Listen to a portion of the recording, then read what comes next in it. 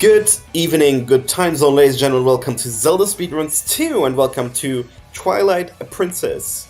To Twilight Princess 100% to be exact, and to a community race to celebrate said 100%. That means one of the longest runs we have in the 3D Zelda spectrum, and that's around 7 hours, depending on which console you're going to do. And that's special, because not only do we have GameCube runners today, but also Wii runners, and plenty of them. So without further ado, let's switch to the layout and let's bring in our commentator. We're hoping for a second, waiting, but for now, welcome, Jeez. Glad to have you on. Hey, thank you. Glad to be here again. It's gonna be exciting today. I see everyone is ready for my bow.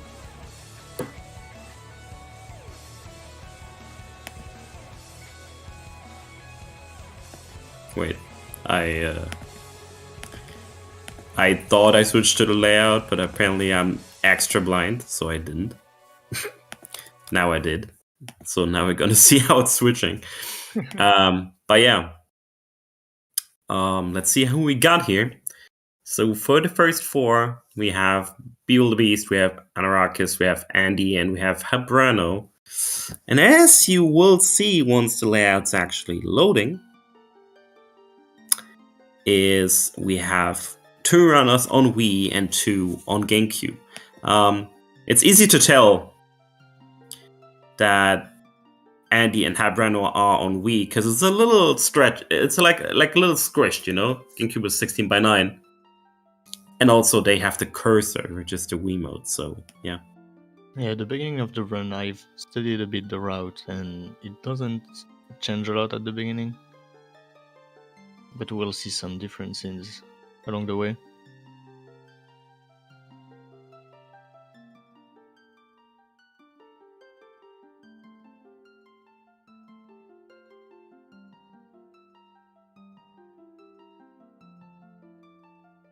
Yeah, I know I'm a little quiet, but I don't really know why. I'm maxed out everywhere.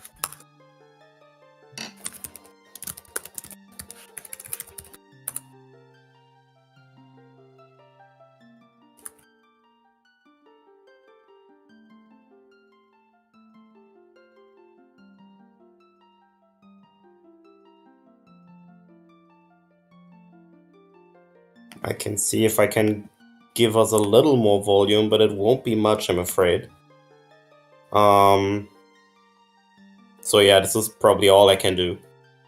And I can also lower myself a little to be more on the same level as G's. But yeah, that's all we can do for now, sadly. I guess I could try to go on my phone, but... No, don't worry about it. Just waiting for Deesh to ready up. 7 entrances in this race, which is pretty good. Yeah, especially for a run this long. Yeah. So as we said, this run can be around 7 hours and a little over for some, depending on the route. The world record in GameCube is only 6 hours and 17 minutes by now, which is insane for what we accomplish and how much we do in this run. And I believe the Wii record is 7:17, so about an hour more. Which is not to say that Wii is an hour longer. Like the run is not an hour longer. But it's just a Rayless run category or console for this category, and not as optimized. And there's a lot more to give in terms of time. Might even be that we get a world record for the Wii version today. Could be, yeah. I know Hab has been practicing a little. Let's go. Let's do it.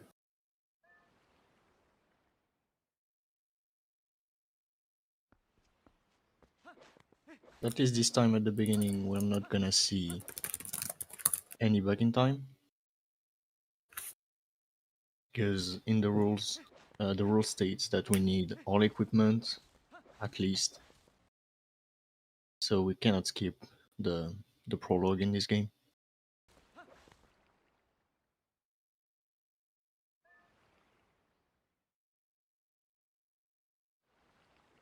But yeah, in any percent, if you've seen Twilight Princess speedruns before, obviously any percent is more popular, not just for runners but also for the audience.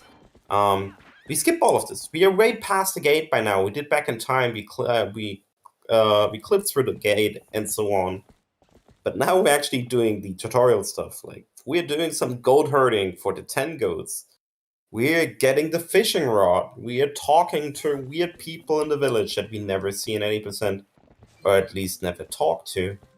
All the stuff that you just need to do if you really want to do, or if you're really going for completion. So, yeah, this is a different goat herding than the one you see in any percent. It's half the goats. There's no timer. But it's honestly it's harder. Yeah, it's different at least. Very different. It's just weird. I believe the same goats are in place for the second one, but having less of them makes it very weird. We're gonna have to do the 3 iteration of goats in this run.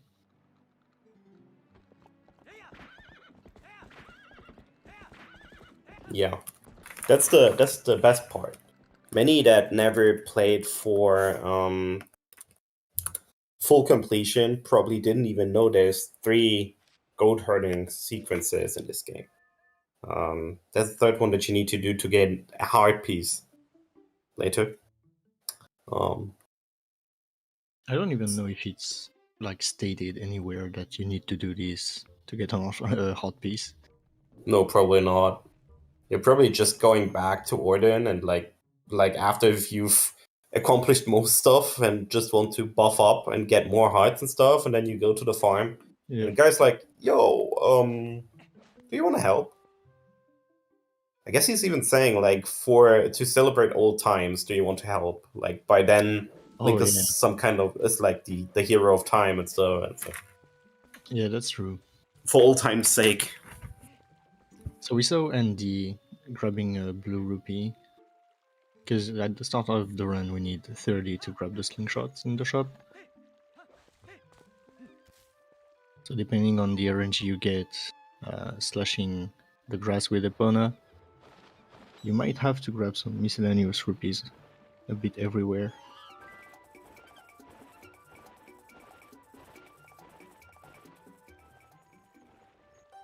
But the first item we're gonna get is the fishing rod, which is needed to get the cat back in the shop.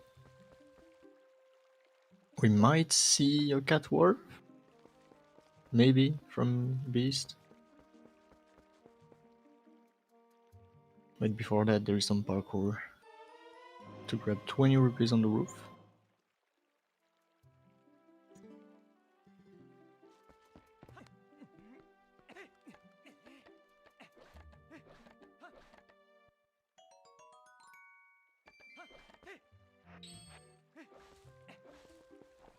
Oh yeah, Beast is going for cat warp. So he's fishing his first fish near the Hi to the frog. Nice. Yeah, he's fishing the first fish really close to where you get the fishing rod so that you can get the second fish for the cat closer than where you're supposed to go. But this is based on RNG for the second fish.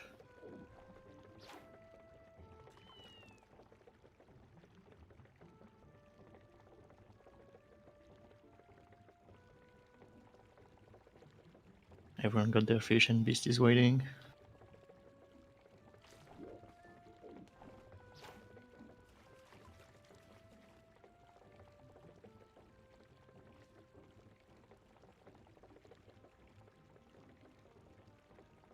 Also, there is a small time save that you get while you're fishing. It depends on the... Oh, you can see the fish coming for Beast side. Depending on the size of the fish you get, you're gonna get different text boxes. If the second fish is bigger than the first one, you're gonna get a text box saying, "Oh, you got a new record. Very nice." So that was cat warp. it reduces the cutscene time.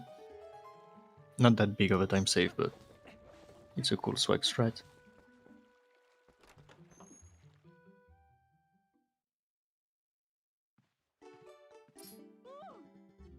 So I think GameCube runners are gonna save inside of the shop for an iteration of Back in Time later in the run.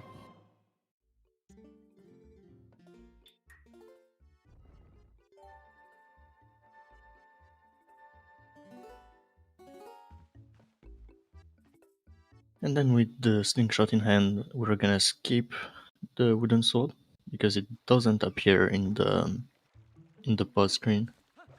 So you don't actually need it for this category.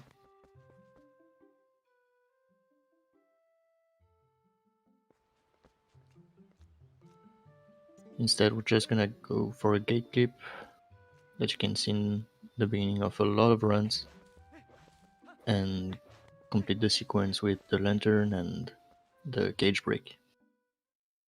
Saving Tallow.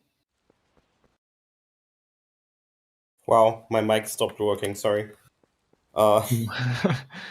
Unfortunate.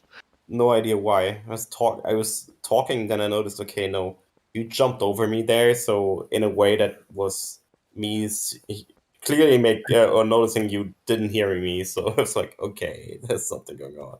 Oh yeah, I couldn't hear you. I don't know if the stream could, but you're back.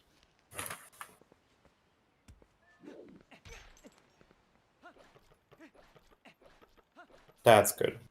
So yeah, now we are there where we would actually be on Beast's side, that is at least. The others are already further through. Where we would be in any percent, just that we're going past. Because now we got most of the stuff that we have for day 1 and 2. And no, it wasn't muted run runner. It really wasn't. Yeah, no, the mic just stopped working for some reason. Yeah. But yeah, and now we are basically going through the same sequence. The only difference being that we actually do have Epona here at our disposal. Making it a little easier to go around this or these corners. But besides that, it's basically the same thing now. So we are rescuing Talo now, and we're going back to the village, and then we're doing goat herding again. But really soon after, that's where the similarities between 90% and 100% end, mostly. Yeah, I think the first major differences are in Forest Temple. Because the sewer section is basically the same, getting the sword and shield. And we actually has an advantage in this early game section because of the lag. We doesn't actually have lag in, for example, this mist area. Well, and I guess we're getting the hard piece here on Andy's side right now, which is of course something we don't do in any percent either, because hard pieces, huh? Yeah, in Hundo we need all the hot pieces, all equipment, all warp portals, all souls, all golden bugs. The list goes on, but some things are omitted. Like you don't need all the letters, you don't need all fishes. That would be a pain.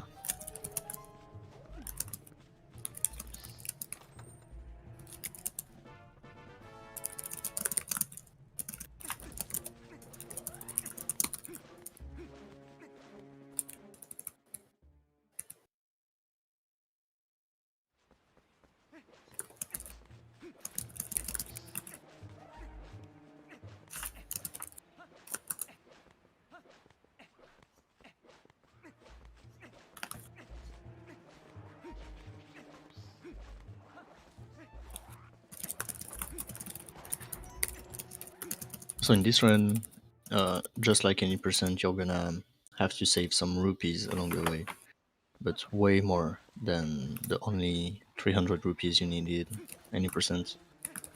In this run you need at least like 2000, something like that.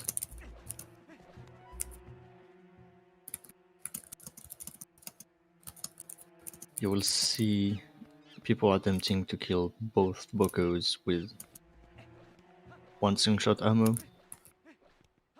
It's a particular lineup, but it's not too bad. Of course, the easy alternative is to grab the wooden sword.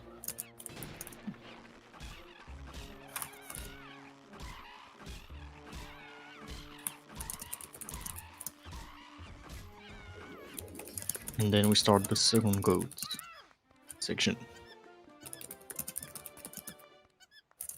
which can be really fast on Wii, because there is again no lag.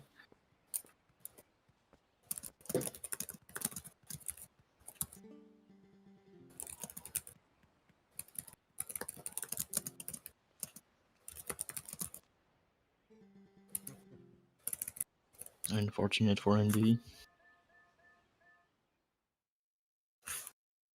And for a hub. Everyone is getting bad goats.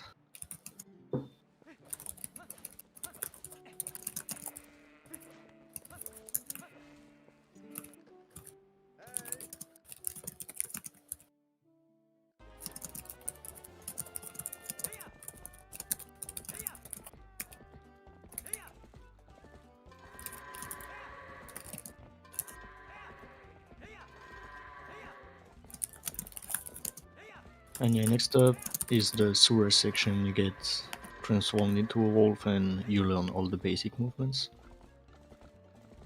And you will get back to the overworld after that. I mean, you're still in it, but it's Twilight.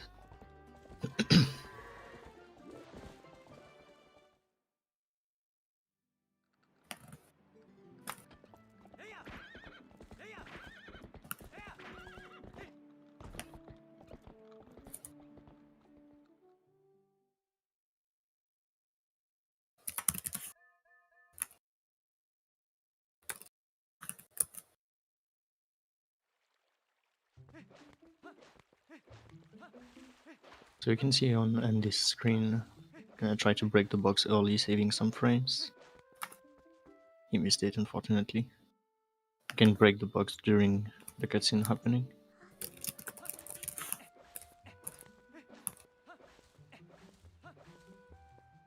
In this category, everything can happen. Like, someone can lose 10 minutes on one trick. There's so much to do. It's insane.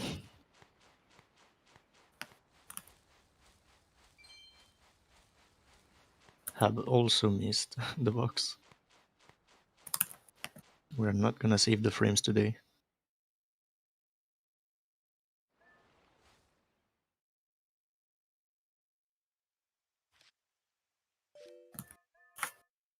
This section is pretty straightforward. You just run around, grab chains.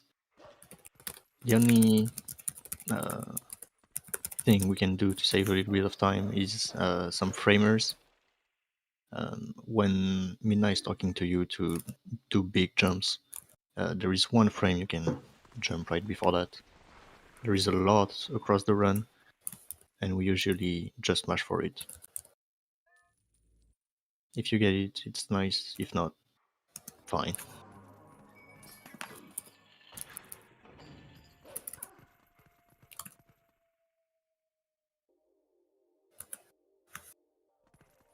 There's a small time save talking to Midna also. I think, Andy got it. You talk to Midna once before entering the real text sequence. It skips just one text box and can end up being faster. It's mostly for swag though.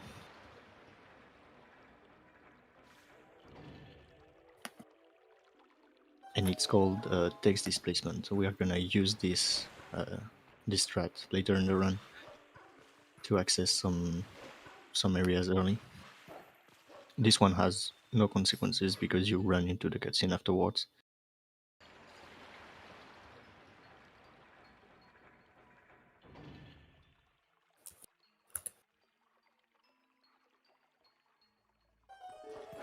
And so far, everybody got the midnight X displacement.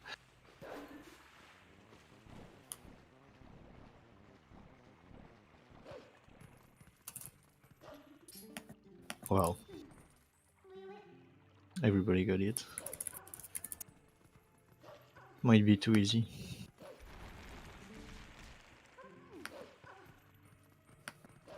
It might be if everything goes bad, I guess. But no, it's more like 6.5 or 7 hours.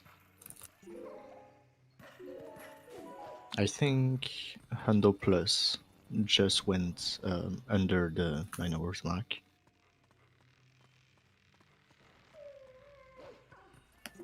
Oh.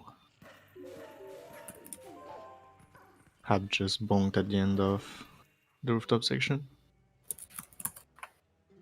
As Tres said, sorry, a bit earlier, it's more around 7 hours. I've been called Fino. I've been called worse before. I can live with that.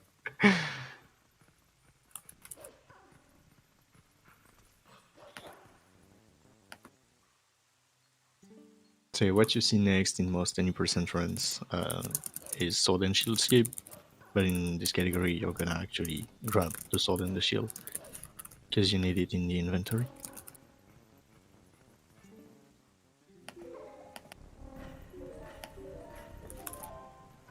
Hab took an FTD time loss there, voiding out at the end.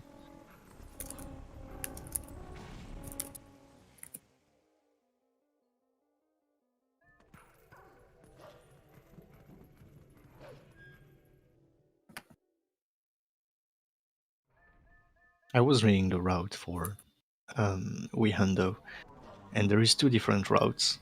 One of them mentions Jaggle and Bow in this section, idiots. Like it says specifically, talk to the idiots. And I wonder who wrote that route. I'm thinking it's Hal. Wait, really? Yeah, it says, listen to the idiots in ordinance. What? For the Idiots? Wow. Yeah, okay. It also says idiots by dog. yeah, idiots by Doc. That's the one. Okay, wow. Yeah, sometimes. No, I don't like that. At first, I wonder who they were, but it makes sense, kinda. Yeah, this is a classic Habrano thing to do. But by the way, this section is interesting. In any percent, just as a comparison, because again, that's what most people know, so it's a great comparison to make. We can't do this. This segment right here is impossible to do. Since we do back in time, the game's in a state where it's way past this initial kidnapping sequence and this initial Link turn to the wolf sequence. Back in time turns the game into a state where we are past the initial happenings in Kakariko, past the vessel in Kakariko, where we already met the kids again and tamed Epona. And that's why when we go back to Orden here, it's still night. Okay? Because that's what the game is in. It's still in nighttime. But the entire cutscene stuff is not playing, and the interactions are not playing, and neither the shield nor the sword are there. So that's why you can't do this. And instead need to do sword and shield skip and use Hugo to jump over the trigger. Fortunately, the Boko is there.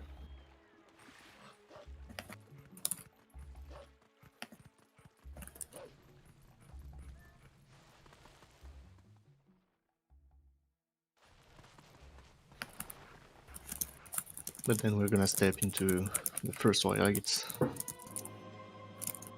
This one is pretty easy compared to the other 2.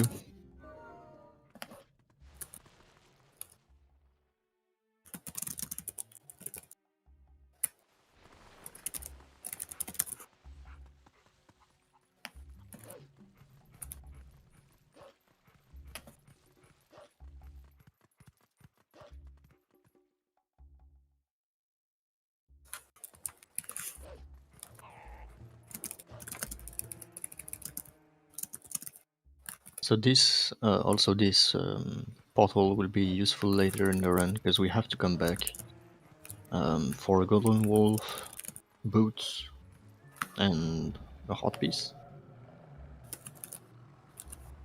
for the goods 3-minute game.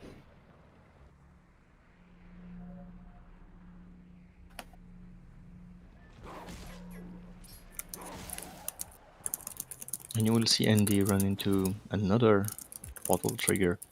This one will teach you the midnight charge, and it's quite necessary for the run. Even if we could skip some portals, we probably won't for Hundo.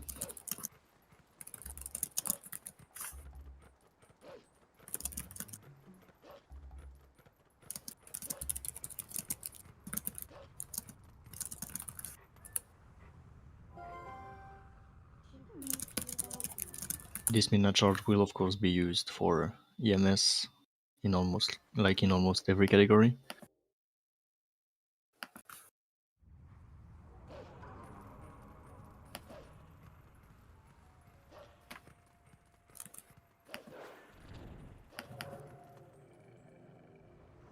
For now, everyone is pretty much in the same spot.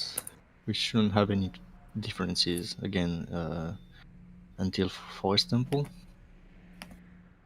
The main difference will be that we cannot use the boomerang to go straight to the boss. They're gonna have to rescue all the monkeys.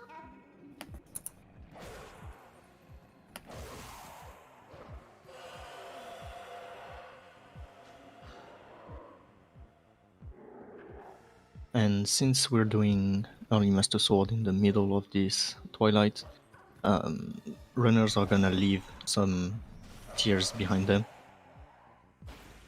and they're gonna take them on the way back after getting the Master Sword. No, H, you're right. We has faster loading times. That's why, for example, Hab has been able to catch back a little, even after avoiding out on the rooftop. The difference is really minor though. Really small though.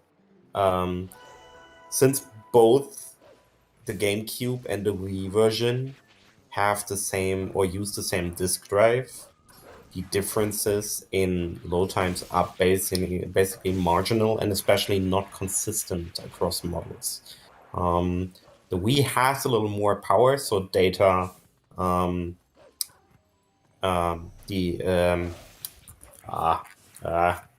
missing a word. Jesus. No. The loading is data processing is a little faster. But in general, load times are not really a factor that massively puts apart Wii and GameCube, to be honest. Yeah. Oh. It's Yeah. mostly what tricks are available or not. There is some big differences in areas that lags, like the mist and stuff, but it shouldn't exceed like 1 second, I guess.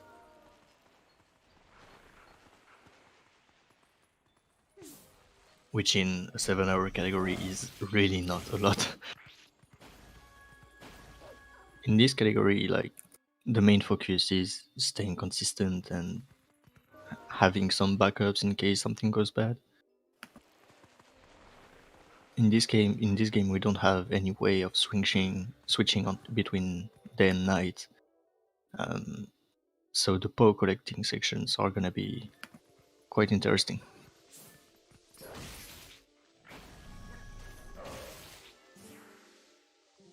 So let's see if NT hits EMS.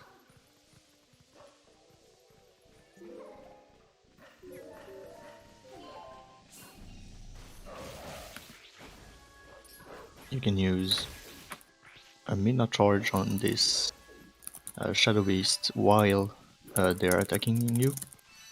But there is 2 attack animations.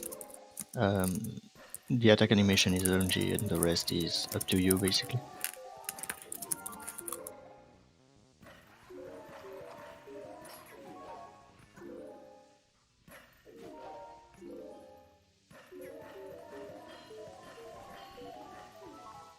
We'll see almost everyone going at it at the same time.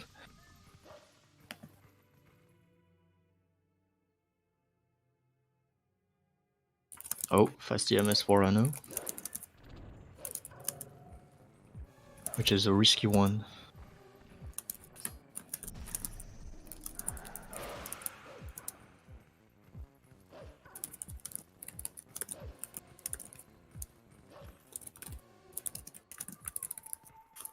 And you're gonna see runners save while entering Sacred Grove,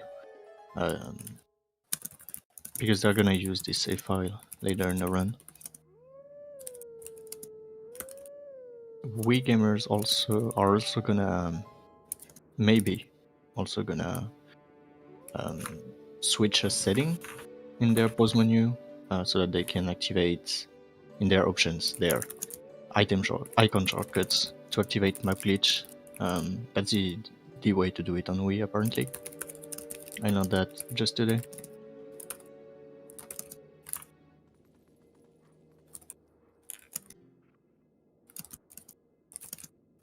Okay, everyone is OB. I don't know for the runners that are not on screen, but I assume everything should be going pretty well for the start of the run. I'm super sorry, by the way, for not being around much. It's really hard for me to do like 3 things at the same time. Not pretty. Um, It's unfortunate that Dean couldn't show up. yeah. Still trying to organize a replacement for now. We're gonna have JD on in like half an hour. But until then, Alright. Yeah. we need to cover a bit. JD was supposed to join a bit later. Thanks if he can join earlier.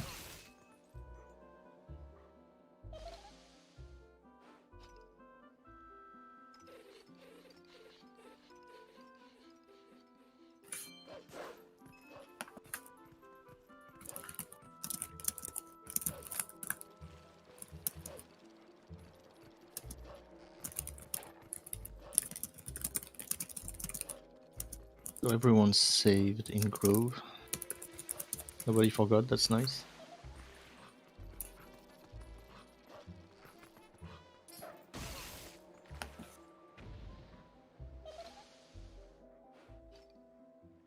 So basically when you howl at the beginning of this section, you're triggering a special flag that affects mini-bosses. Skull Kid is one. And we're gonna reuse that property later for the mini-boss of Lake Bed, for example.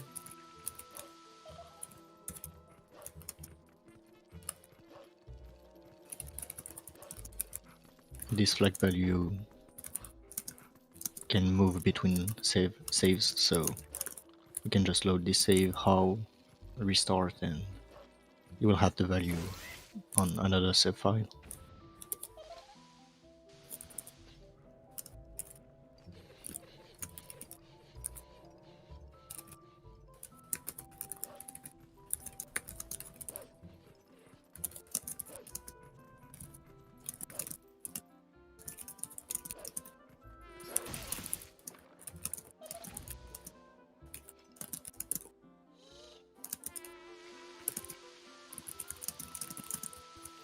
And this section of the game is usually reached way later in the run, and we'll be seeing this section another time. It can be skipped. I know the GameCube gamers are gonna attempt it, but I don't know for the Wii runners. I hope so, because it's very, very cool.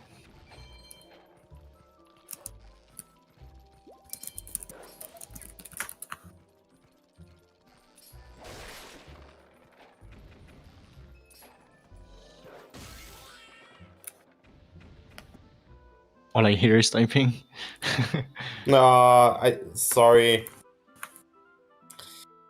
Okay, we need to do this differently, so I'm just gonna stop what I'm doing right now and just focus until JD is back. Really, my bad and sorry, people.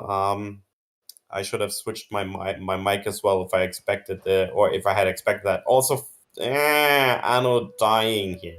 Yeah, that's unfortunate. That's a really, really costly time loss. I mean, yes, it's Hondo and it's a super long run, but it's still so unfortunate. And Hab also having issues with the Skull Kid fight. I didn't know that would put you back at the beginning of the section. Yeah, it does. That's insane. And you also need to do the entire thing again. Like, you're not just going back straight to the final fight, but you're actually hitting Skull Kid 3 times again. Usually this game is pretty forgiving about dying, but not in this case, apparently. Yeah, really.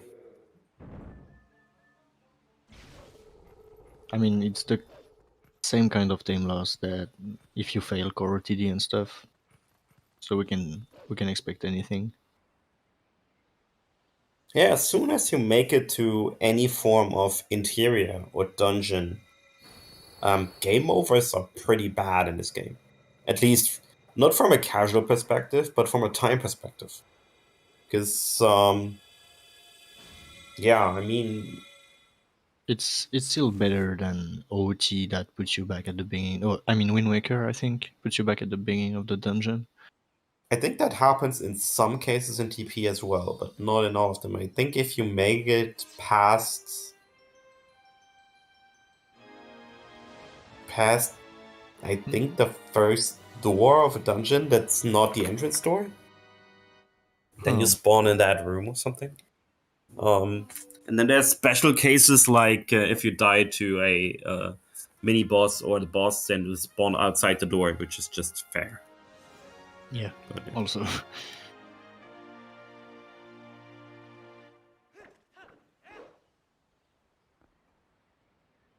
So everyone got their Master Sword.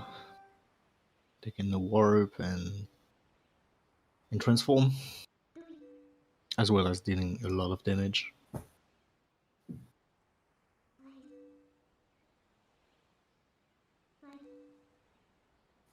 This is where the differences are gonna start to show between the routes. I mean, the platforms.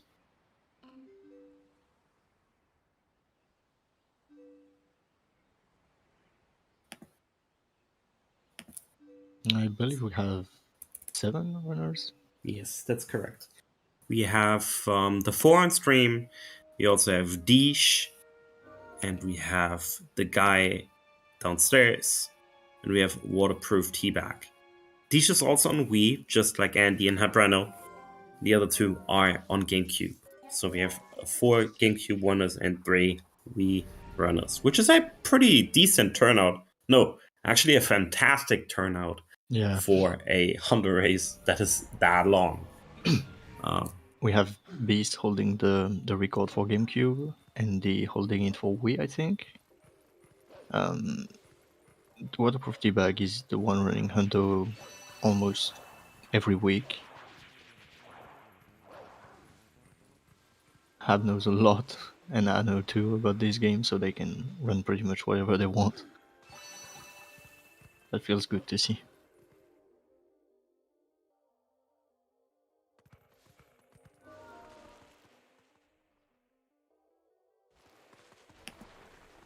So after getting the Master Sword, people go back to Southern and just go straight up to Forest Temple, grabbing the tears they left behind them. They can also use Human Link through the mist. Because you're not supposed to be human at this point in time, the mist doesn't actualize, I guess, and you don't see the mist disappearing, but you can go through anyway. Yeah. This is one of the big advantages of having EMS in Hondo now. For a long time, and that's actually until like 3 years ago or something. Yeah, not that long. Hondo was considered to be the only category that can't get the Master Sword early.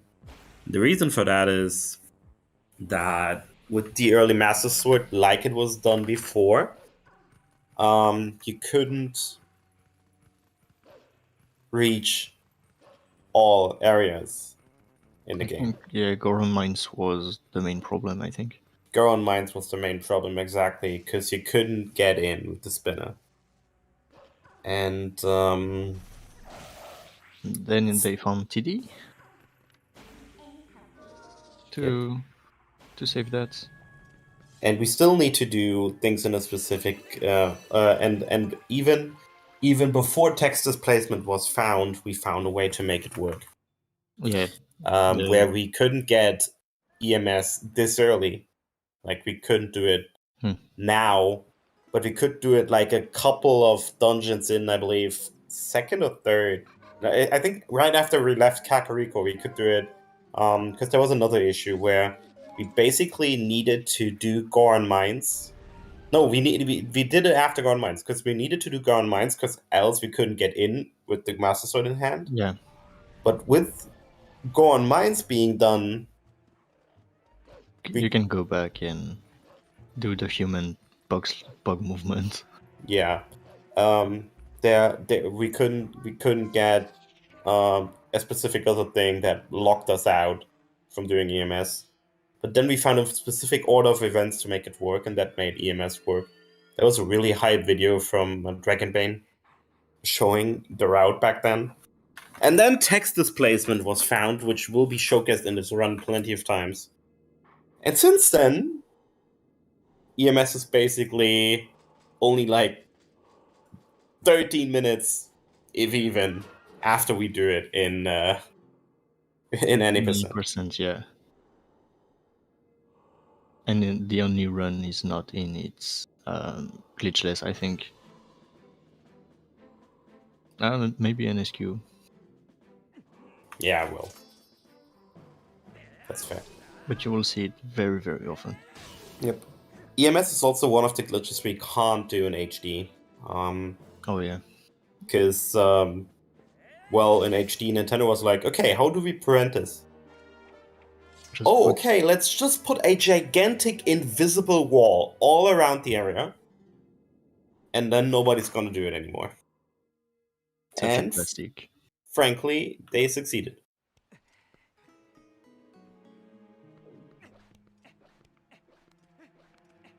So you saw Andy entering Forest Temple, but they didn't do any kind of back in time, which will be done on GameCube. I think at least. Yeah, you'll see Beast going for Forest back in time, giving him the boss flag value that we talked earlier in the Sacred Grove, while Andy is gonna go for the bridge clip strat.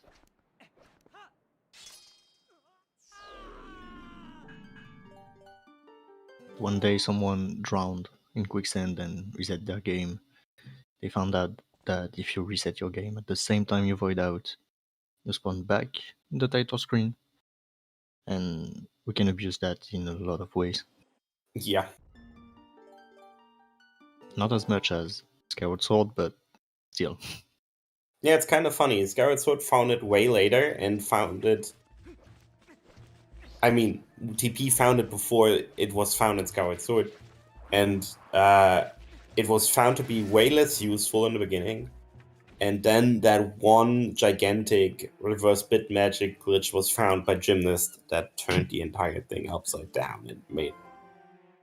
Yeah, well... Yeah, the game is quite broken. The rest is history.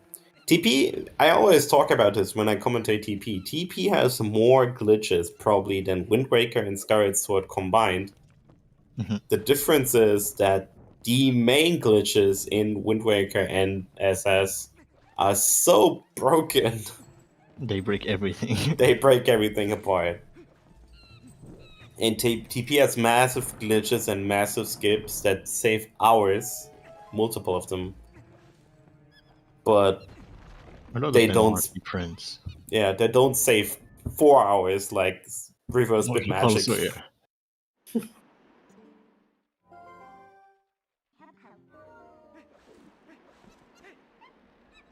So you saw Biz getting all the monkeys instantly thanks to the back in time they did, while Habreno and Andy are gonna have to save one monkey and execute bridge clips. That's where we runners get behind for the first time.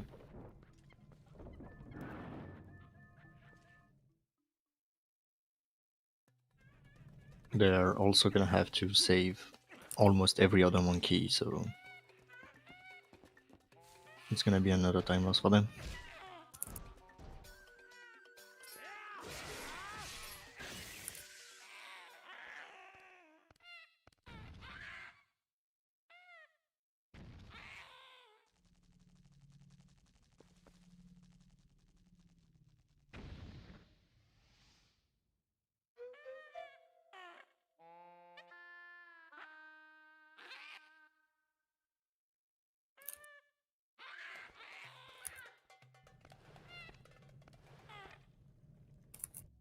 It feels so weird to see Link rolling on his right shoulder on Wii, like, it's so unusual for me.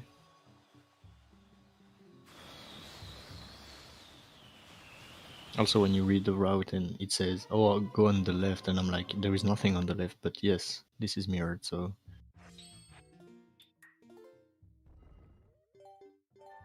Yeah, I guess door is also...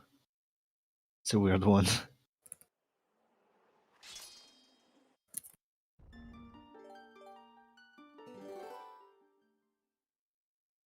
So Andy grabbed one monkey to go as fast as possible on this side. To reach Hook early using those bridges, we can roll during the animation to clip the side. Call Midna to reset the wind, and then you can jump across. For the second one, it's a bit easier, just have to jump, I think.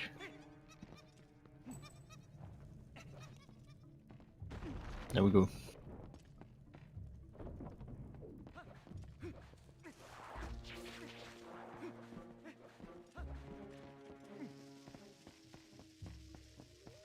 So Bass is gonna do his first LJ of the run.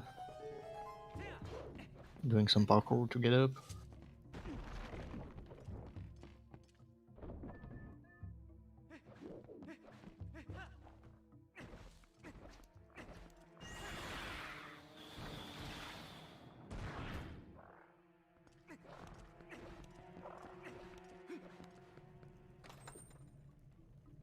Nice bonk from Hub. Sometimes you just can't get past some obstacles. They have the worst collision ever in this game.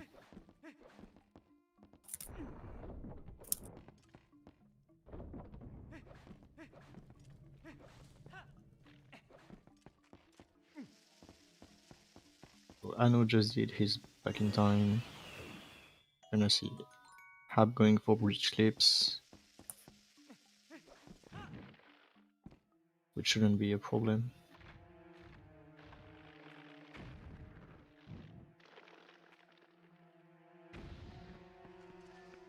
Oh, I jinxed it, of course.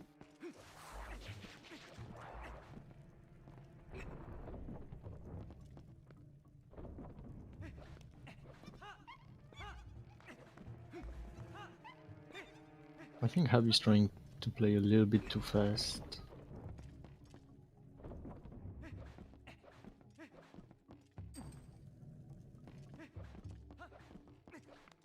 Waiting for the wind to come back. I didn't know you could roll all the way to the middle of the bridge.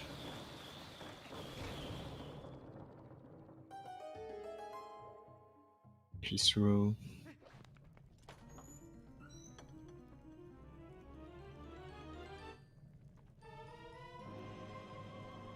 And Anno just waited out.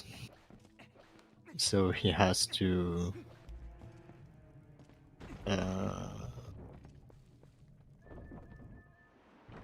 he's gonna get a small time loss when entering the boss fights, because voiding out just in this section makes you lose.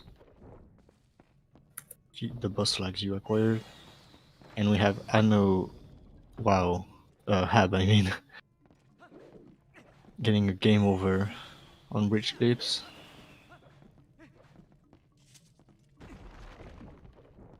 Yeah, as I said, anything can happen, really.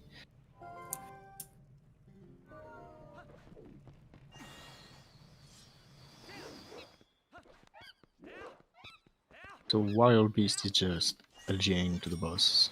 That's where the Wii runners are gonna have a lot of trouble getting there.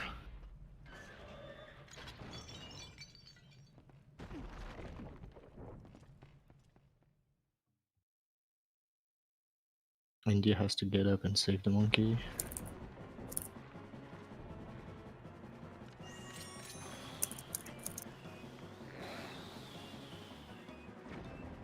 And you will see on this side a strat called Hookless for the boss fight. He's gonna keep the bombs with him during the cutscene and use them on the second part of the fight to keep Ook from coming and helping you, which is quite slow. There's a long cutscene attached to it. Alright, I'm back, sorry. Oh, no problem. Alright, ooh, yeah, time for Ooklis. That strat is still amazing that it works. It's not easy. You need to be pretty precise with what you do. It seems extremely random. If you're looking at it from just looking at what Beast is doing, it seems like he's just doing random throws of the boomerang. But rest assured, he really is not. Ooklis is...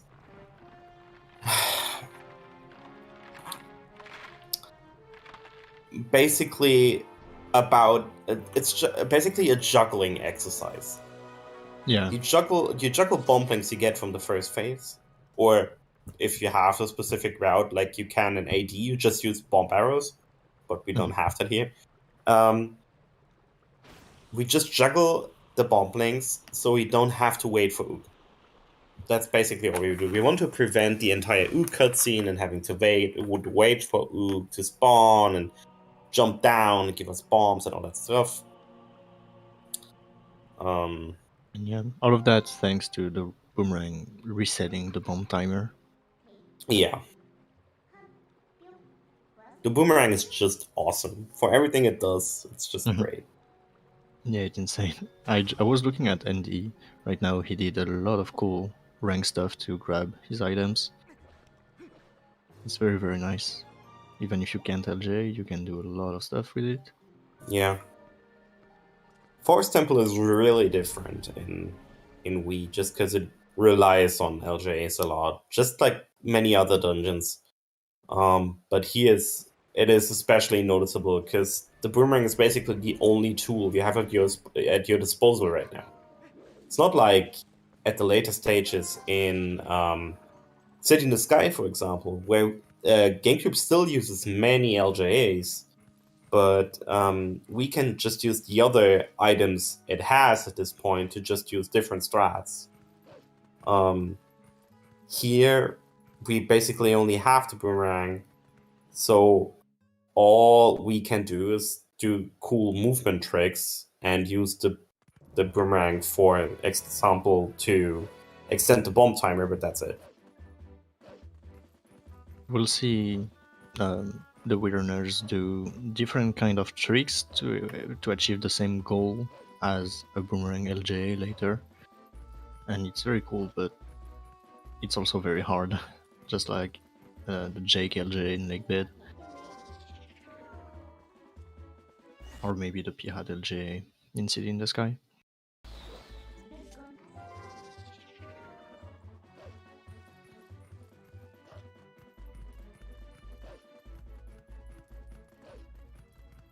So one unfortunate part of this dungeon, you will see Andy is going in the last room to go grab a small key to then only backtrack to the previous room for the last monkeys.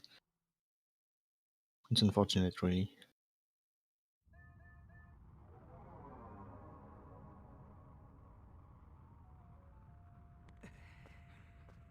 Nice bonk, Anno. Alrighty, Beast now in the Elden area. And of course, that's really different once again from what what you would see in any percent. But in general, it's just simpler for now. We don't have to deal with Gorge Wood. We don't have to deal with Rupee Roll. It's just not a thing. We finished the Forest Temple, which makes this all great. There's also no Forest Escape, by the way. So, yeah. Beast actually did hit the frame, by the way, for Gorge Void, because he did press B and jumped a little forward. Because else he wouldn't be standing up like this. But yeah, we just don't need to bother. We're doing this the vanilla way right now. It feels great in some cases to just follow what the game tells you to do. Yeah.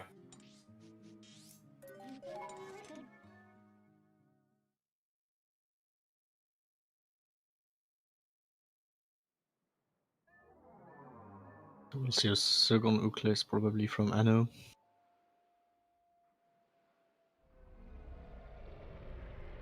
So while the bombs are in this cutscene, the timer doesn't advance. And when Anno is gonna throw the run, every time it's gonna reset the bomb timer. And that's why juggling is a nice term, I guess.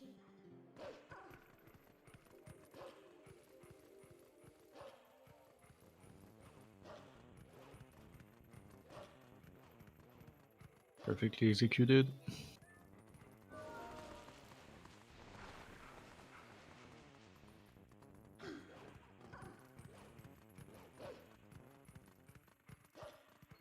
I love the Wii movement.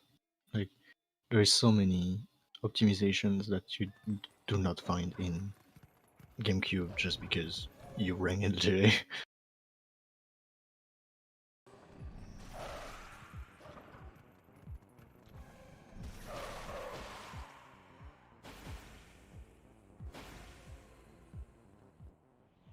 I never saw that thing Andy did. That was cool. Oh, and then went too far. The rank came back too early, so the door to the monkey didn't open.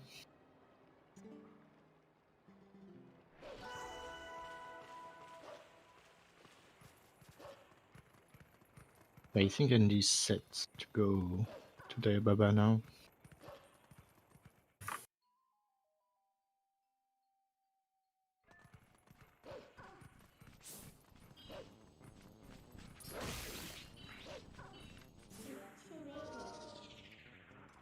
So I think it's just their platform of choice for Hab, Andy, and Dish. And same for the GameCube runners. Who would be in the lead? For GameCube is Beast, and on Wii, Andy is in the lead.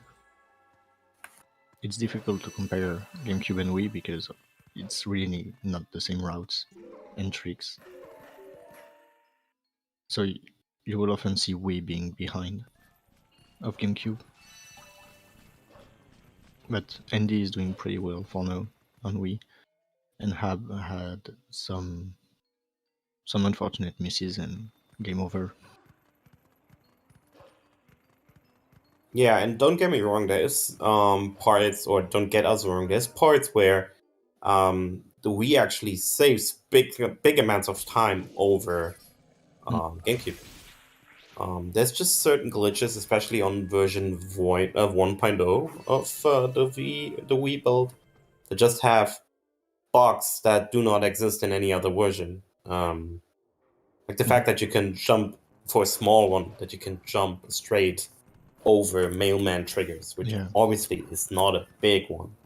But there's others, like the fact that you can just walk quickly on the magnetic ceilings In the gold mines. in Garden Mines, or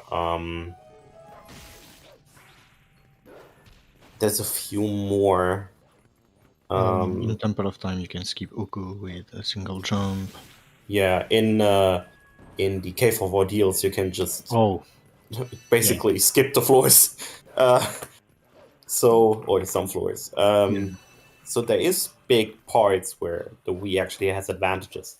It's obviously not enough, especially not on a hundo scale, to offset the big advantages of an LJA. Of more flexibility with back in time, of certain other GameCube exclusive glitches. And it's harder to be extremely precise on Wii. Yeah, I agree.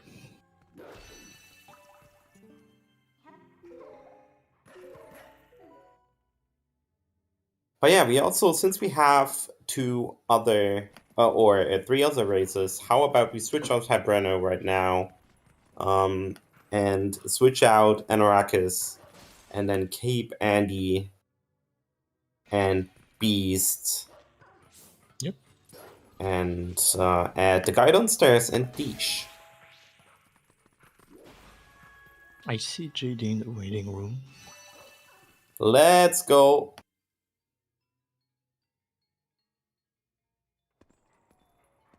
So we now have Deesh.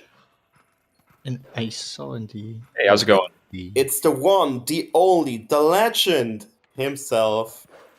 It's Mr. JD Link Master. Hey, how's it going?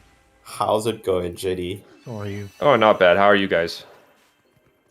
Doing good. Well, you know how much I know about Hundos, so not great.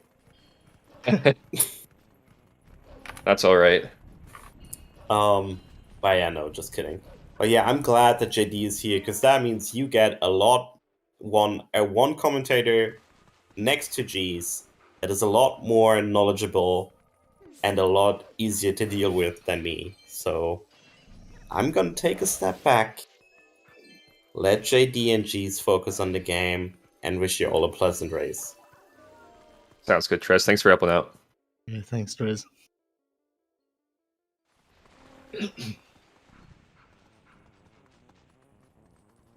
So how are you, JD? I'm good. How are you doing, G's? Doing. It's a bit late for me, but that's fine. It's not every day that we have Hundo on the SR. Is there a page we have where you view the live race? Yeah, I'm gonna send it to you. Okay, thanks.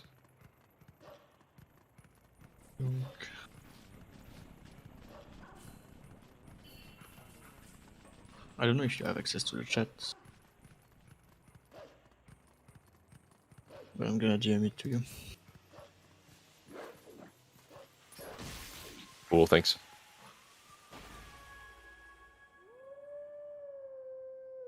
So we now have TGD. I think Dish failed. Yeah, Dish failed. Ukles. Andy got it.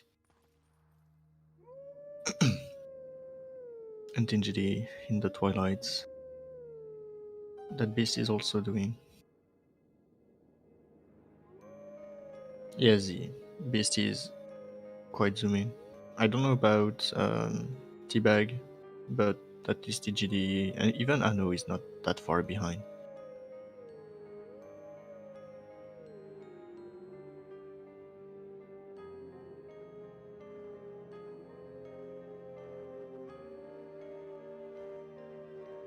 I got TGD in Elden, Deesh in Forest, just finishing with Diababa. Andy's entering Elden. So it looks like Andy's a little further ahead than Deesh is. Yeah, Andy had basically no mistakes up to now. Okay, and Beast and TGD are both making their way. They're kind of in the same place, actually. Finishing up Elden Twilight. Yep.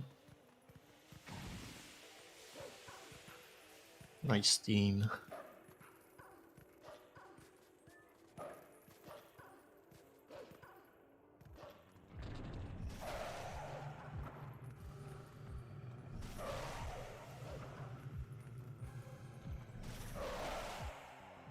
Yeah, this Twilight is pretty straightforward. There's not that many tricks.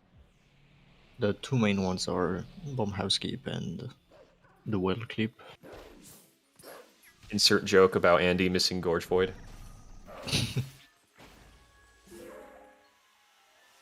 He didn't press A, what the fuck? It's just one A press, dude. Come on. So easy. I just saw Beast grabbing the tier while doing the Mina jump. That's interesting. I didn't know that one. He's just finished Elden Twilight now. With a nice LJ. With a nice 101 time. Very fast. Oh yeah. Oh, I guess it's the moment where we warn people about photosensitive stuff. Do not look at the GameCube screen on this side if you don't like flashing lights and stuff.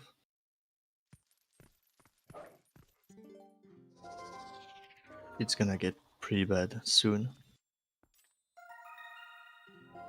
Beast has to start the Epona taming sequence. It's when you get your horse back in the game. And you can do it as wolf, but the game doesn't like when you're wolf instead of human. So it's gonna start in about 20 seconds.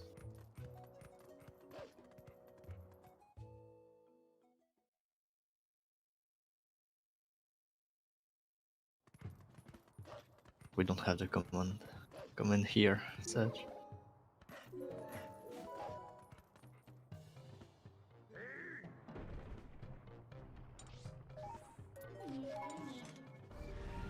And he's gonna start Twilight. I think it's pretty much the same as the Wii one, as the GameCube one. He's gonna well clip in the graveyard and do Wolf Bomb House Keep, maybe?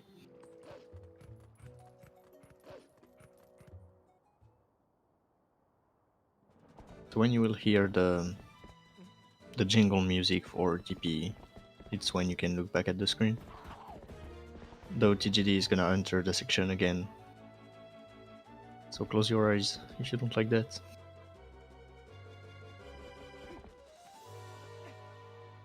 You know, this cutscene is even more fun when you're in Dolphin and you speed up the game. I never tried that. I don't know if I would recommend it. Better not. Oh, shoot.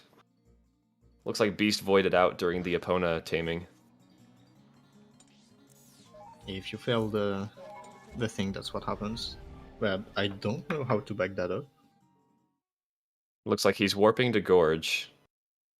I suppose he has to reload the area. And then just warp back, yeah. Insane. Okay, that's the backup for that. Now we know. I always forget what that is. Same when I hit the KB1 trigger, I don't know what to do.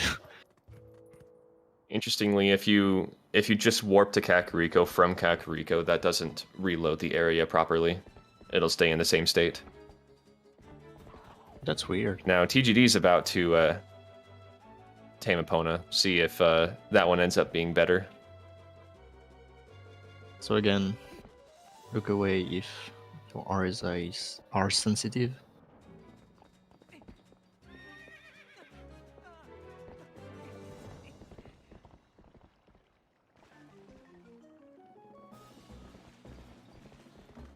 I don't know if you can. You should be able to tame Epona as wolf on Wii.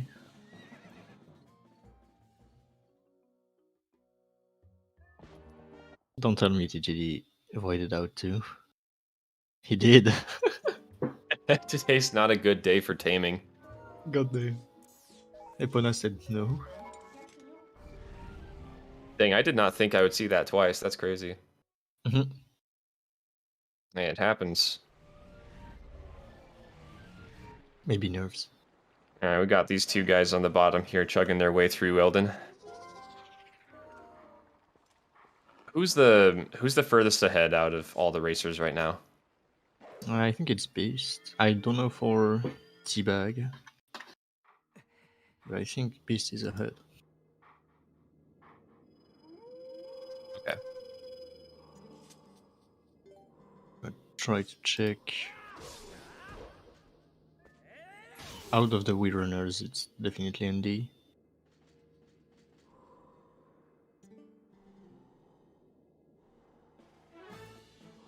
Oh well, actually, Teabag is ahead by like 2 seconds.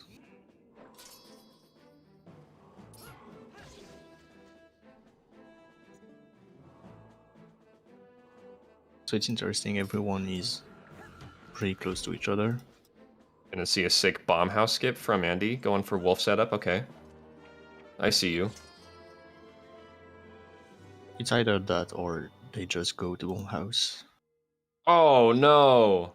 Oh. That's unfortunate. It's gonna have to climb back up now. Interestingly, like, I don't know how to do it on Wii because the visual cue for where you line the hearts up is way different than on GameCube, obviously. Yeah, because of the resolution. The aspect ratio, I mean. Resolution and the screen being flipped.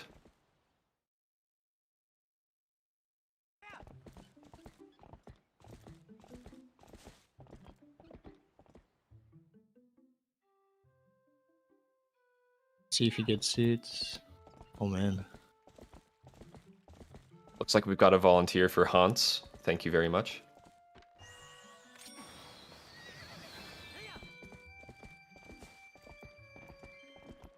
And another fail, wow. That's unfortunate.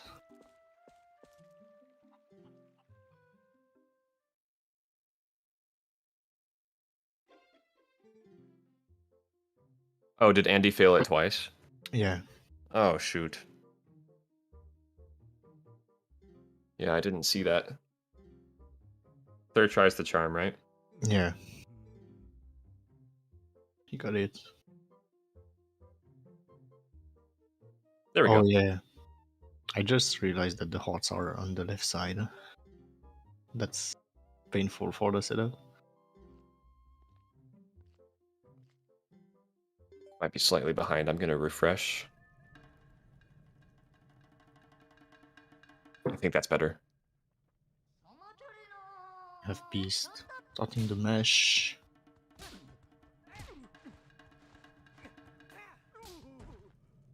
So it's the same fight we do in at the beginning of any percent, just 1 hour into the run.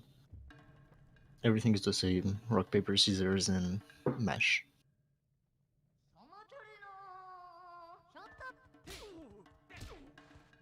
Beast with a one cycle right off the bat. Very nice. Yep, nice RNG.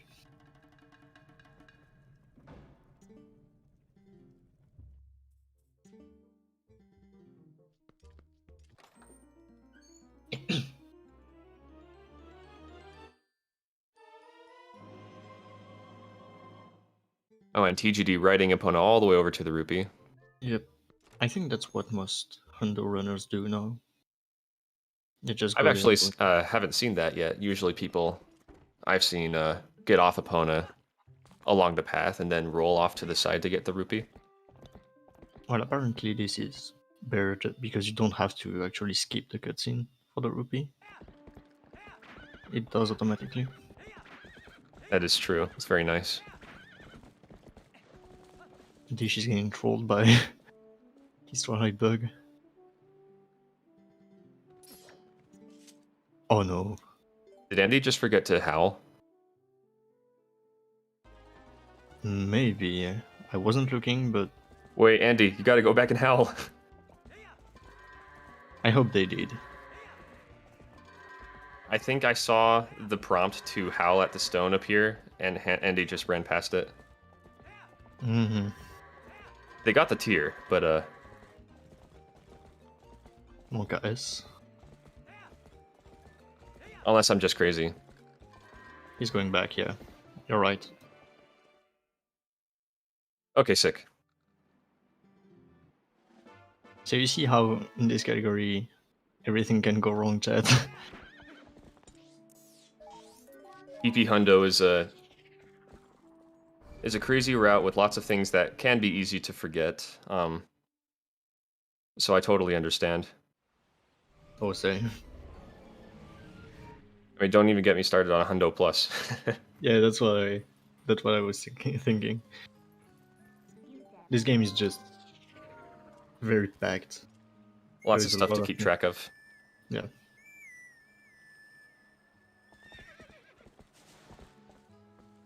And now that Beast has the boots, and also TGD, they're gonna be able to go into Lane A row for the infamous pillar clip.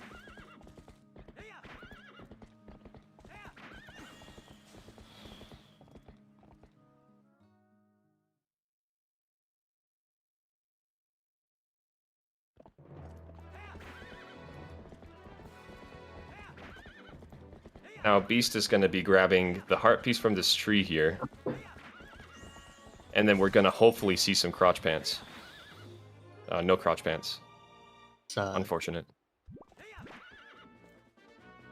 Oh, couldn't even get Epona off the cliff either. Alright, there we go.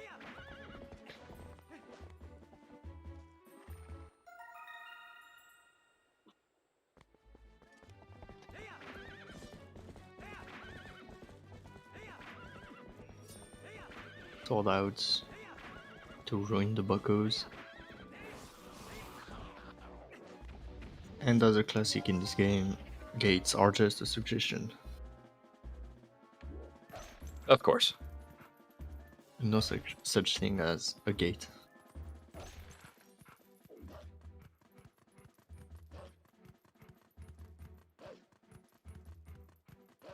Most gates in this game you can just kind of clip through. Even the one in the Temple of Time. Yeah, true. The one standing very strong is the AG Po gate. AG Po and Hyrule Castle. And Hyrule Castle.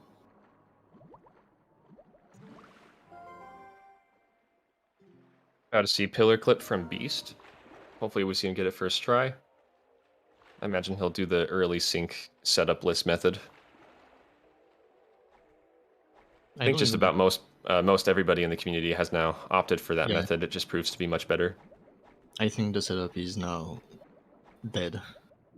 It is pretty bad. Also, yeah. But you I mean, it used to work for me, but...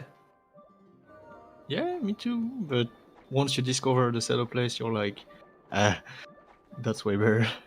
With a bit of practice on it, it's way better. 100%.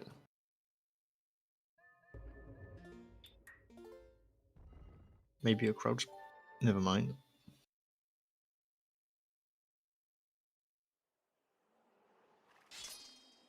Man, hopefully we'll see somebody get it. So I don't know if we has the photosensitive stuff, but again, look away if you don't like this kind of stuff.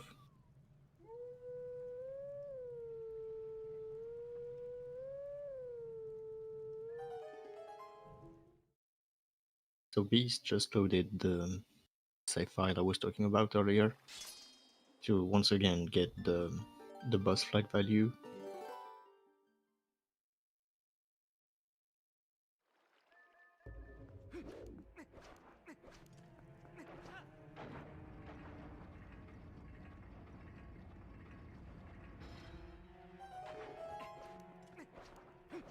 Beast had a successful clip, and now making his way through Lakebed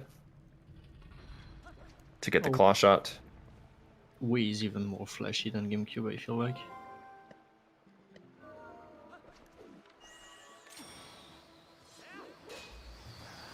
So the room Beast is in is gonna be very interesting on Wii. Because they cannot use the boomerang that way.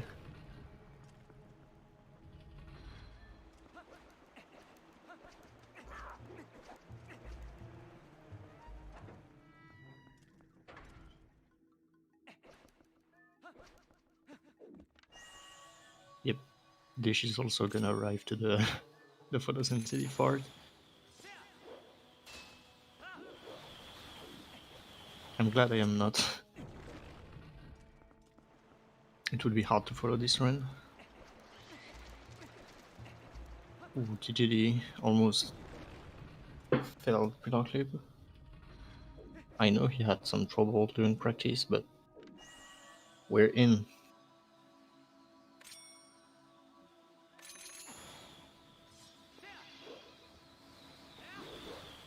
Yo, ZSR3 with the raid, thank you.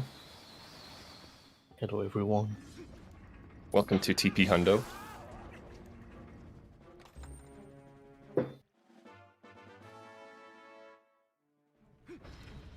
We have some GameCube gaming and some Wii gaming at the same time. Very interesting ending blow just now from Andy. Yeah, I didn't think this would work. The sword was not even On the hero. didn't even hit him. Beast about to do the Deku Toad fight and start it early because of the boss flag we got earlier. Yeah, you enter the room backwards and some flags are there. And boom! I will actually be back in 1 second.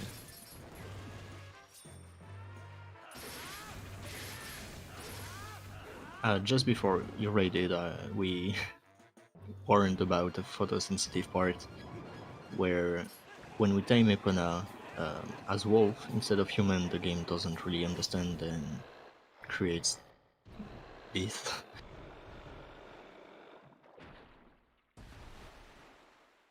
But now we shouldn't have any more of those. Should be fine.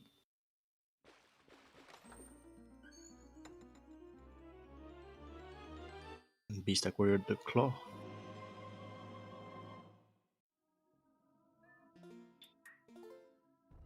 Dish was taming Eponaya. Everyone is past the taming sequence now. Of course, we runners are a bit behind because Forest Temple happened. Also, if you look at GD's side, you're gonna see a cool LJ to reach the hard piece early. Of course, the Wii runners will not be able to do that, so it's gonna be again a small time loss for them.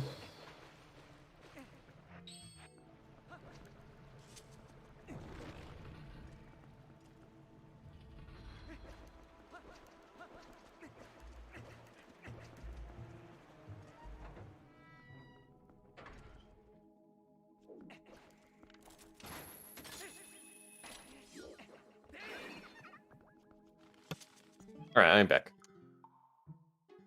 Welcome back.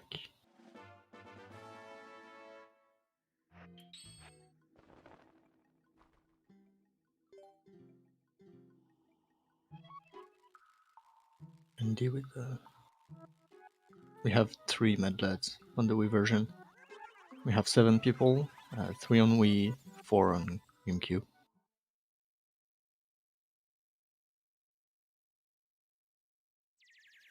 We have Andy, Dish, and Habreno on Wii, and Beast, the guy downstairs, Teabag, and Anorakis on GameCube.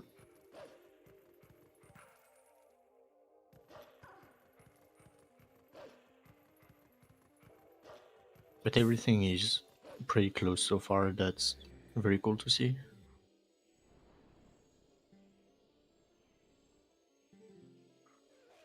Andy just got the iron boots, and TGD just finished a successful 1 cycle on Deku Toad.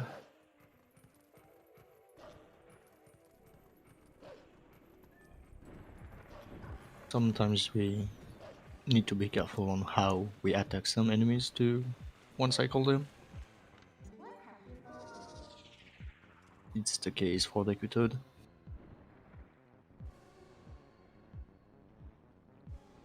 And Beast just did the new method for getting the card rock to start flying around.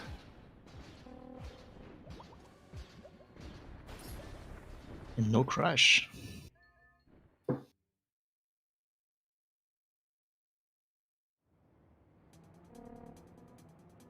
And Dish is having some trouble with bow. Come on, Bo.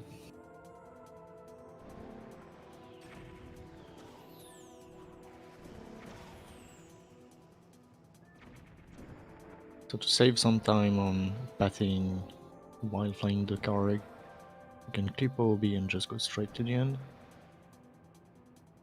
Solid goats with Andy just now. 20 seconds. Good goats.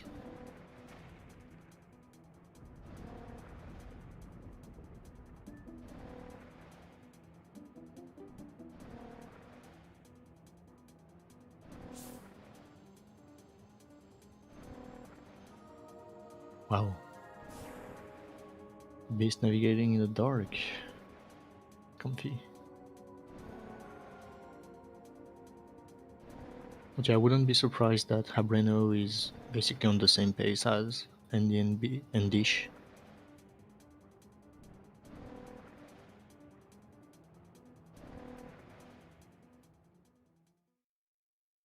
On their way to Pillar Clip. Oh no, actually. They don't do that. I think they go up to Zora's Domain first and then they Rupee Dive. Or Midnight Dive, one of them.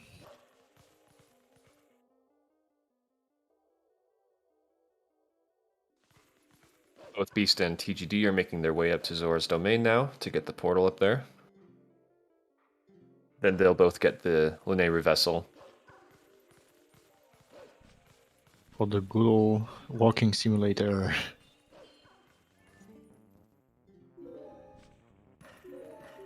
No crotch pants still from Andy. Hopefully we can see Deesh change that. Andy got it a little bit, but not that much. Oh, did he?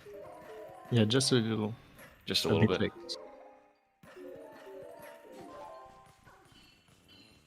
Or TGD going for the safe strat on the card. Because what Beast did earlier, if you get grabbed in the water, you just crash the game. So it's a bit safer to get on the slope and to cycle the bird. Good fast skate clip.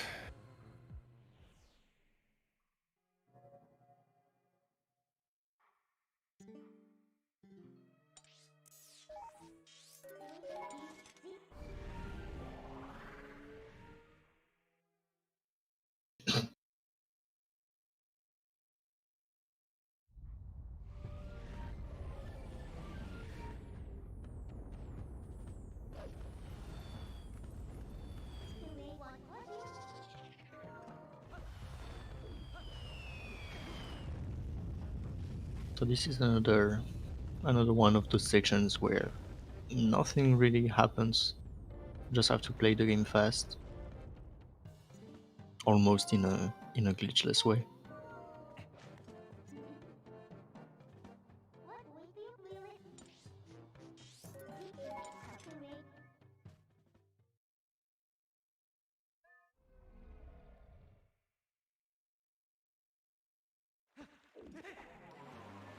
Very nice hop from Beast.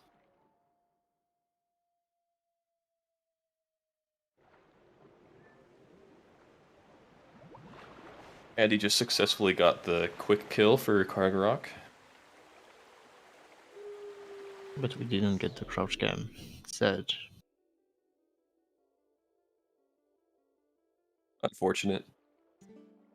We still have the Horus Tower redeem.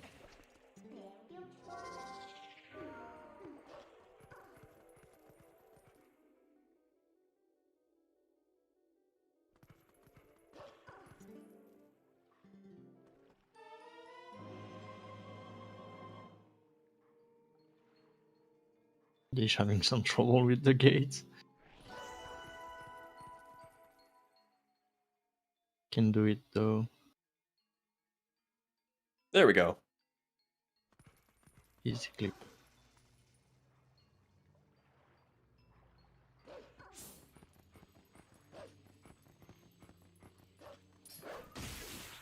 And Andy got his cargo out of bounds.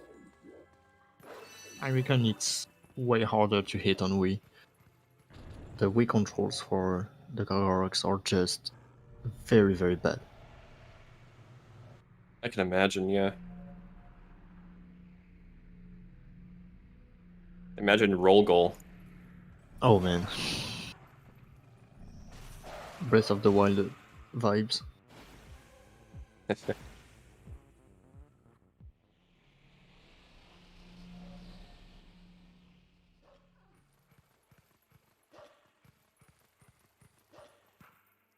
I remember when I started this game, the Lanayru Twilight was very confusing to me because of the routes you have to take. Yeah, the Wii version does have some things that the GameCube does not. Mainly faster loading times. And a few tricks. There's one called Midna Dive that only the Wii can do, where Link can place a box and then call Midna. And if you do this at the edge of like a raft above water, you'll sink as if you were doing a rupee dive. And the Wii can actually use this method to do to get into lake bed early instead of doing pillar clip. Andy's gonna do it pretty soon, I think. Probably, yeah. That'll be cool to see. There is also some time save in Goron Mines where you can just walk without the boots on the magnetic ceiling. It's very, very fast. Yeah, it's basically the main reason Goron Mines RTA is faster on Wii. And Wii 1.0 has a lot of little skips everywhere.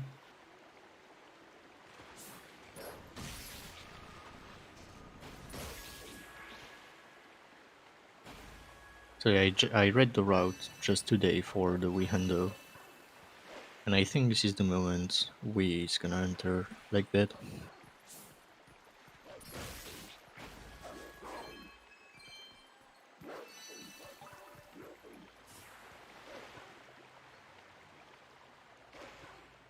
Yeah, Mailman triggers, some of them on the Wii 1.0 are like the width of a wooden board. Mhm.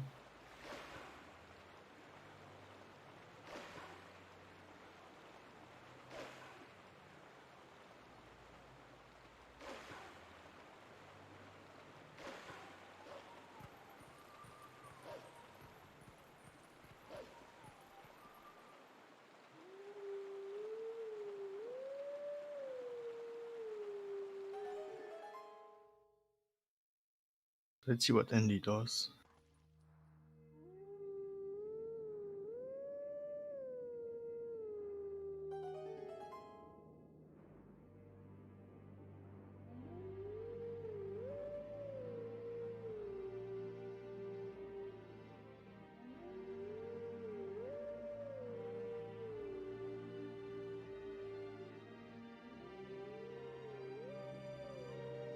Yep.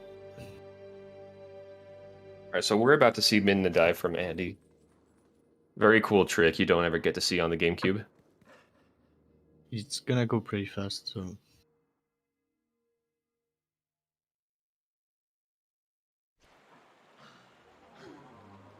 I think we have Rupee Dive on GameCube to enter leg bed, but it's super hard.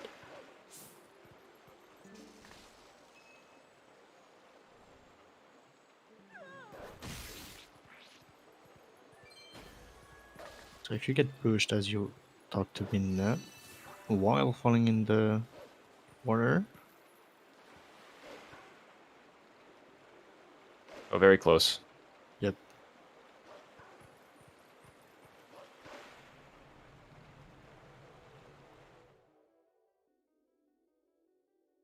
Binna is not having it today.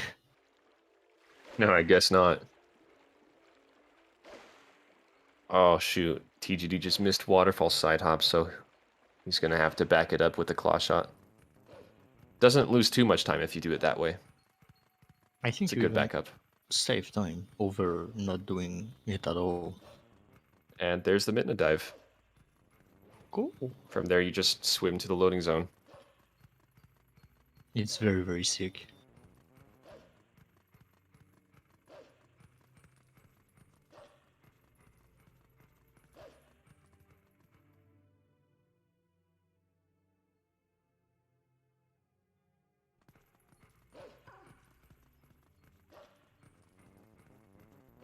And then from there, you do a save warp, and that'll take you to the end of the first room so Link doesn't drown. And they're also gonna activate the boss value again. We're gonna see cool stuff in Lake Bed in the just in the second room, since they cannot use the boomerang as GameCube does. They're gonna use enemies to jump across the room.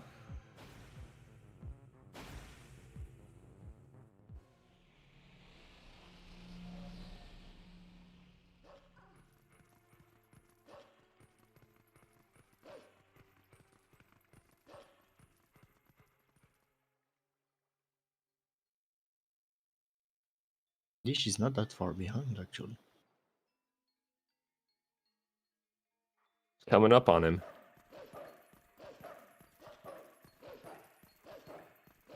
And Beast is just chugging through Linear Twilight, about to get the the Castletown bug.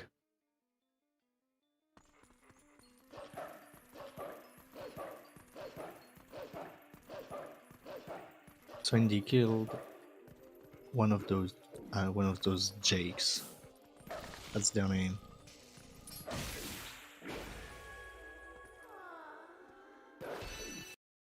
And if it doesn't happen, okay, that's it, already done. I didn't know it was that easy. What the fuck?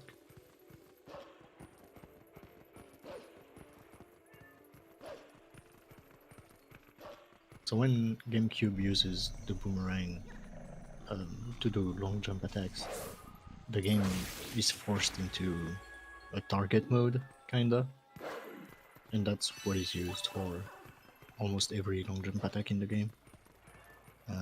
And because of that, enemies work for that.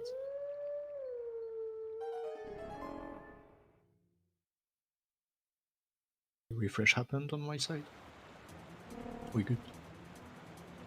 Panic, got it.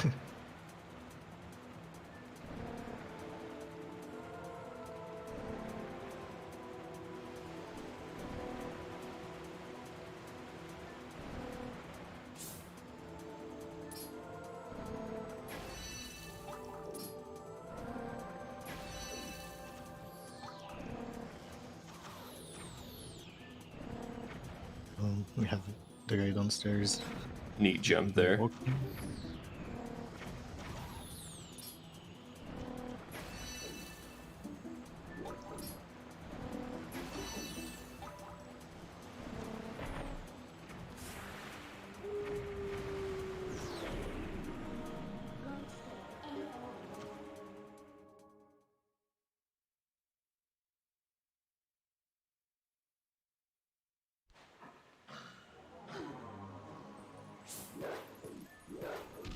So Dish is trying to move his Helmazor.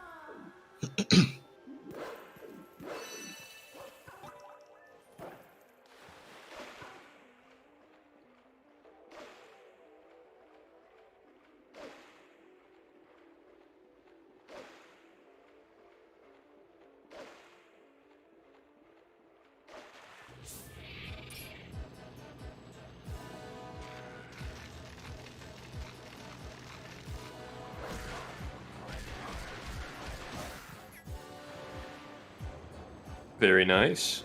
Very, very nice.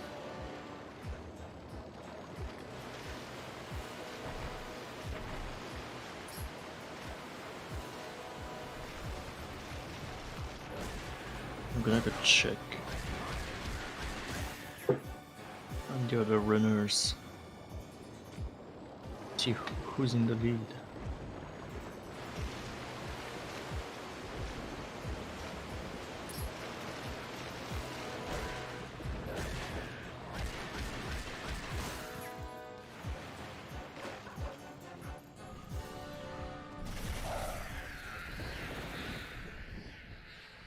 And Beast is out of the Twilight.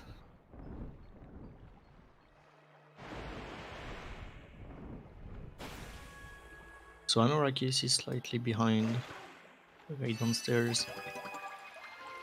While the Frufty Bag is also slightly ahead of the guy downstairs.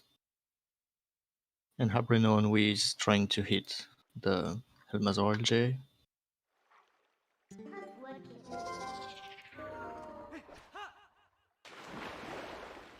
So everyone is pretty close together. Everything can happen again.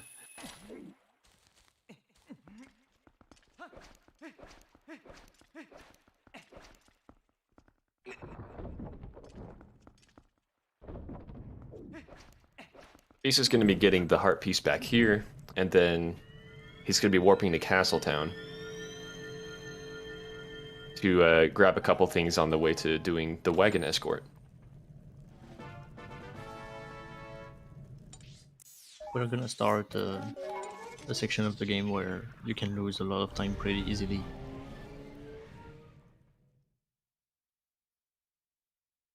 A bunch of tricks are gonna be coming up.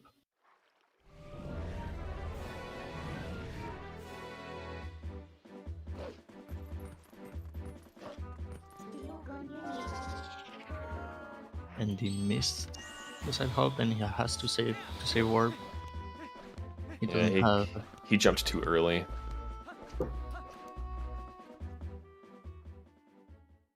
I saw them using Uku before getting flush shot. I thought it was the opposite, but we'll see.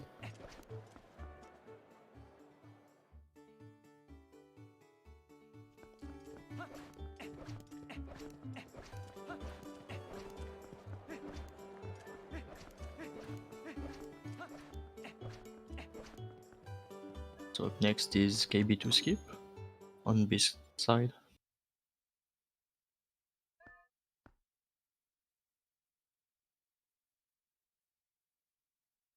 AB2 skip is very cool and honestly very convenient, just how it works. There used to be a much more complicated way to skip him that involved like getting on top of the wagon using a bomb launch, a bomb boost, and then like LJAing from the wagon onto the side of the mountain and then clipping from there. But no, this way is much simpler. That's insane, I didn't know that. Yeah, there used to be a super complicated KB2 skip. And then somebody figured out how to just clip with Epona. I don't remember who. It's like that. Easy. And then you just respawn after the KB2 fight is done, and you get the keys. It's just super convenient. TP thing. As if you fought him.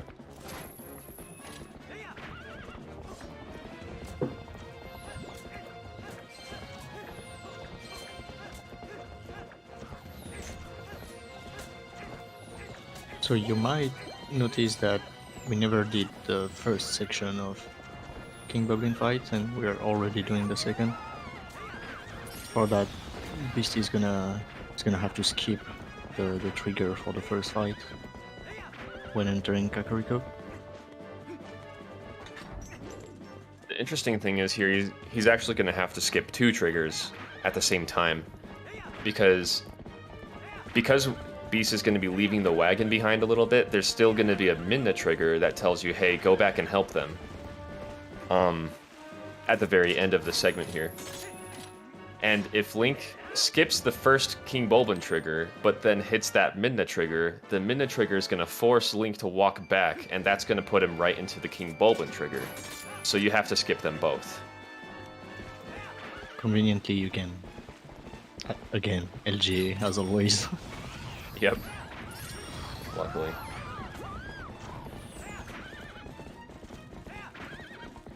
There's a way you can set up that LJA pretty easily as Wolf. That just takes a few extra seconds. I know that Anarakis does it that way, but I'm not sure who else does. I think T-Bag does. I don't know for TGD.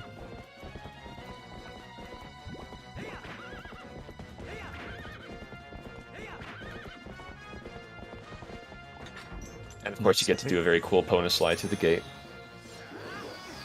So there he just LJ'd over the King Goblin trigger, and there he skipped both of them. Yep, it's not too hard. But it can be spooky. Definitely, yeah. Especially if it's one of your first runs and you just don't know how to back it up if you fail and stuff like that. Yeah, it's not fun to fail it.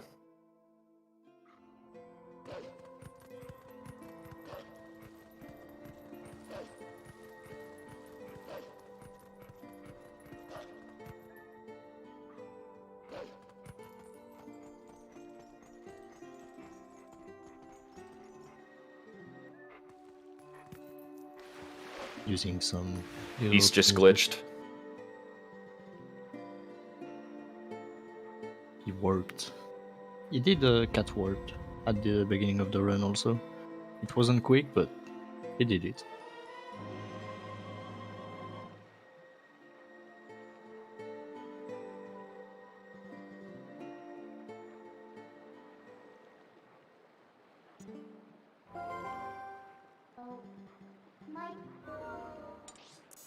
Yeah, you were free to stop panicking for now. Everything is fine. Yep.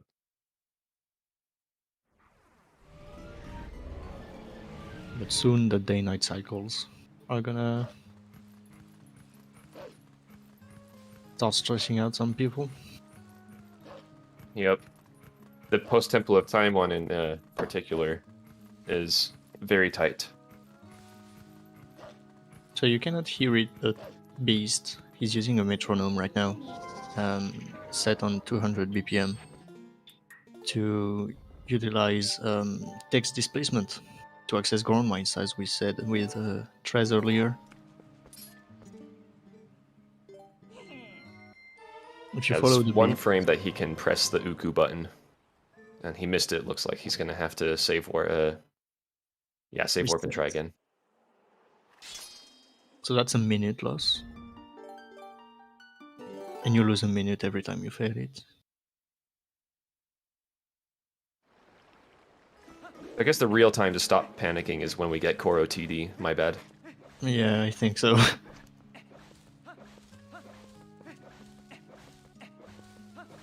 So the Wii version is not gonna do Core TD, it's gonna do a Telma TD, I think.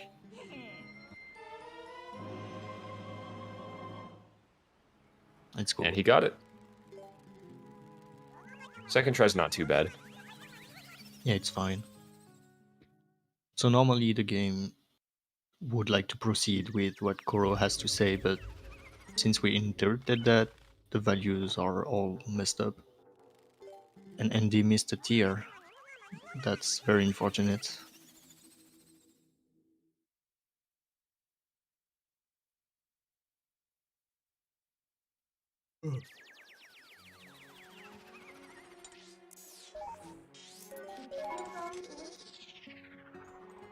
So using Uku to get text displacement does take you back to Lakebed, but we don't need to be there again right now, so the sole purpose is to be able to access Goron Mines.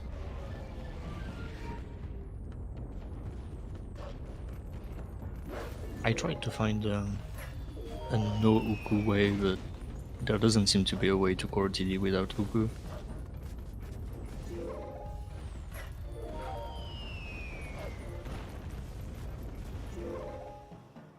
Fortunately, you can't go into the inventory screen in one frame.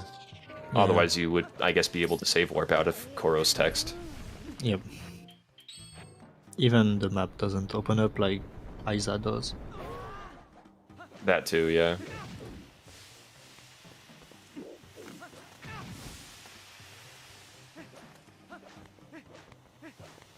Having fun with some geysers.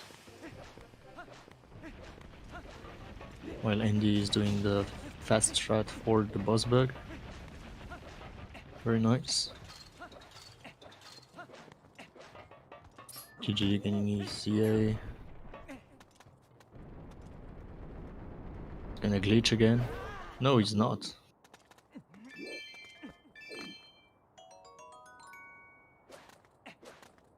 So Beast just got the 30 rupees because, as I said earlier, the money is pretty involved in this route.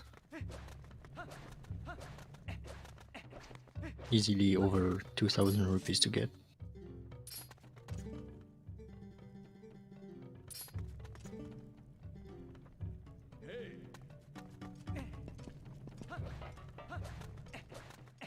You could just roll through them.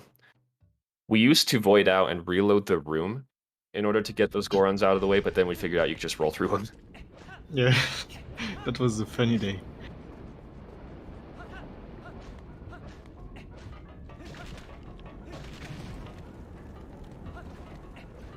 You can bypass these flame jets by taking damage and taking advantage of iframes.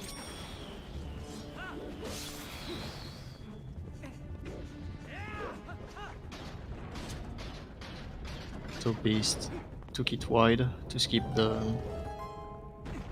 enemy in the lava. It's not good. I hope he's listening to me.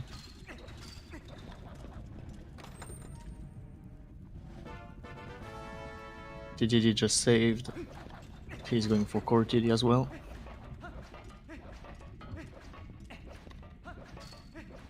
First try, let's go. Yeah, he took his time, but that was worth it. A lot TP is... faster than losing a minute. Yeah, true.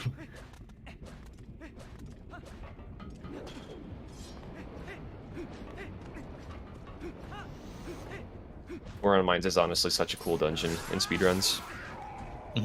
I agree. The only annoying part is maybe the magnetic ceiling, but we have the Wii gameplay.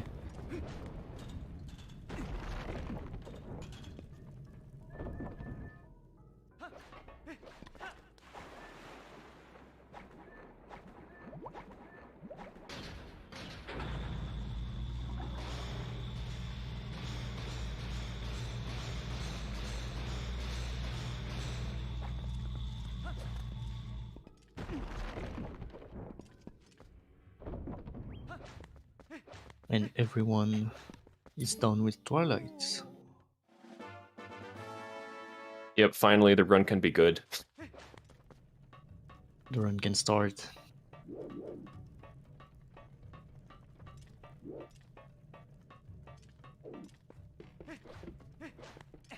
Now make sure you don't get Uku Beast. There we go. Very nice. I killed a Hundo Plus run once by doing that by accident. Oh yeah, so you cannot go to like bed back? Yeah, you just can't go to Lake Bed anymore. That's unfortunate. Yeah, sometimes you just gotta learn the hard way, right? Yeah. So And then you indeed, never do it again. yeah, at least you will never do it again. Yes. And then the are gonna be doing a different route than what the GameCube guys did. Because they're not doing core TD, they are following up with SPR stuff, I think. Oh no, Beast fell into the lava! Lava.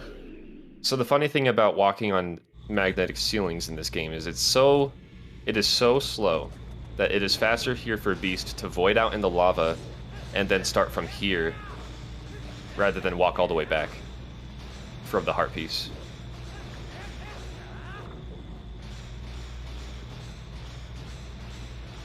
Oh, they are back to late bed, my bad. So they're... I was about to say they're probably going for like get one trip, but nah, probably not.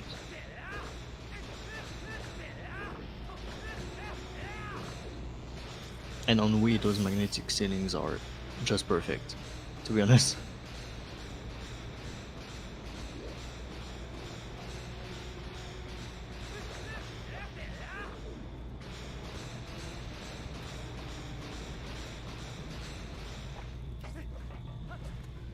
And yeah, as Trez said a bit earlier, we don't have any glitch that breaks the entire game. We have a lot of tricks that breaks little parts of the game. Combined can form something very cool. Indeed. Even if it's long, it's very, very nice. It can be The quite run is held together by both duct tape and steel at the same time. Exactly. Aluminum tape.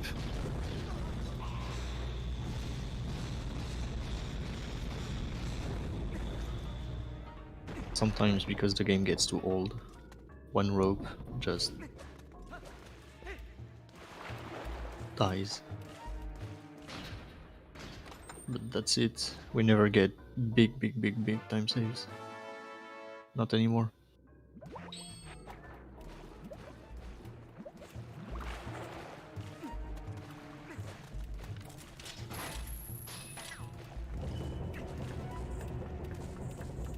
Fun thing is, you still do early City in the Sky, even though you do Temple of Time anyway.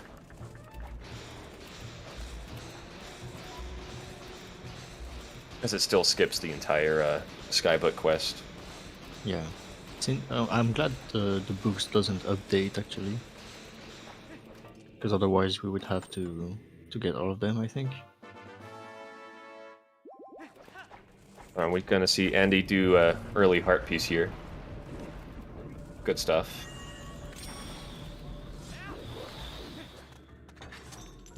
It's very different on Wii, but it's still possible.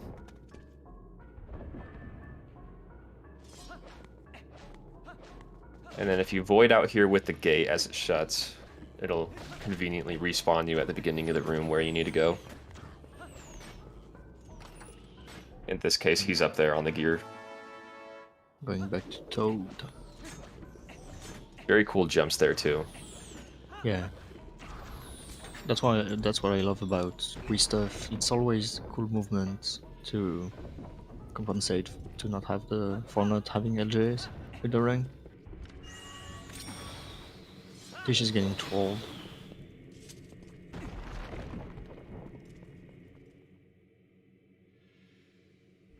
Dude, Andy did a super cool slow walk before looking up to start the Deku Toad fight. I respect it.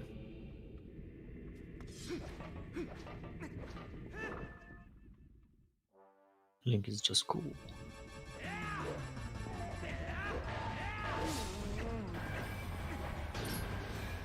So if you move carefully during Glengarro's fight, you can grab the ledge and skip one phase, which is very convenient. And you can also quick spin to cancel the last phase, but Beast got eaten.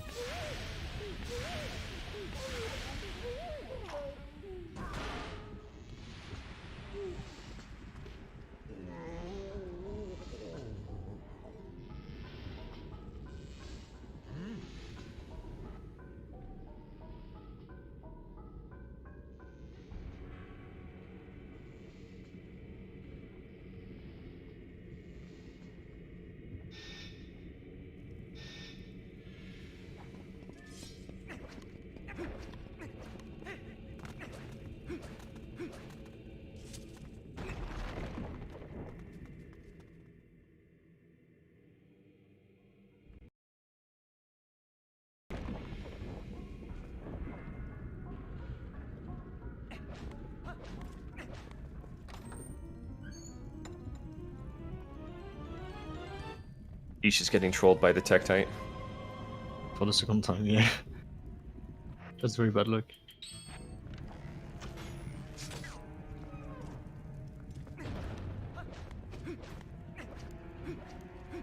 Now Beast is gonna be he's only here for the third key shard, and then once he gets that, he's gonna backtrack through the previous rooms to get back to the big room and get to Fyrus from there.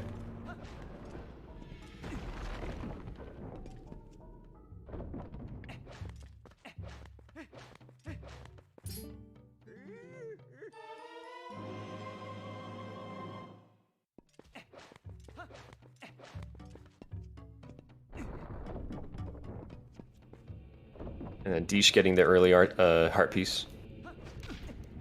And a blue rupee, 5.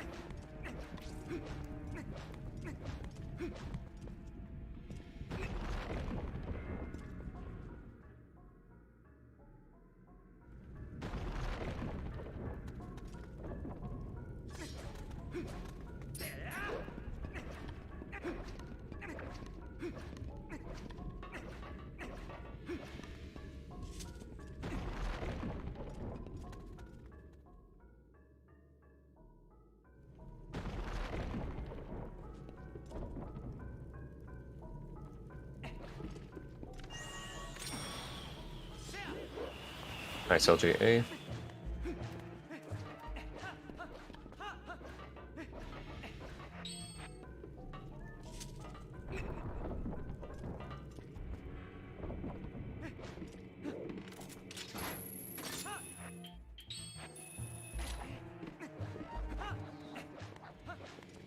When you have the claw shot really going into Goron Mines, you can just use it here to conveniently skip cutting down the drawbridge to get to Pyrus with.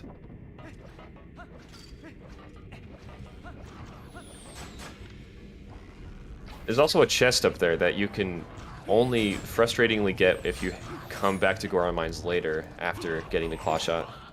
Yeah, that's so annoying. Luckily, Hundo Plus bypasses that problem. It would be a pain otherwise, doing all that backtrack. Yeah.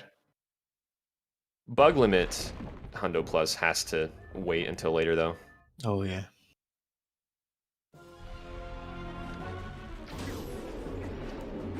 So Andy is hitting King Boblin right now. Beast and T-Bag that is no on stream, for example, are gonna utilize the bow that they get inside of this dungeon to basically destroy KB very, very quick.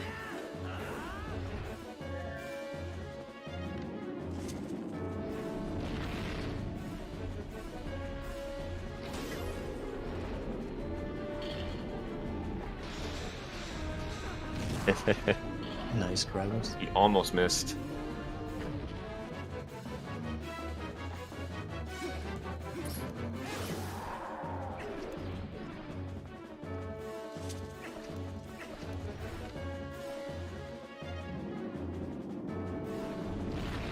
So what is nice in Goron Mines is that there is not a lot of hard tricks inside of it, but you have to be quite precise to execute everything.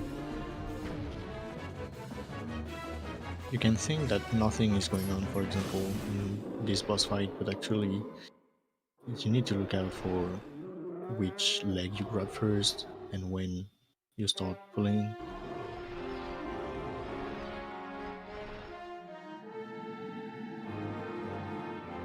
T-Bag is getting wrestled by Dangaro.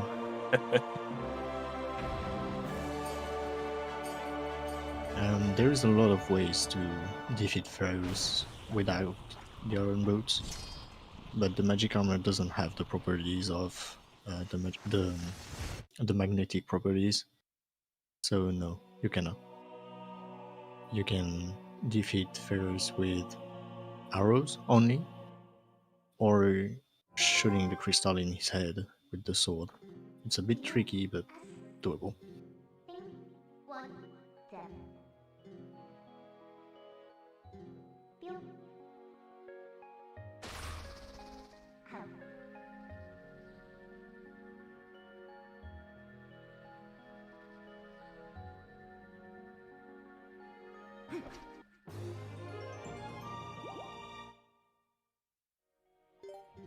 And Goron Mines is done for Beast.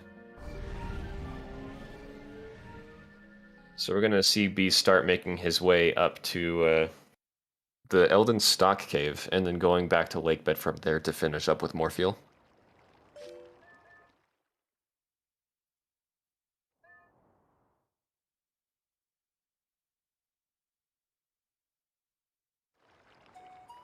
Andy hitting KB to skip.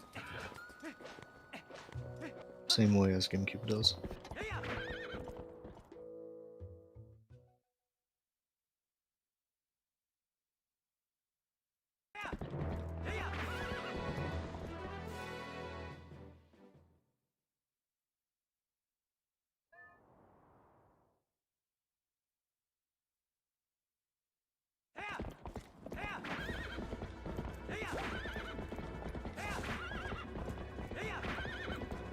So you will see that KB with bow is very, very easy compared to the normal way of doing it.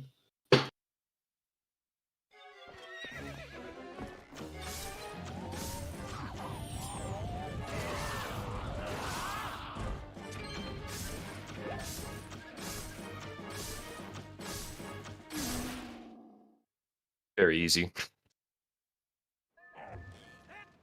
And you can also just shoot him here.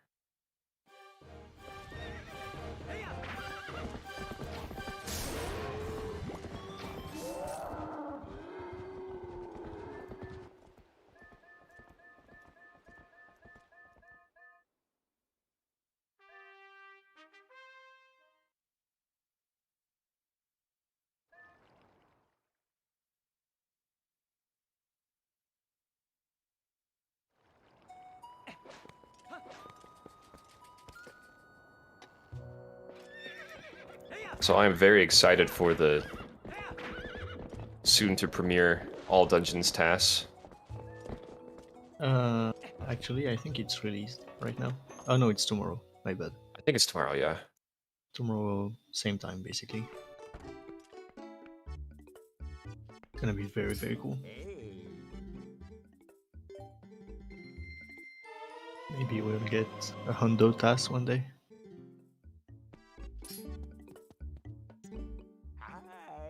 That would be really, really cool. A lot of potential, at least. It would easily sub 6. Oh yeah. I can't imagine the amount of break slides involved.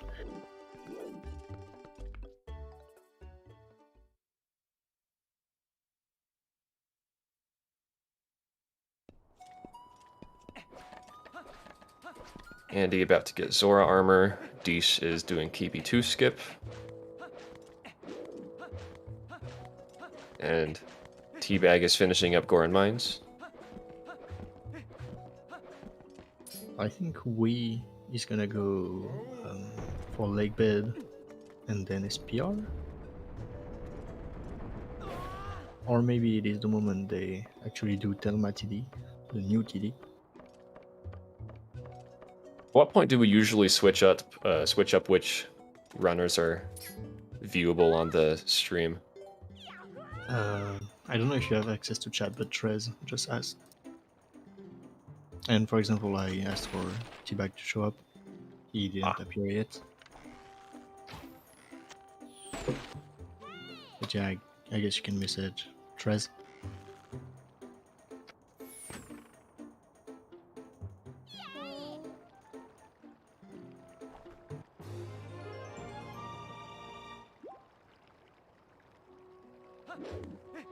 Anno and Had didn't appear in a bit.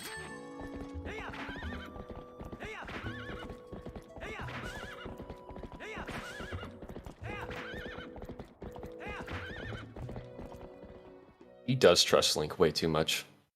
How can you not trust a Giga Chad like that? So it was very subtle, but Andy just killed the main one by just doing a jump attack on the bridge. Just missed a bomb. That was nice aiming. He really went for it too. Yeah. No holding back. Full send.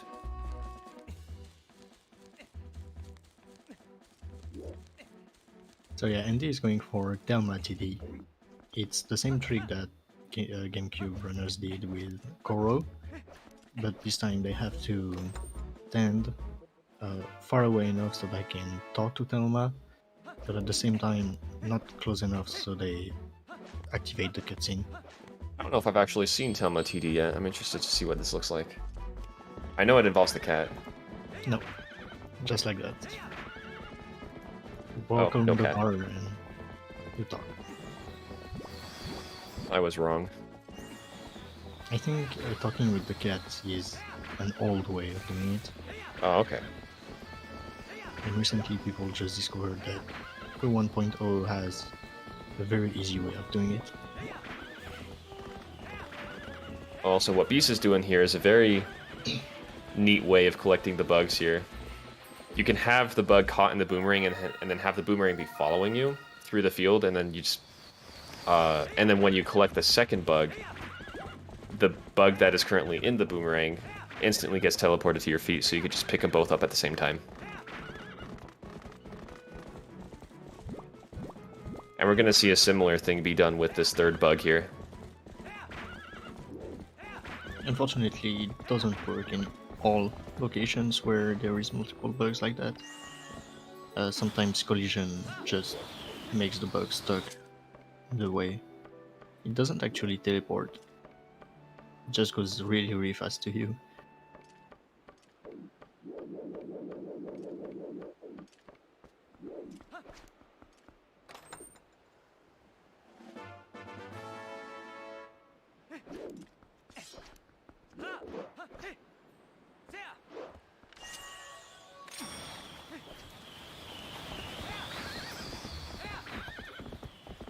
Then here, when Beast blows up these rocks, and after the cutscene, he'll be able to just grab this bug too.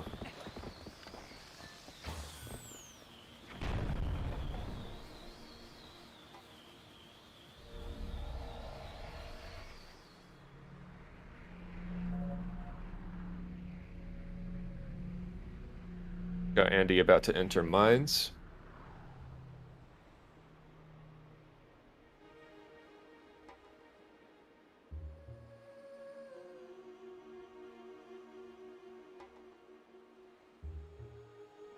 And I guess with Telma TD, you only have to talk to Gorkoron once for it to work, not 3 times.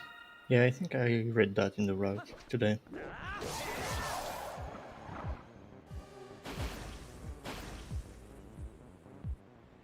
And we're definitely going to want to come back to Elden Bridge later, so we're killing these guys for the portal. You have to get all portals anyways.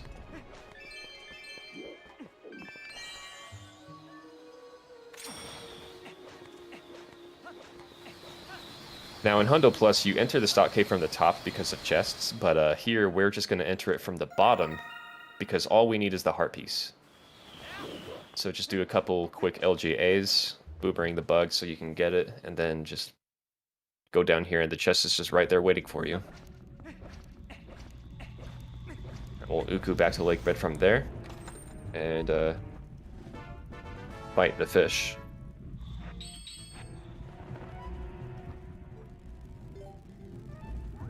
That's After a burst. cool BK clip, of course.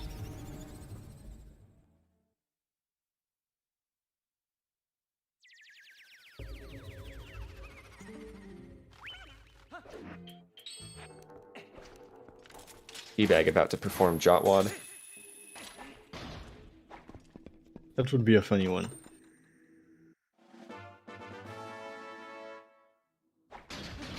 I would declare him the winner if he did that.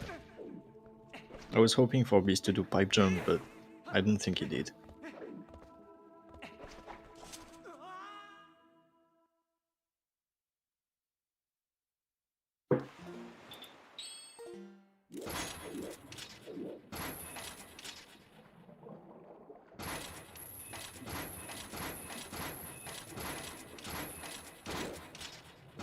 I like what Beast is doing there. He's talking to us.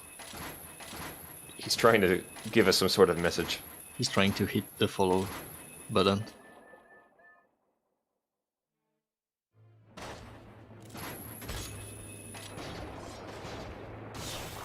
So that's one of the parts where Wii is superior.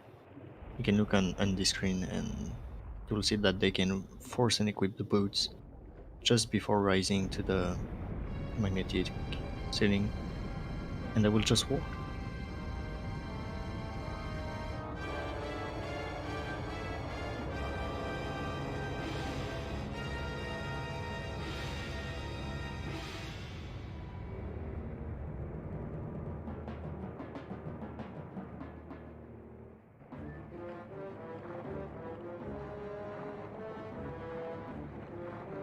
More feels much easier when you have the Zora armor, but the fight is still going to consist of doing regrabs in order to make it quicker.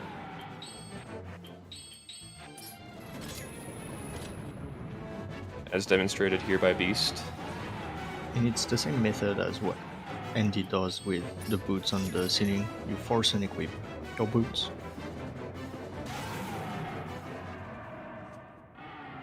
I think that was a perfect fight for Beast.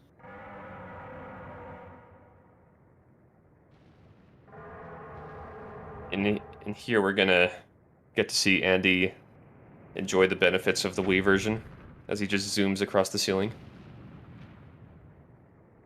That's very, very satisfying.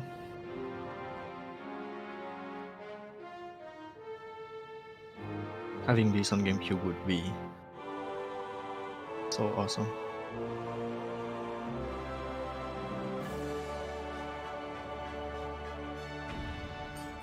And then he does it again.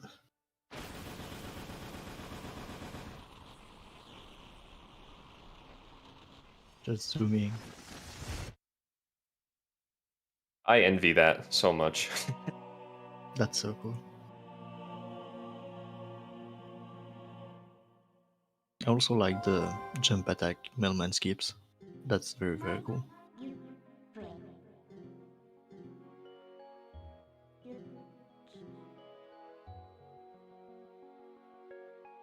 Maybe Beast is gonna attempt rope skip. At least I hope.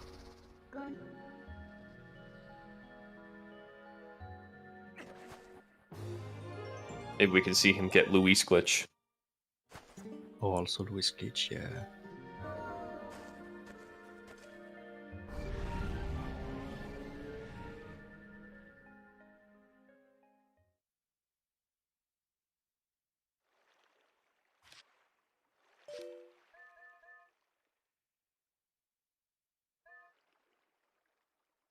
T-Bag is warping his golden bugs, ready to go fight the eel.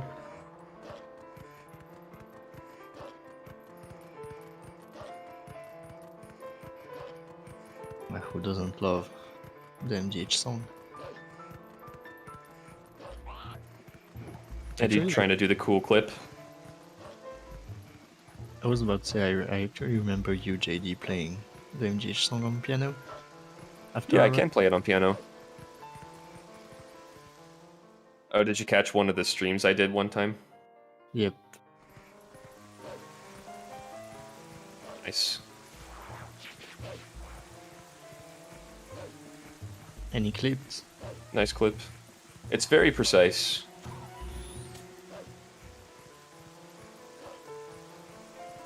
And you can also, like, void out in the gate.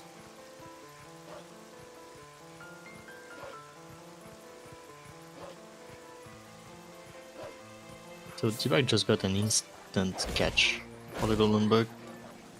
When the boomerang comes back with the bug inside it, you can grab it instantly. There is one frame.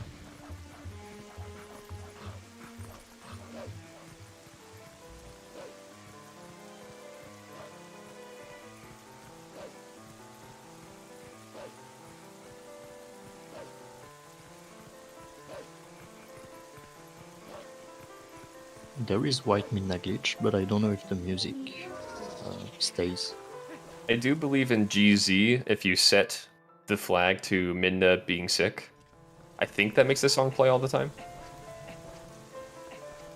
Very cool.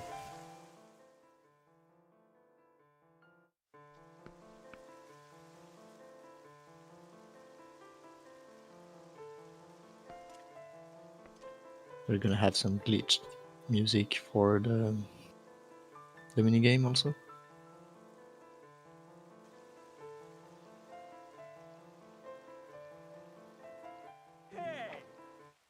Quick Brusky skip for T-Bag.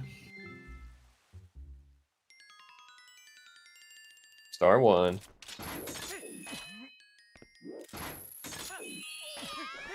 So not that long ago we added minigames to the leaderboard. And this one is part of them. And I know Beast practiced it a lot.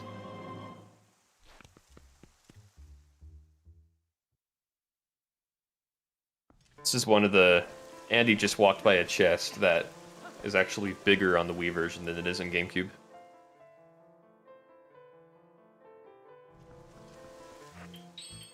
I don't know why. I don't know either. TP is TP.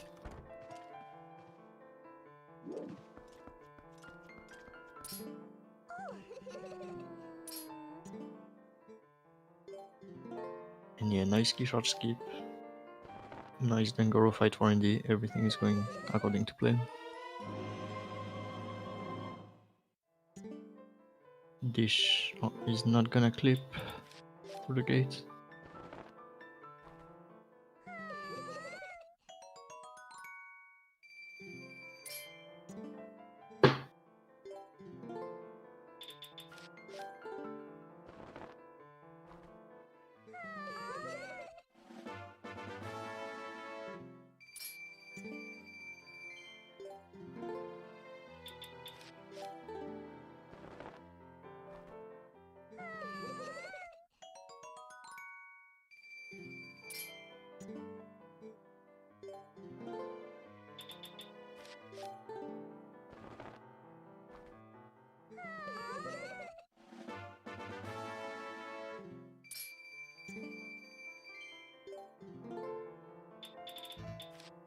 Nice ledge grab from Dish.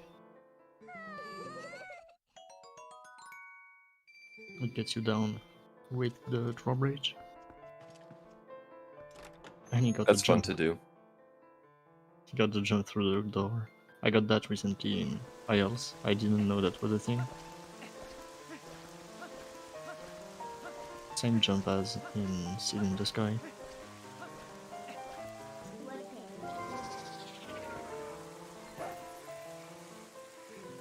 Twist glitch.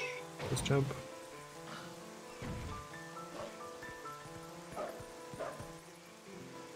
Oh wow.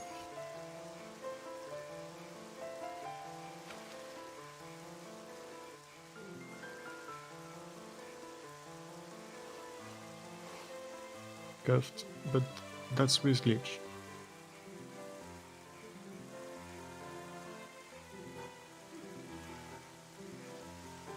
Very nice. Saves about a second or two. And Dish gave up on KSS, unfortunately.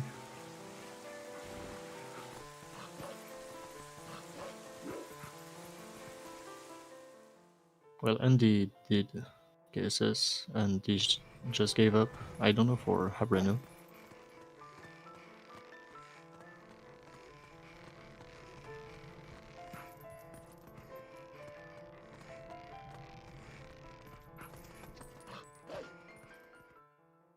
I don't think Beast did rope skip. No, he didn't. Understandable, to be honest. I don't think there are many people that actually do it because it's so risky. Yeah, it's just swap points. See if you get it. True. Doesn't save that much time.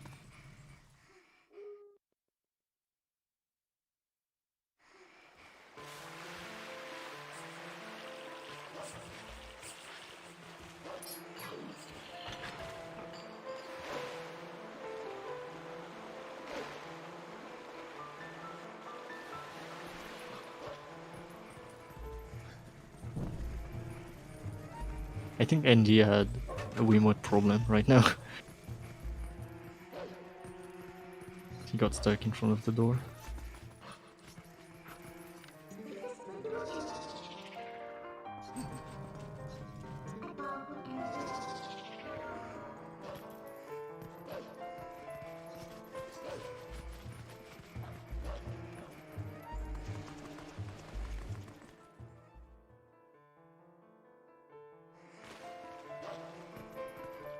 Fun fact, Teabag has one of the fastest MGH for some reason.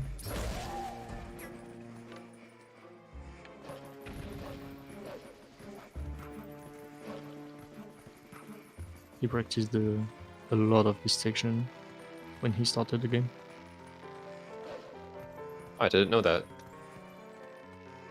I guess it's a fun section to grind. Compared to Twilight's. For sure, it definitely is. I think the tower part is fun to do fast. Yeah. Just like what Biz did. Perfect.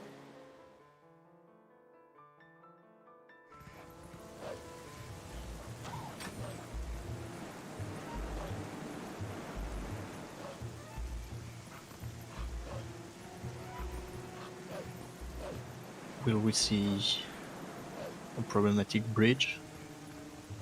Sometimes in this game you can clip through collision, and this gate is one great example.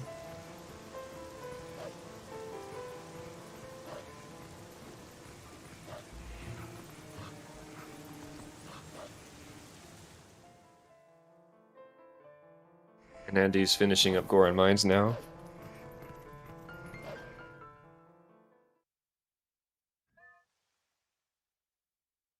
Now it is time for the post-MDH day-night cycle.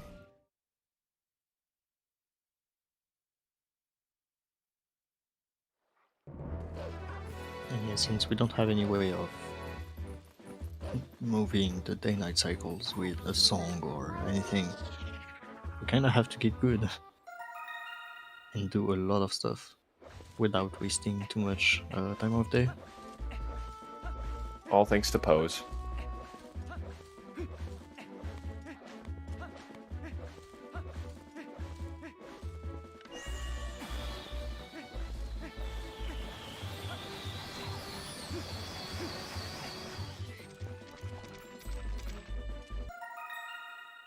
Oh!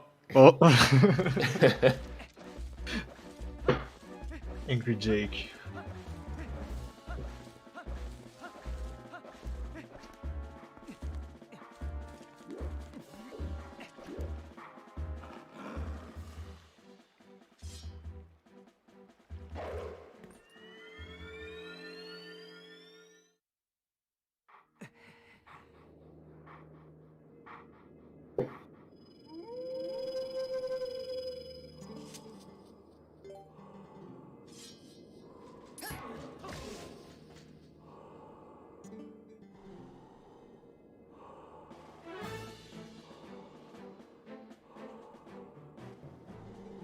We should be on their way to Lake Bed.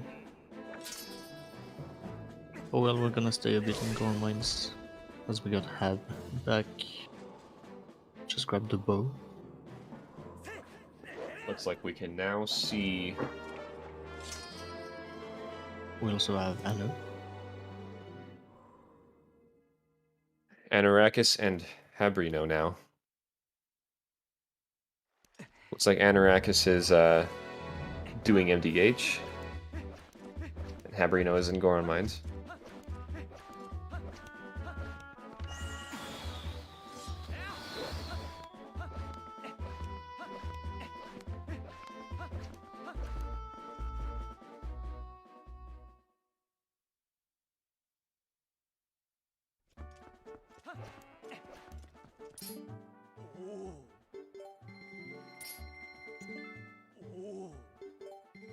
Oh well.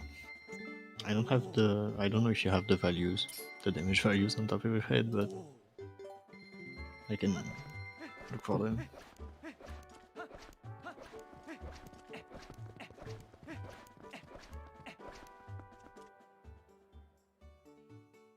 The damage it does, that's a good question.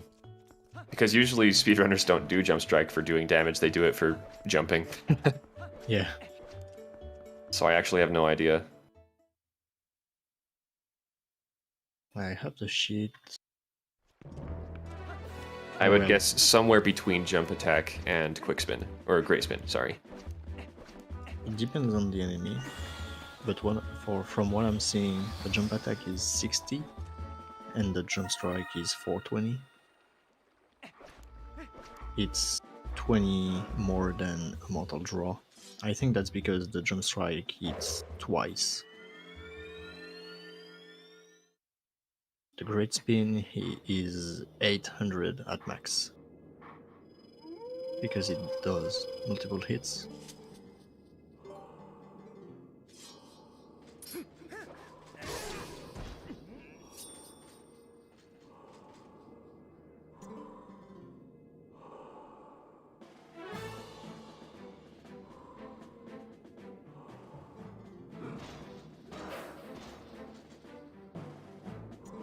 Will the Beast is in the lead. And for Wii, I think Andy is in the lead for the Wii runners. Yeah, true. Two very different runs. Unfortunately, the Wii runners lost sometimes in Forest Temple because of the monkeys.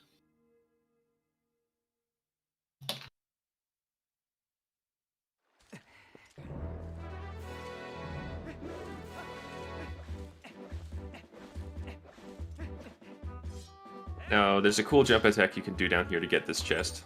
Just like that. Normally it requires double claw shots, but you can just do an easy drop down and jump attack to get there. And then it conveniently takes you straight to Lake Hylia from there.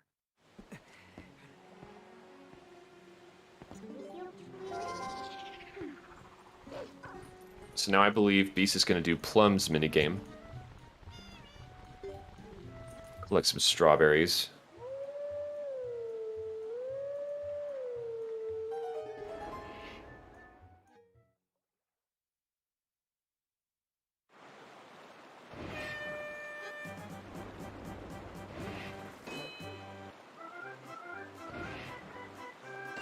This is one of the worst minigames, in my opinion.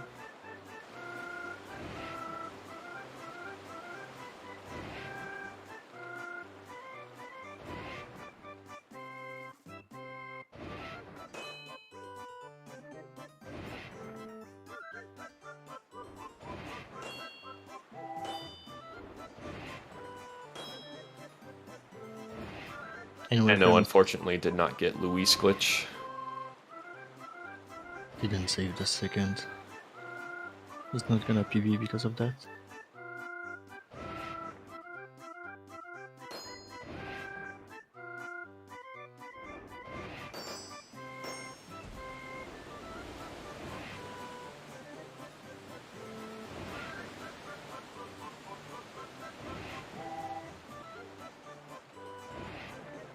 Abba's finishing up Goron Mines now.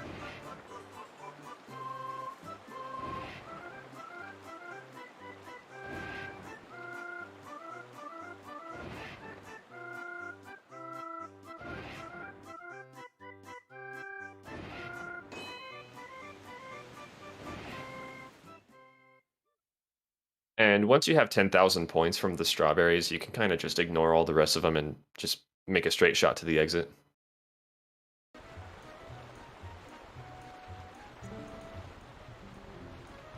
So now it is time for Isa 1 skip, or at least preparing for it.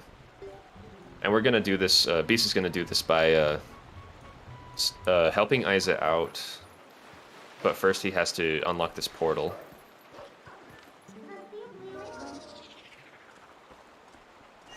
And collect this bug. Also gonna be done for the less convenient RNG bubble.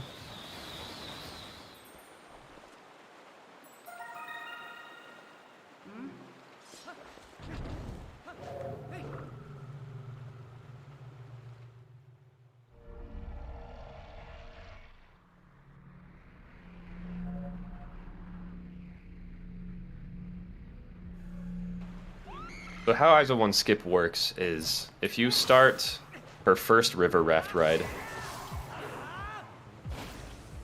which is where you unblock you blow up the rocks that are blocking the river, and you go down the first time, which gives you a bomb bag, you save warp once you're in the boat, and that will, exit you out of the minigame.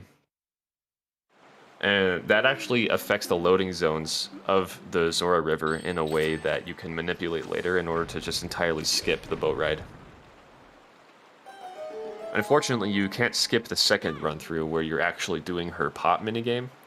You have to do that one completely, but this is a nice time save. That would be insane to find Isa to skip. Isa 2 skip would be nice. That minigame kind of sucks. I mean, until you practice it a lot, but before that, it kind of sucks.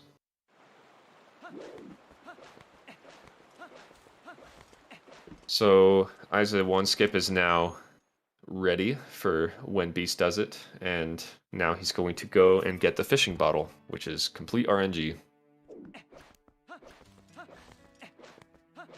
And fun fact, in this area the time passes faster. So that's really not the moment for RNG to enter the battle.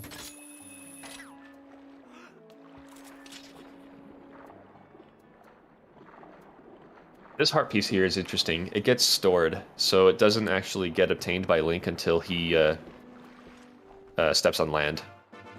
Like that.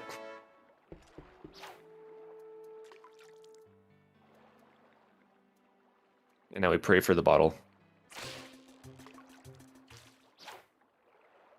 It's 50-50 basically.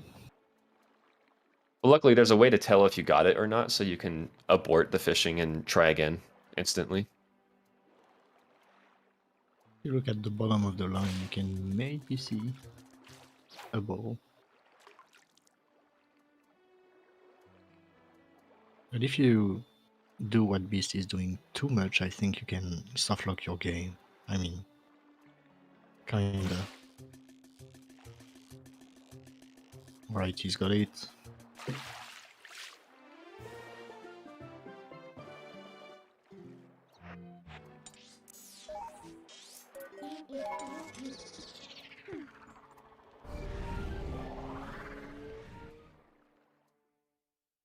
Anno is doing his day-night cycle, while the Wii runners are doing a collection cycle that we saw earlier.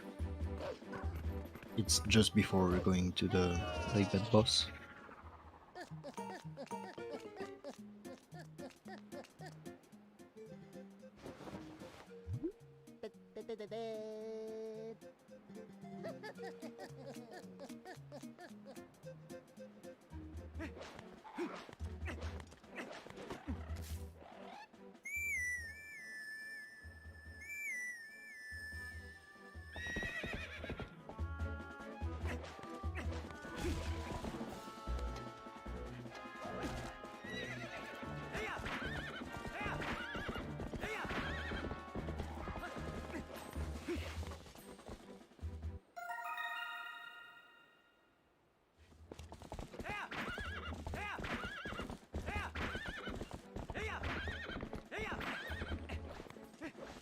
So Beast is leaving Epona there, and it's for a specific reason. You will see in about 2 or 3 hours. Epona is still gonna be there, ready to go for what is up next.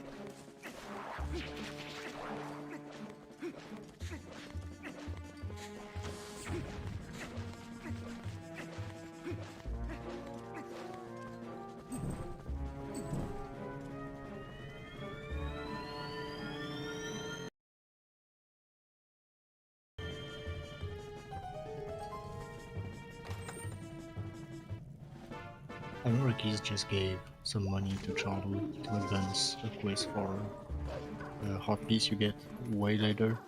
Like at the very end of the run, it's the last heart piece you get. And the amount of rupees you give to him is quite important, as it will affect the very end of the run in the Cavern of Ordeals.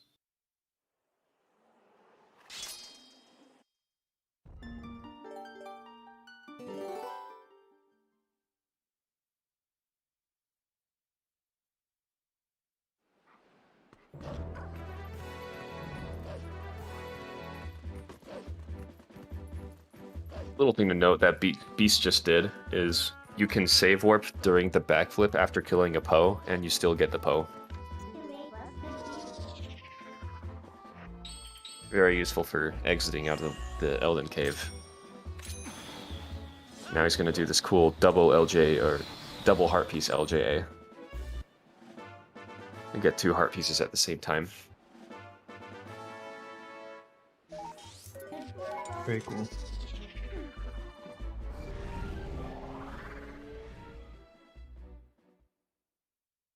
So now it's time to continue Isa 1 skip, I think. Yup.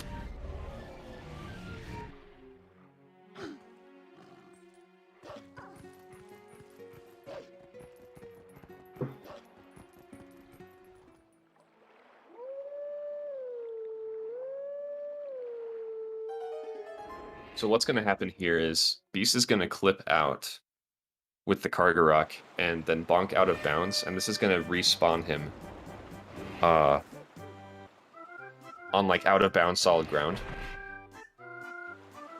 And failed the clip just now, unfortunately. But once he does clip, he's gonna do that, and then he's gonna swim into a loading zone that's kind of further ahead. And that will just take him straight to the end of the Isa 1 boat ride. This clip is pretty weird. You're gonna see. I'm pretty sure I know he's gonna do a different one.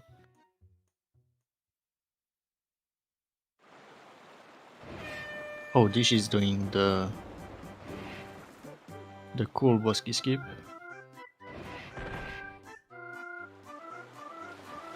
Which is a Wii exclusive. Because of how the camera works, you can just clip through the vines. It's like Beast unfortunately failed it again.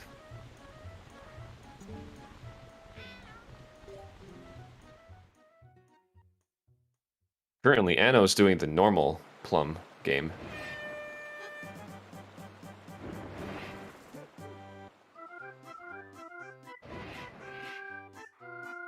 There we go. After that, we say hi to the mailman.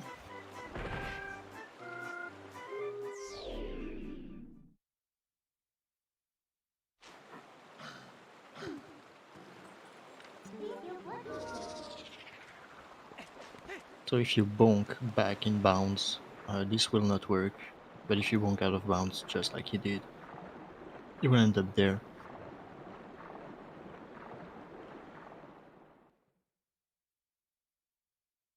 And now he's in a boat. Easy clap.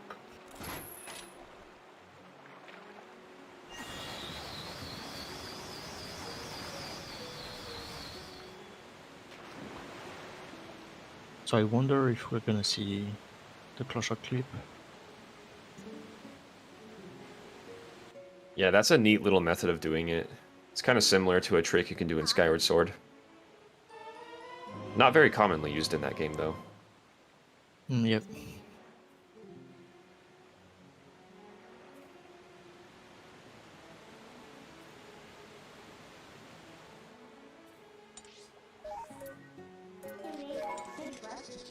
Nope, not enough time of day apparently.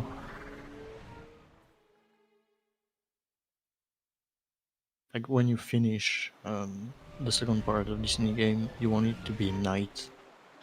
So if you have too much time of day, basically you can do a little trick to waste some of it. But if you don't have enough, you just warp here.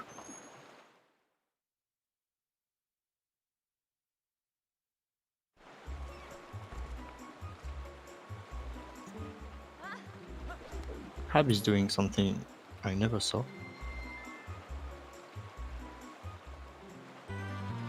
Okay, he's also doing the... Never mind. I don't know which method he will use for the clip. See if Beast gets the full 30 points to flex.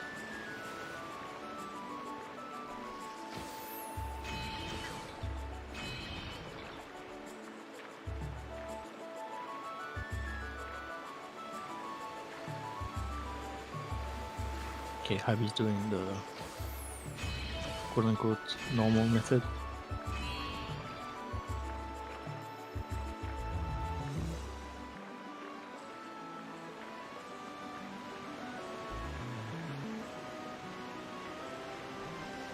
Yep, Link just head dove into cement.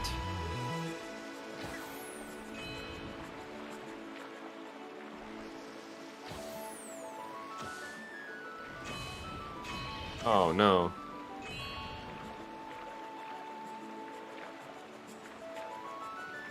Oh, Beast almost bonked. He's not going Now for he's the opting for the vine clip method. Oh, okay, nice.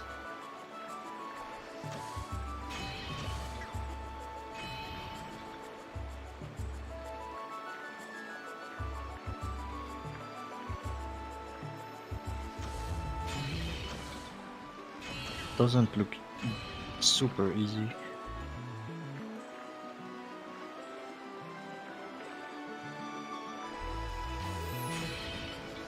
So let's see if Anno gets a good RNG ball.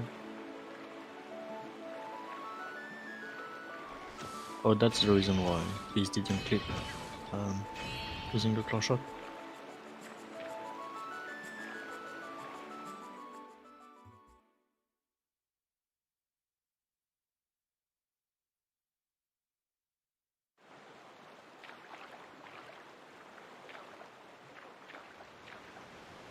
And yeah, Anno just got a nice bottle.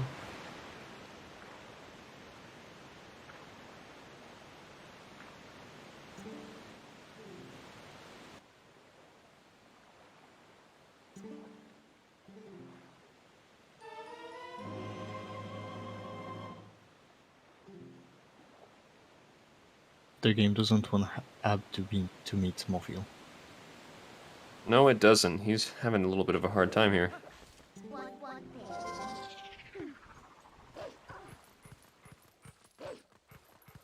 I believe in Habrino. Go Ab.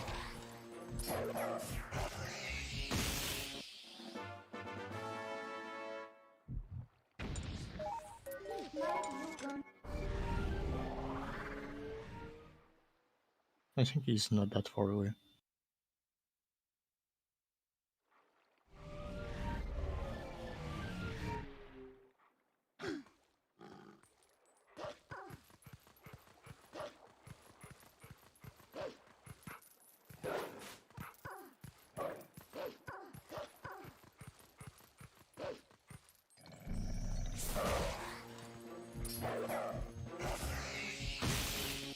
He's going back to the old method.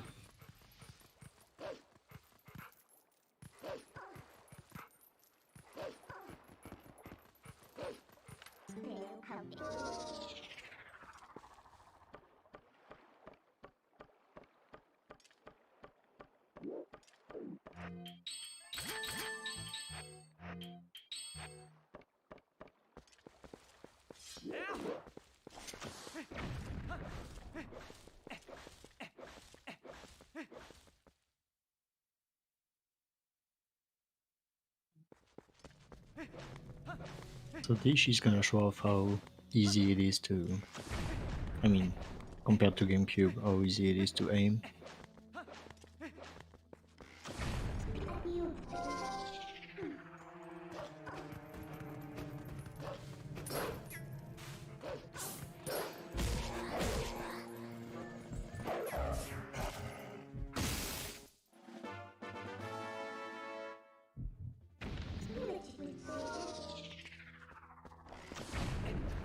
I think a hub is in.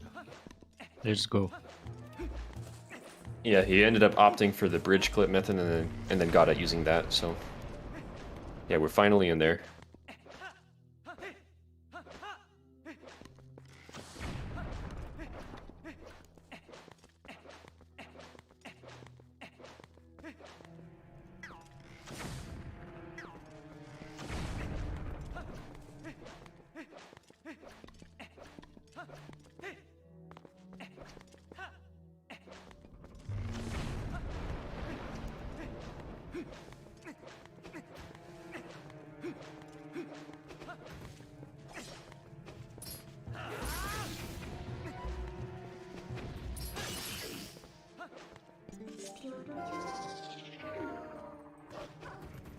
So you need to be a bit careful in the cave Beast is in. If you void out, you have to start over.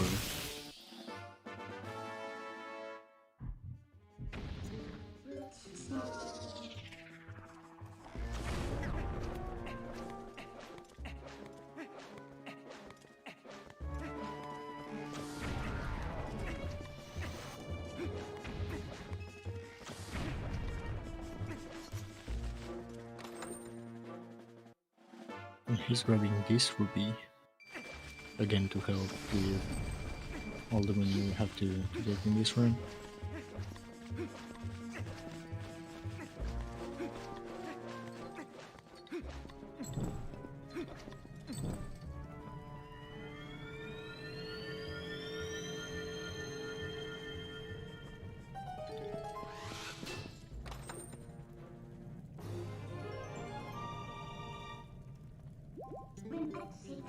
He's just finished up the Lake Hylia cave.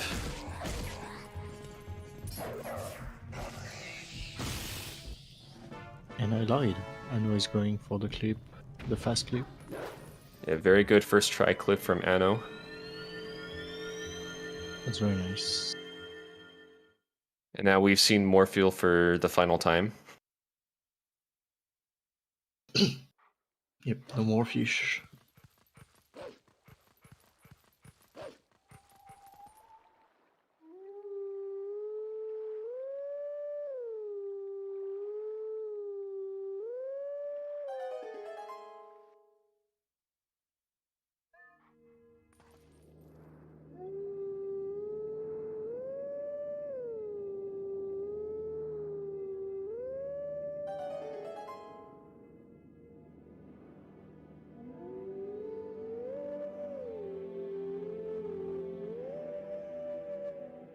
So we might see a close shot clip from Anno this time, because he got the ball first try, he got everything first try.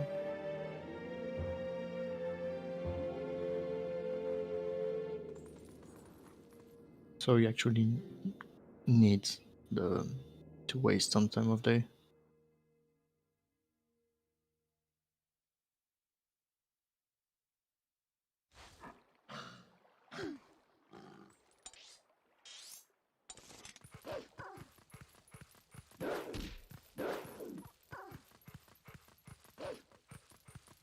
Just like that.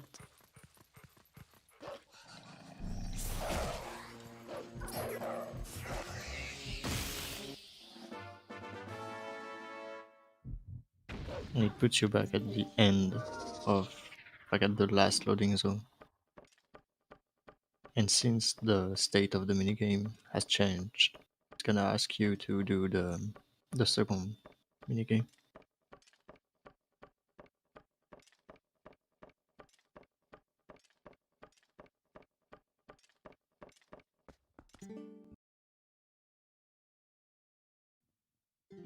Oh, that's neat. I actually didn't know that.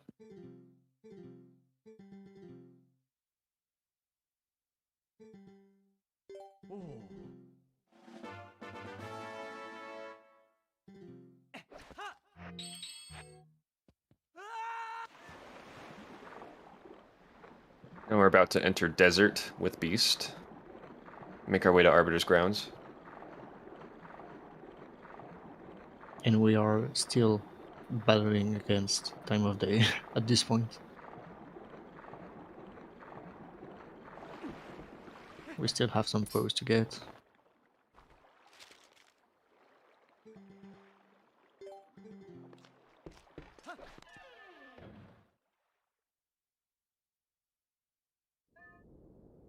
Yeah, 100% includes post holes.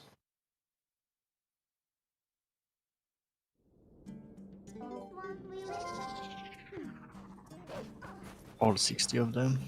We don't need to save Giovanni, but still. Yeah, you just have to have him in your inventory.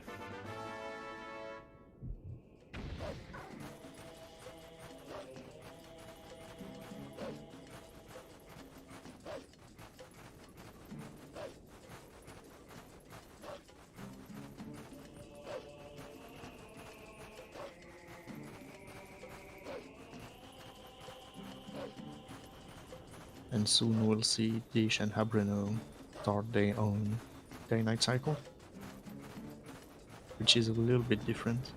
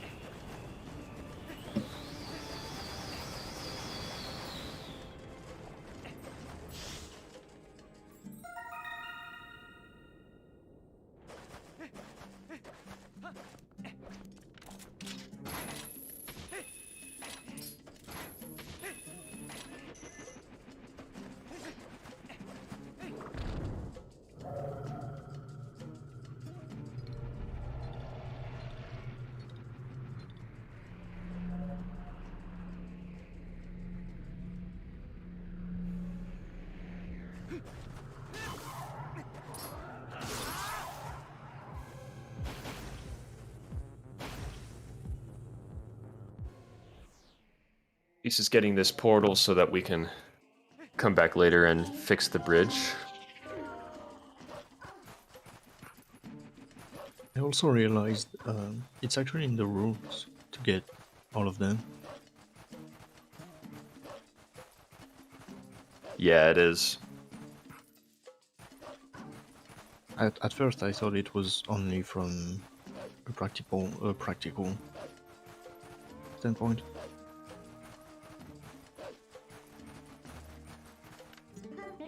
It is faster to fix the bridge later compared to now because it's just fastest to do it when you need to go to Bridge of Elden.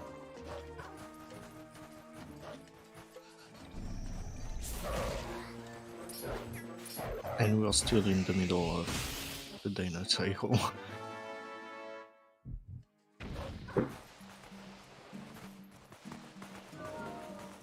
Nice dig. Nice dig.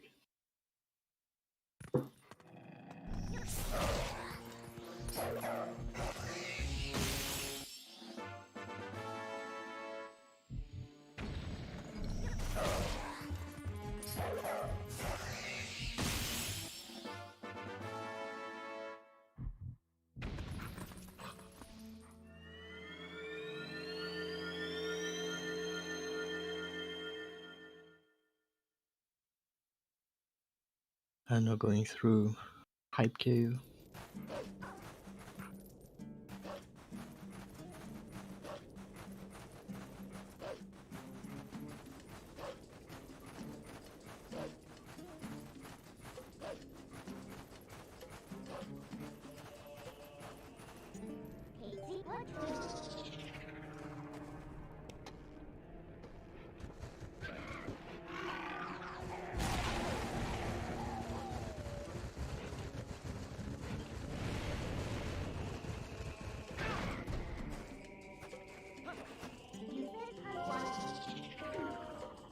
We got no loose glitch on Wii, but I don't even know if it's possible on Wii.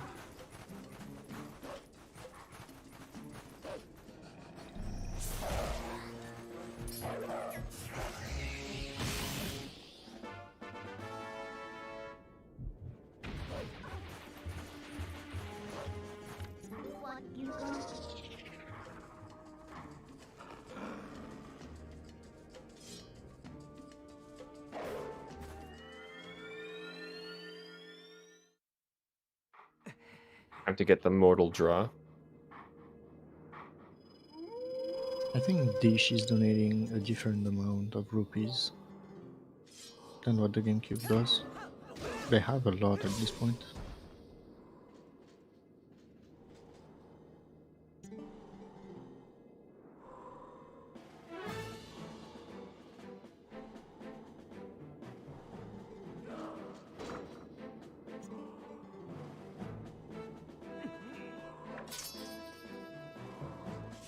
I find it a bit stupid the way the game makes you pull out the sword to do a mortal draw afterwards.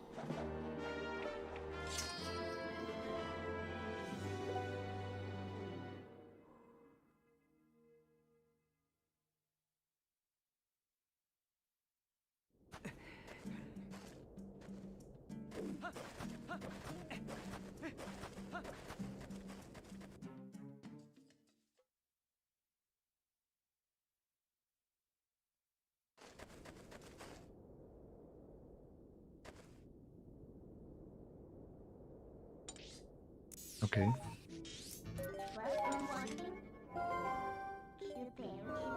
So Biz just used map glitch. Sorry. He was unplugging and plugging his controller back.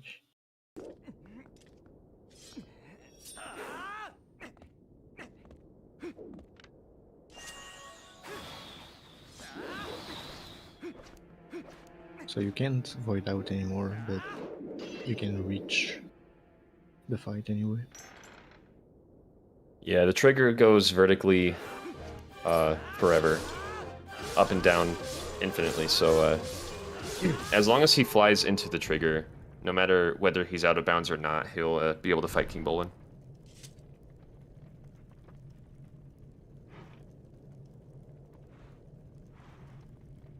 And then just one cycle him. Actually, a lot of players don't know about quick spins in this game. But if you turn your stick around and then press B, you can do a spin attack without charging it up.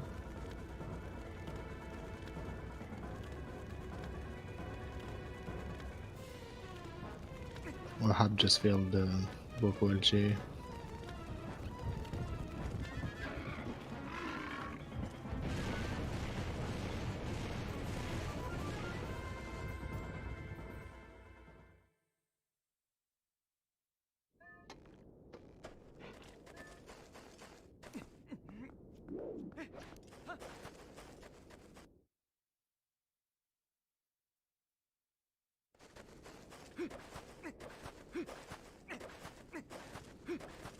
Beast just finished his day night cycle pretty much.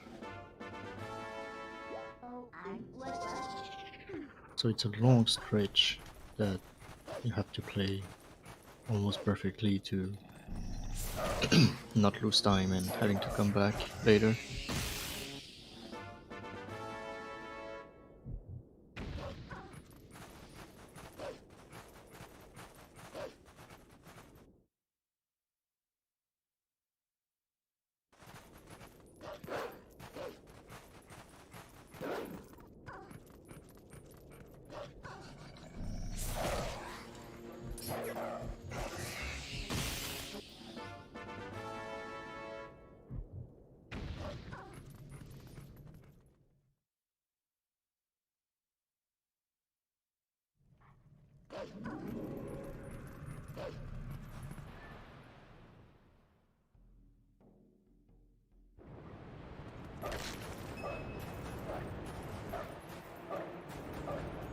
Everyone is done with the first part of the game. The first half, I would say.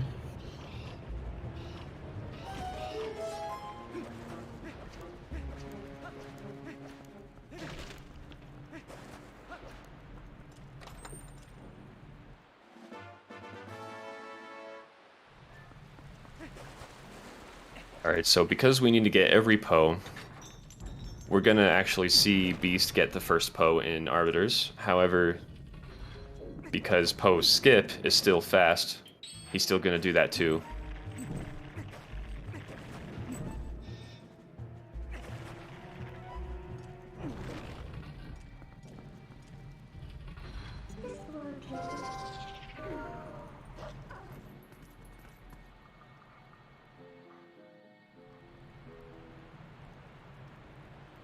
Anorak has just got to the desert, so he'll be making his way to Arbiters. Everybody's favorite place to be.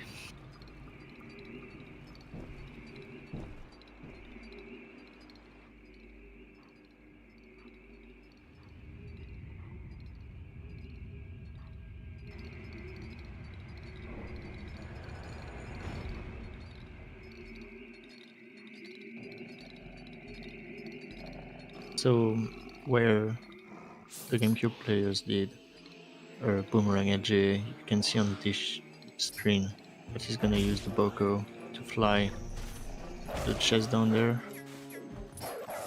Fortunately failed. So he's gonna come back for this at the end of the game.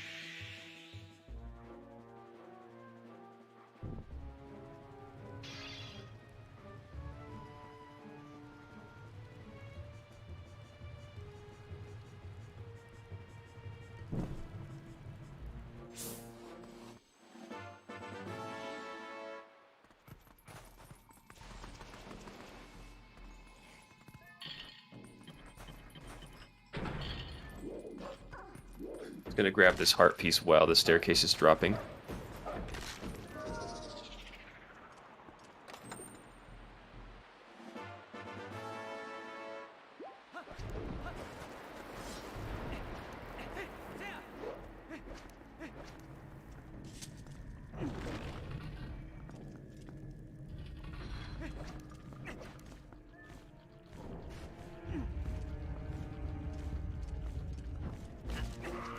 Now we've got Deesh setting up Isa 1 skip for later. Or sorry, I should say Mayor Bow.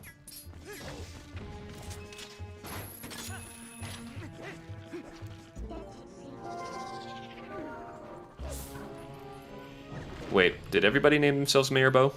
Yes, Oh, nice. that's because of the screen TGD sent the other day.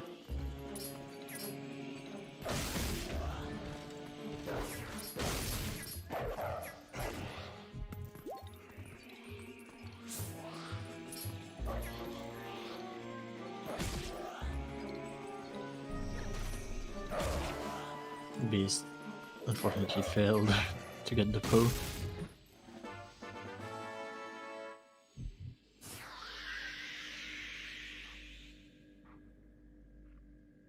Dish is using a very cool strat to grab the hot piece.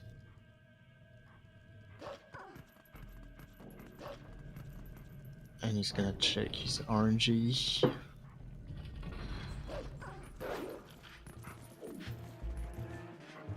Go speed rat. Go speed rat. Nice.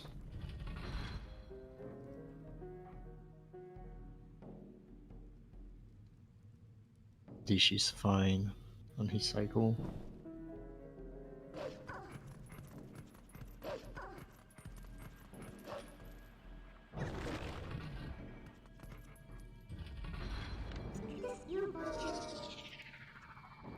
It's time for pull and skip. I actually wondered, isn't it faster to go there as Wolf and do pull and skip kinda as well? To do what? Like, we enter the room as Wolf, we can just go in Descent and transform there to do pull and skip. But I never saw anyone do it. I wonder why. I think it's faster if you can do the LJA as human.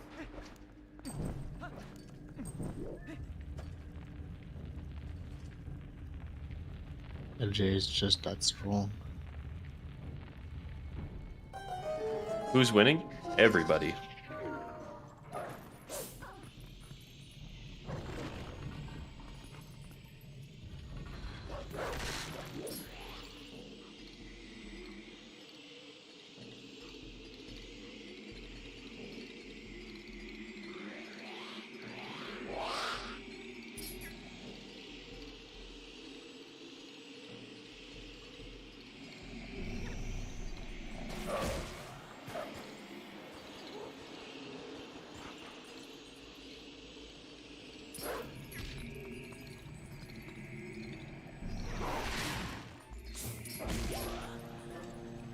He went for the quick strat there, but failed it. Actually, did he fail it? Did he fail what?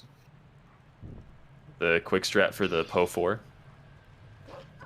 I I couldn't really tell. think so, otherwise he wouldn't be on the side. Yes, I am the fourth brother of G's.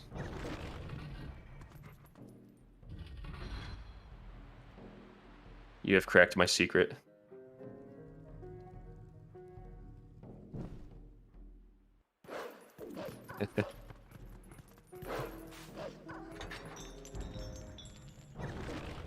Beast is heading over to do Po 3 backwards, and then after that he will be able to go through that large gate and skip doing the rupee slide.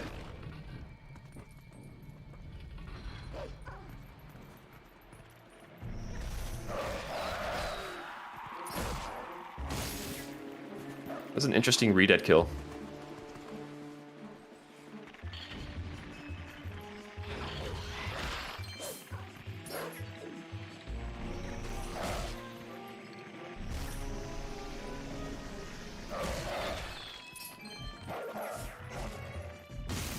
Dish clipping, just like Anu did.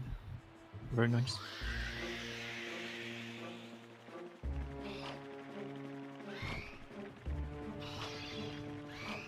Anu is gonna enter Arbiters, and Hab is gonna attempt the Boko LJ.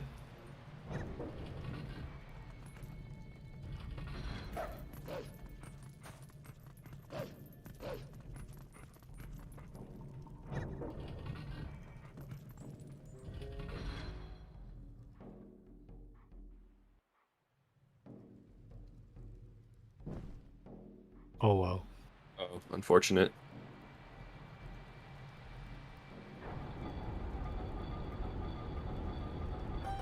Yeah, he's gonna have to go for data again.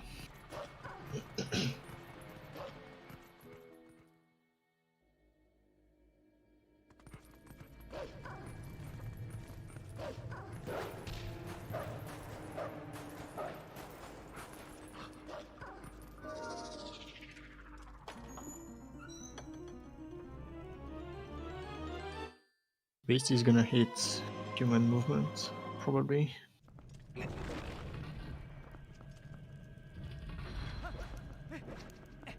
Get some funky movements, and then some break sliding.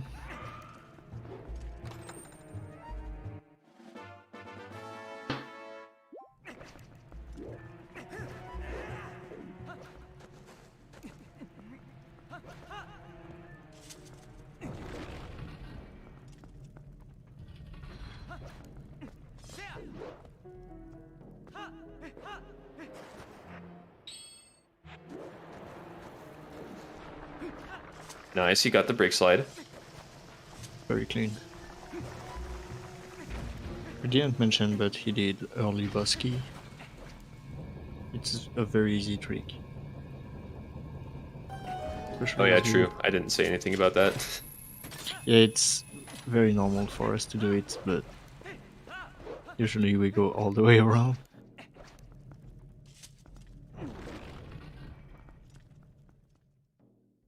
And it's time for DSS.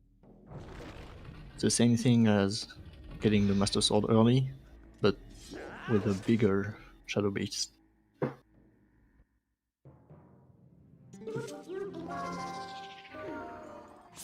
Alright, so the Death Sword fight is very cool.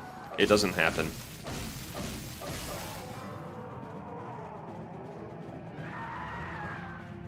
In Handle Plus, it actually doesn't happen because of Jump Strike, right? We don't do it that way in Hundo Plus, because we don't have Jump Strike by that point, but we do skip him. I would think Anno would wrote that in. Oh, he wanted to, trust me. It would be sick. Look at it. Very nice.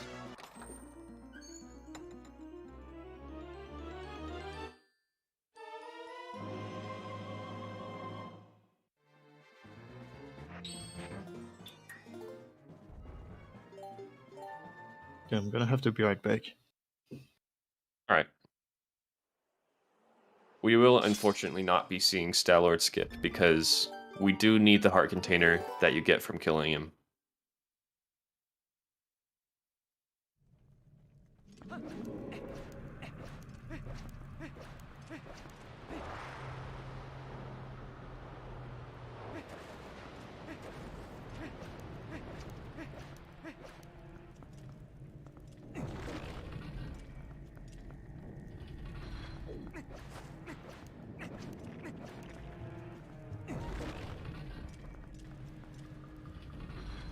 Stalwart can be skipped using a series of very precise inputs and tricks. First, you do what is called a claw shot actor displacement, or a CAD, on one of the style troops that appears from the sand surrounding him. You claw shot it next to a very short ledge in such a way that instead of you moving toward him, he moves toward you. And you do this in such a way that he gets pushed against the wall, so you're between him and the wall. And then you can claw shot him from a certain angle that clips you out of one wall, but then there's a second wall you have to clip through. And you do this by pulling out a bomb, and I believe it's frame perfect. At a very specific time, you throw the bomb, and then you claw shot toward him, and the bomb will blow up, and Link will get blown through the second wall. And then you'll be able to leave. It's very hard. Bewildebeest is currently in the lead. I'm back. Welcome back. Thank you.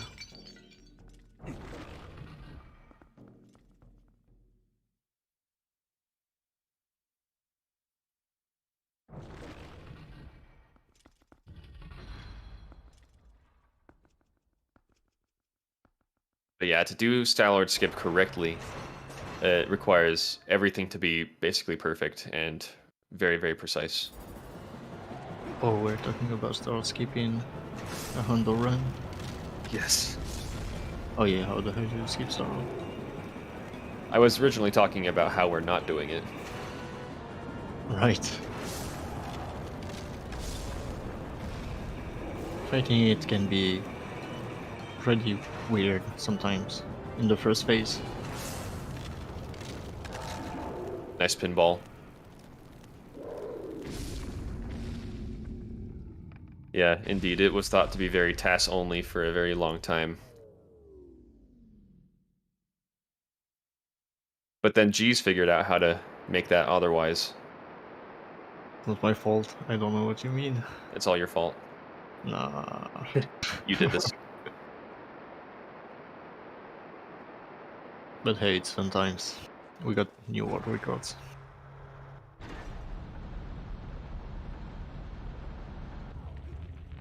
Real though, big shout outs to this guy.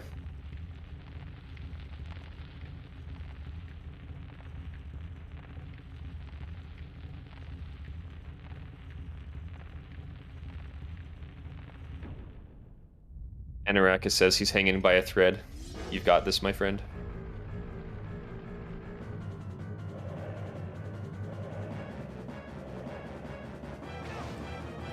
I know he's struggling. Oh, skip unfortunately not being very nice. Oh, not nice at all. The Moldor messed it up there. So Beast is getting early Star Wars. I mean, I forgot the name of this trick. I think it's just Stalwart quick knockdown. Yeah, that's it. My English is... If you get on the spinner at a very specific time, it's not like terribly precise, but you can catch him before he flies away and just hit him down right away.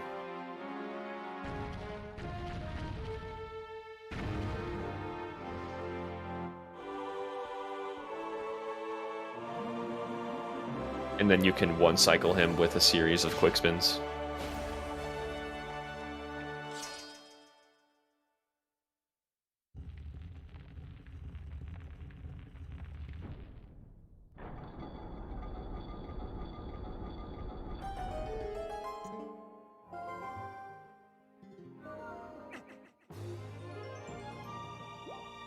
Yeah, I hope we'll see the one cycle on Wii.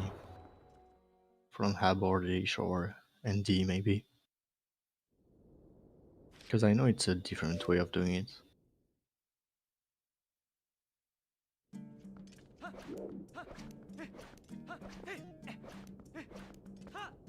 I think we used to do it by doing a quick spin and then calling Midna to let it recharge and then doing another one. That's funny, but it works. I think that's the old way. Recently, Keep came up with Mortal Draw and quick spins, I think.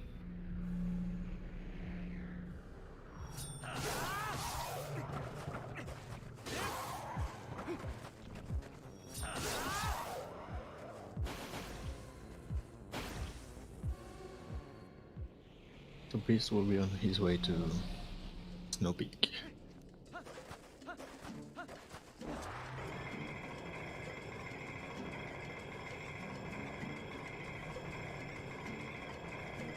I think everyone got pretty decent day-night cycles. I don't know for the other runners, but I hope so.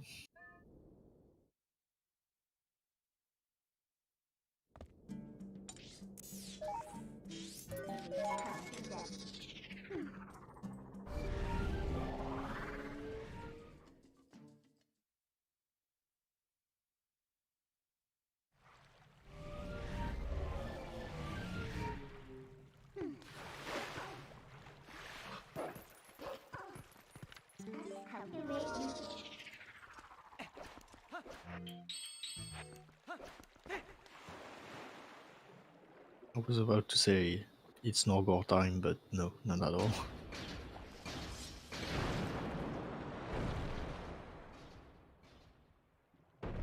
Yeah, unfortunately, we probably won't be seeing Norgor today.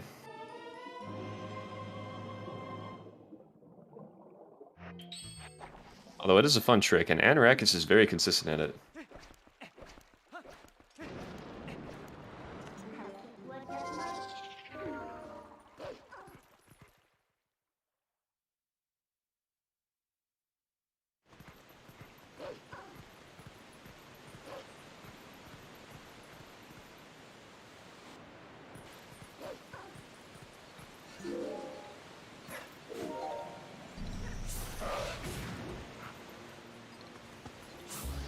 He's going for the 6 strats of killing the Poe.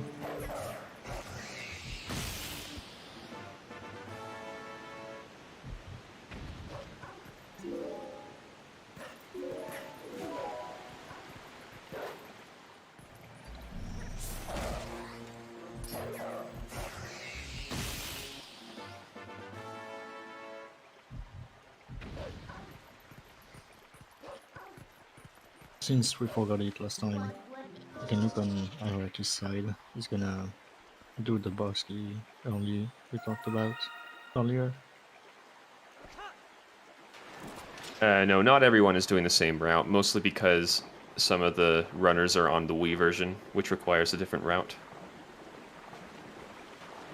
Unfortunately, Deesh, I think, just died in the Lake Hylia cave. Yep. And that's unfortunate because you have to go all the way back. Yeah, that really sucks. But yeah, there is not that big, like it's not huge differences. The major ones are in Forest Temple. You just have to save all the monkeys. Then to enter Goron Mines, it's a different kind of text displacement, but still is text displacement. It's all kind of small stuff like that that adds up.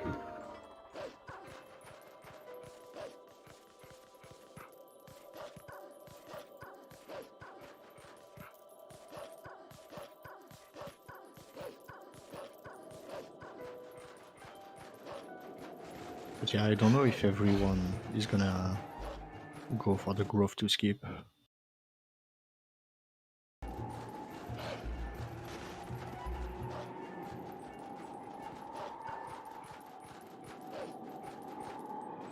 Which is coming up after Snow Peak.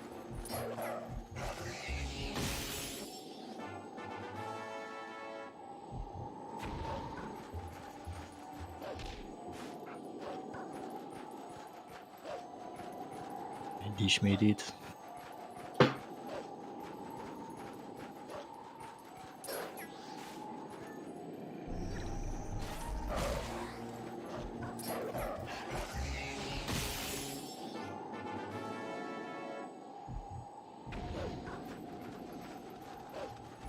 Anorakis is gonna do Death Sword skip here.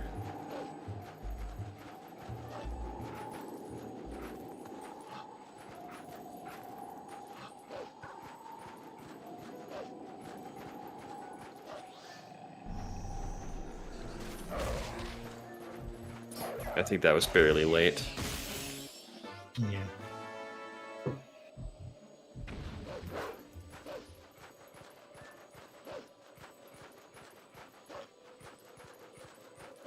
Recently, Dean, that couldn't show up today, unfortunately, sent me a strat for DSS when you just don't release the charge.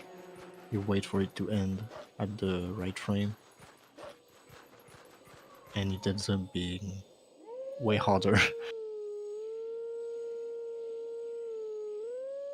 That actually looked like it was going to be too late again, but it worked that time.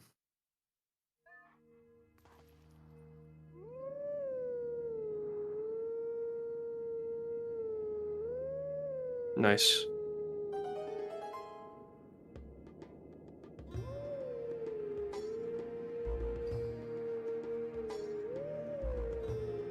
I almost failed, just like this game over.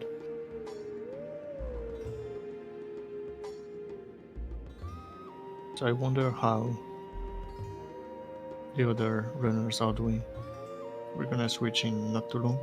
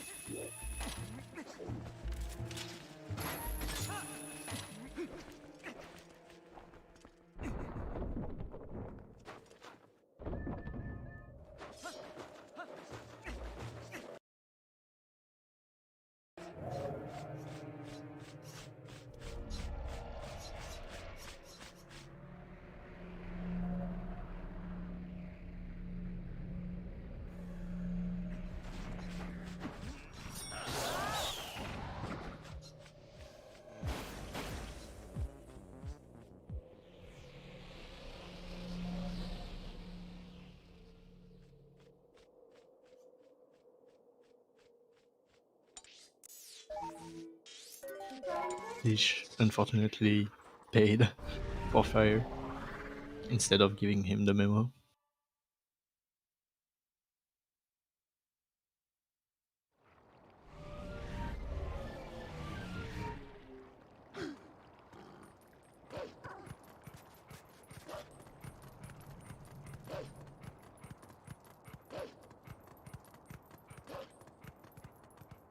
Beast is doing some backtrack to get some necessary items.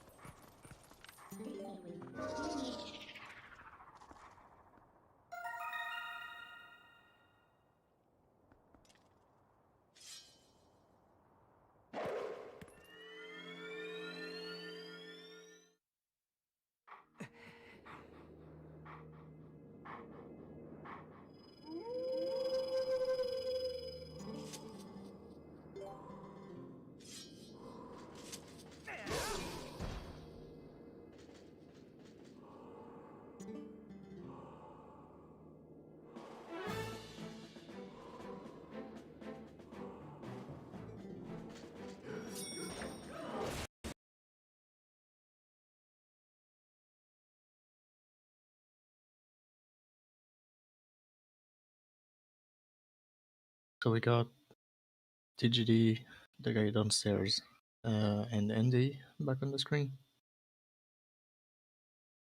Andy being in the lead for the Wii runners.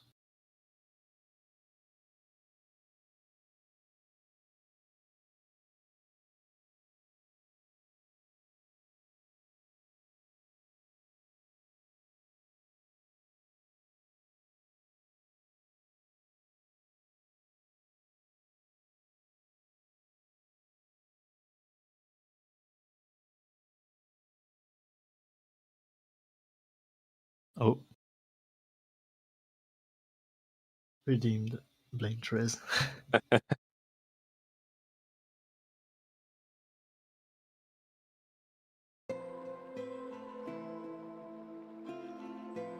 Here we have Abrino and Handy in the Mesa. B is going to Snowpeak. And the guy downstairs also going to Snowpeak.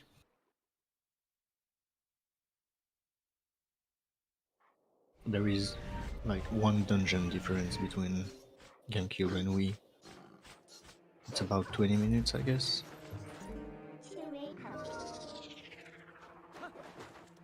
Although it's not visible on stream, I do like the guy downstairs' festive splits. Yep.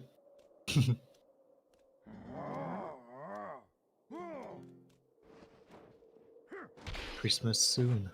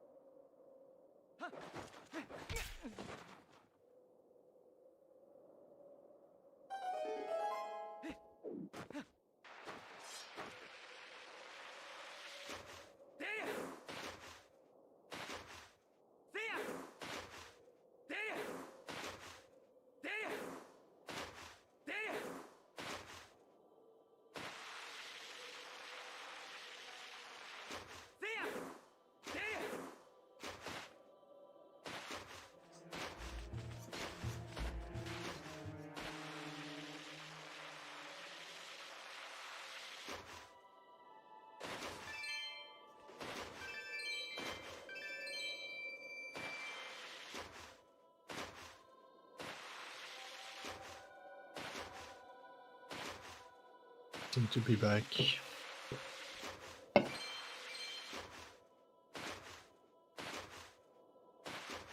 Beast is approaching his wallet capacity, maximum capacity.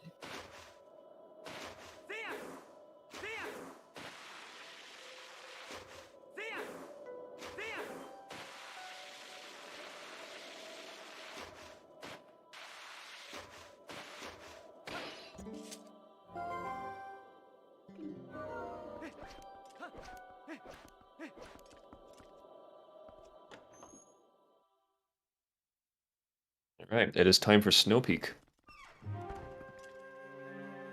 This dungeon is very cool in my opinion with speedruns.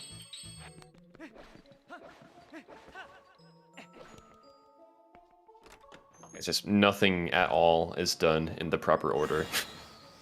Yeah. I mean, the vanilla way is quite slow.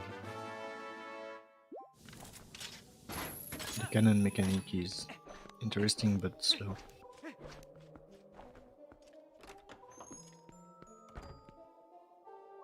I see him do the very cool single LJA here.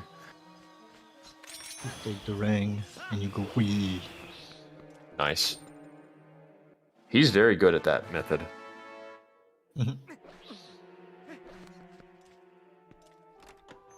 I still don't understand how this method works. I use a different one, but if it works, I guess.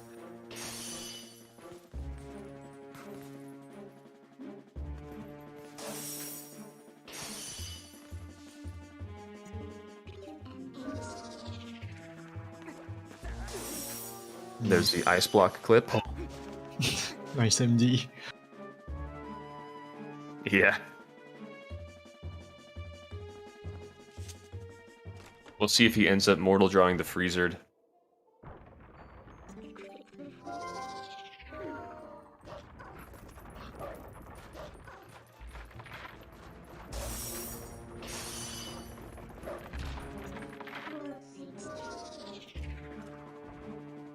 He's in. And very good freezer clip.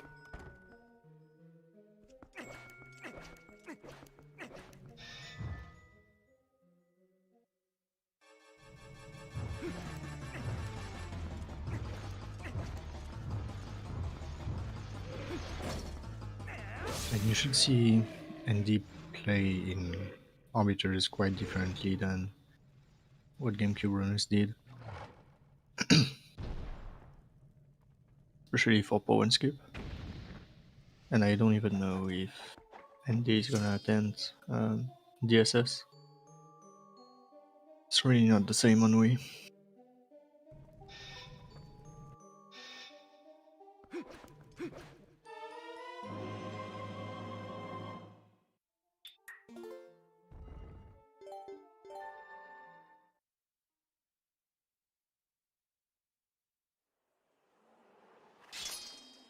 Now it's time for a very, very cool super jump.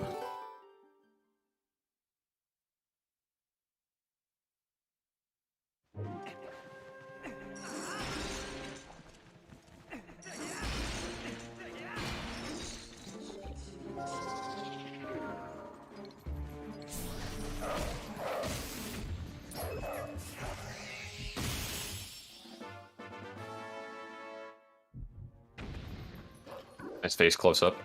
Yep.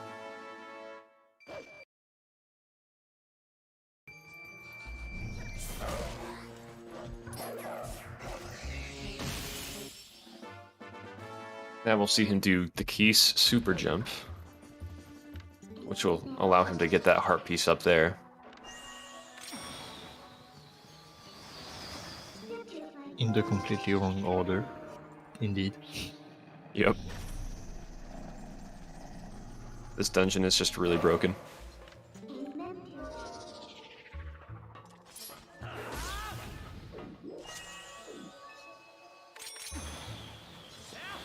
And we are almost done.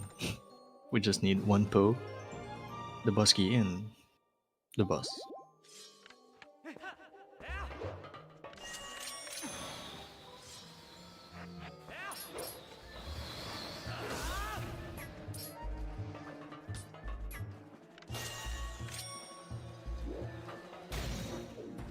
Oh no. So it's time to do the all dungeons back up.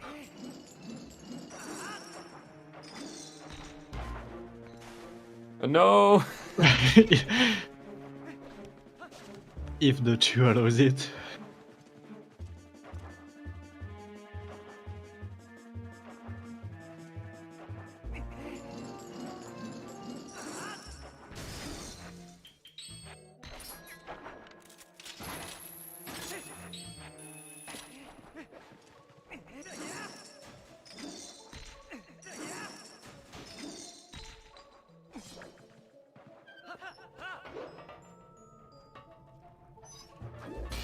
So Andy is doing the wolf for one skip. Because again, no LJ.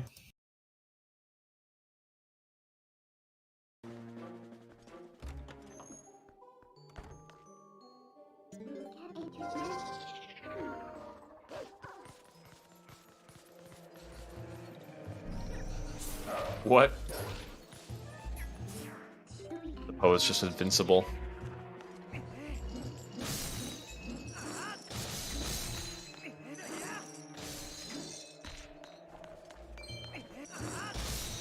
TP moment.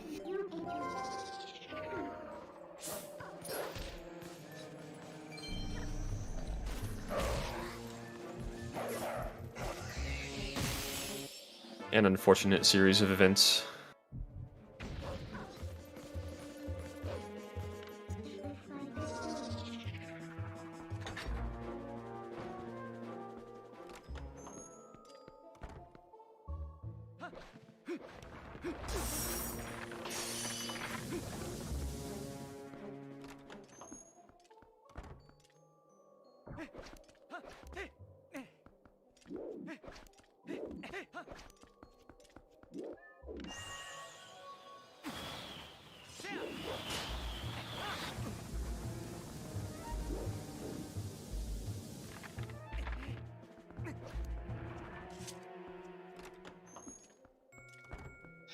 TGD's Elgato decided to just go away for a sec.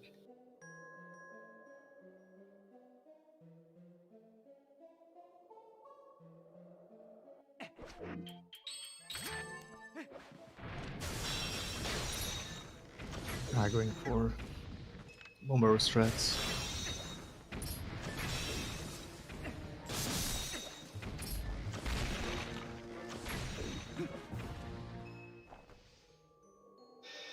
Very cool.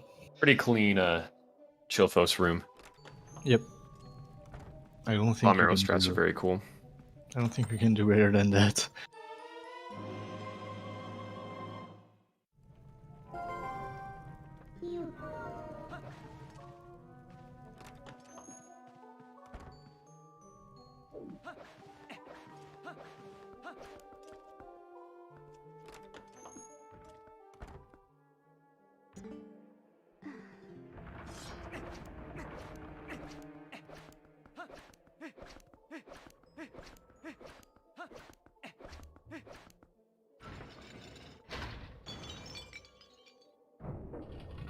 Will we see the IL strat?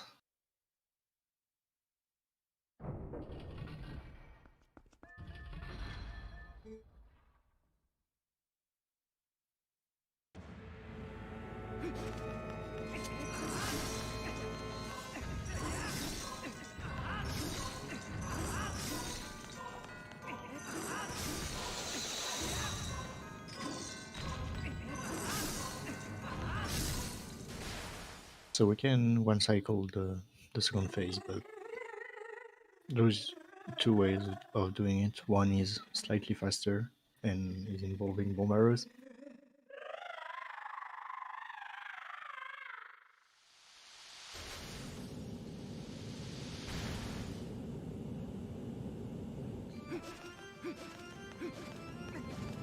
It's gonna be the normal one, but that should be fine to one cycle this phase anyway.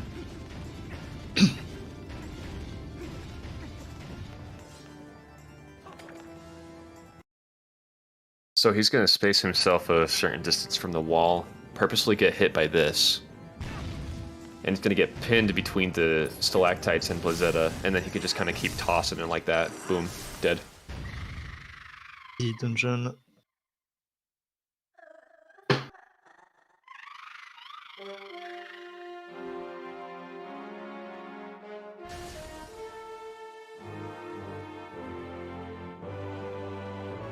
So Beast has a dungeon lead over TGD, for example.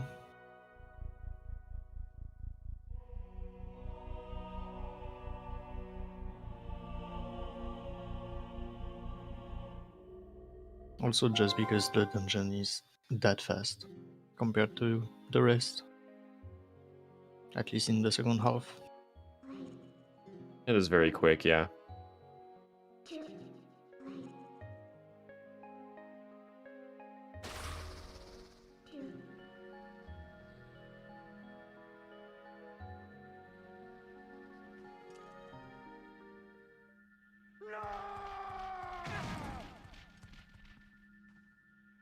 But here we're gonna maybe start to see some big problems happening with a new trick that is gonna start happening in the run, which is called Moon Boots. We'll see how it happens. Who need mirror?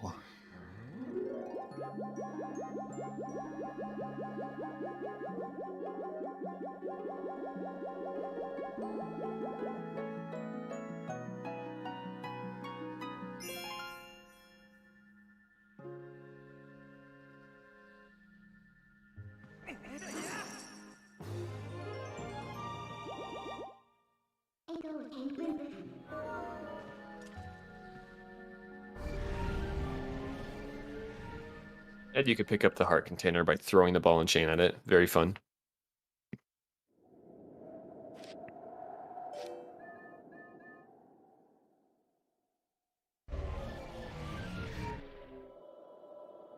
So Indy is gonna grab his spinner.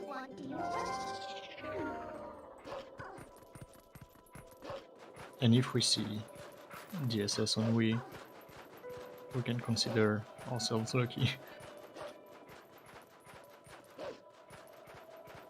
Because almost nobody is going for that.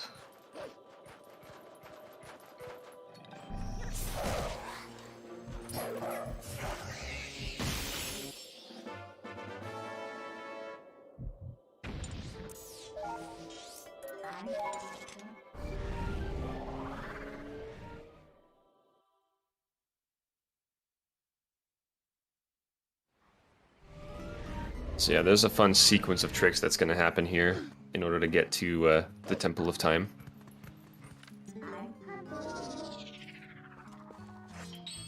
So first beast is going to use moon boots, which basically means you do a jump strike with the iron boots on, and at a specific frame during the jump strike, you force unequip the boots, and that actually makes you gain even more height.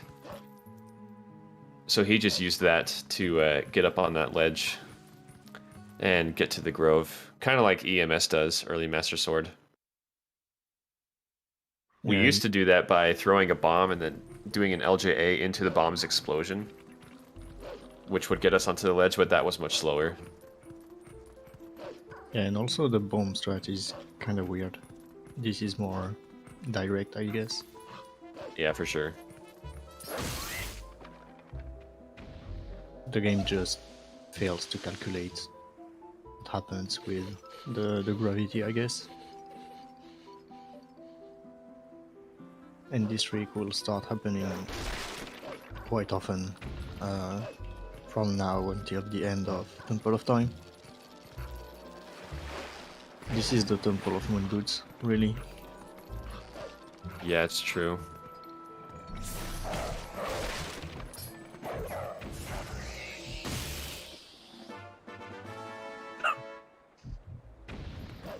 So Andy attempt at least DSS, but since you cannot control the camera on Wii, it's very hard to hit.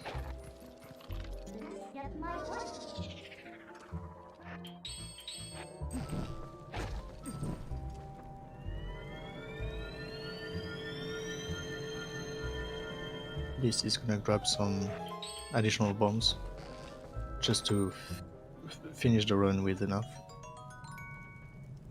and then hit another moon boot.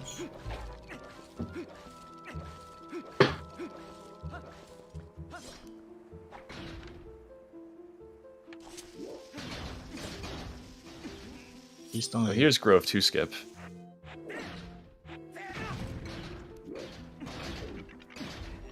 Almost. While trying to do this trick, you also have to deal with the puppets, which can be annoying if it takes you several tries. Hey. Yeah, he got up. And from here you do a bunch of back slices to get up this ledge. Then you get clipped out, and you can just exit. Bye-bye. The Skull Kid fight does not trigger either, which is very useful.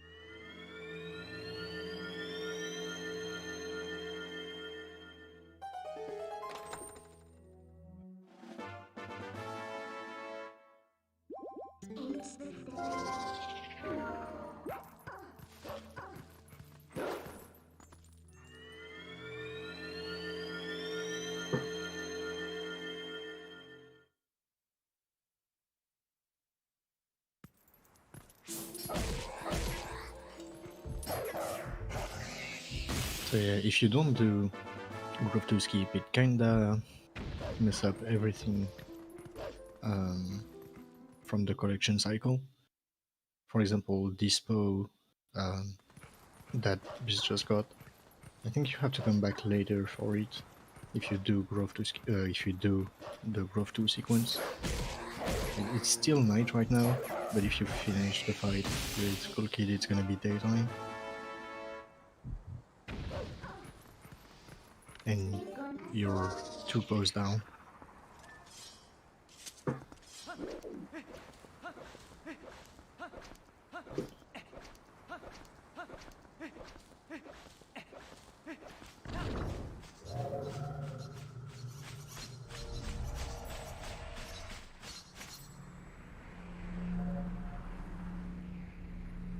GG is struggling a little bit. Alright. Oh no. The Chill Force is not having it today. Not being very kind.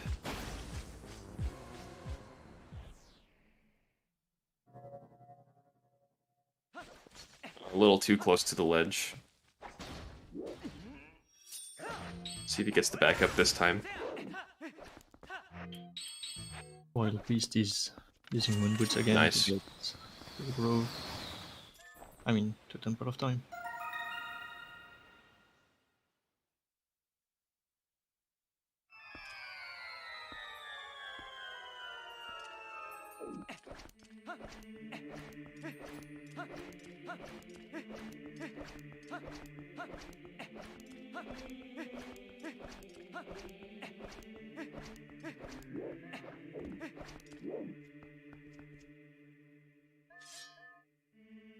Masorda. Okay, the Poe was invincible again. Beast has entered the Temple of Time Loss. Exactly.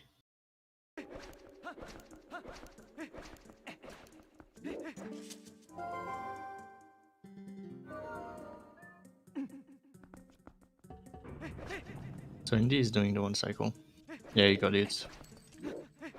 That's very, very sick. A combination of basically everything.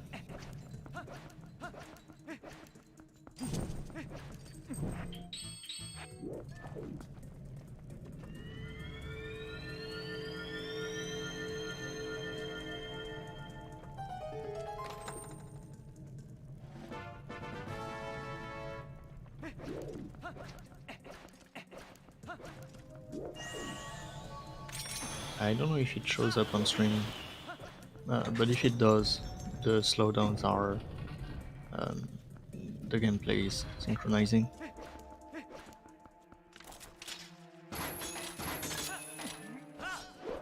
And TG unfortunately died. Yeah, I think that's what that is.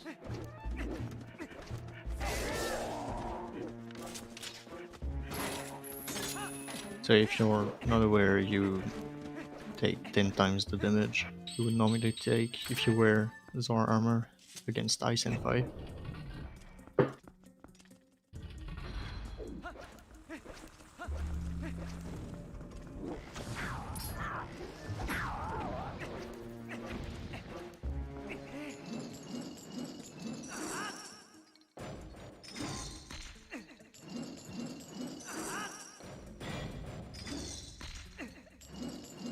So we are lucky to have the ability to obtain every Poe and every heart piece in the Temple of Time and the boss key without needing to get it on the way down using the statue. So that's exactly what we do. Since we can skip the statue escort, we're just getting all the items on the way up. And with this one, what you can do is you can get the statue, the little statue down by swinging the ball and chain at it and like dragging the statue down with it as it gets pulled back. And that can knock it down, so you can grab it and throw it into that switch. Here's what I found recently. You can moon boots in there. Oh, can you? Yeah. You Oh, that's sick. Just like Dark Knight's Skip. Same one.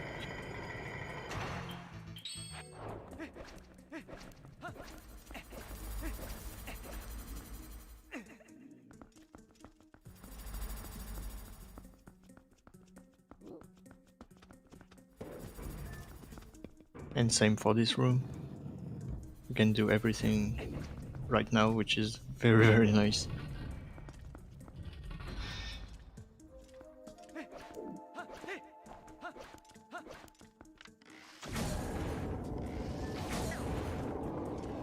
And then for this heart piece, what you do in here without having the Dominion Rod is you can throw these statues at very precise spots that allow you to throw them over the wall onto the switches.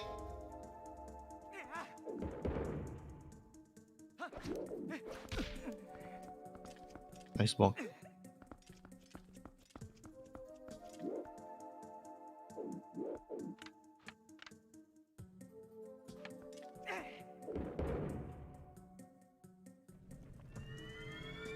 Just like that.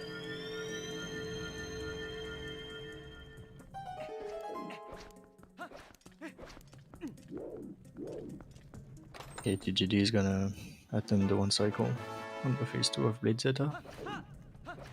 Abreno is on Star-Lord. Andy doing a Rocket Link.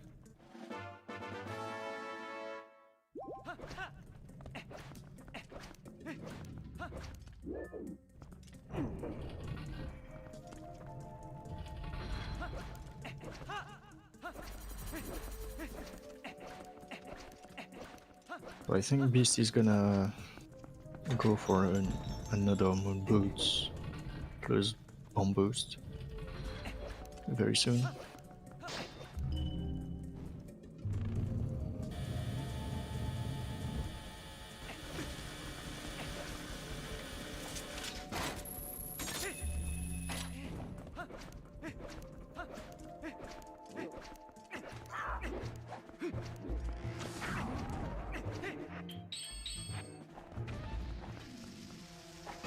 Yep.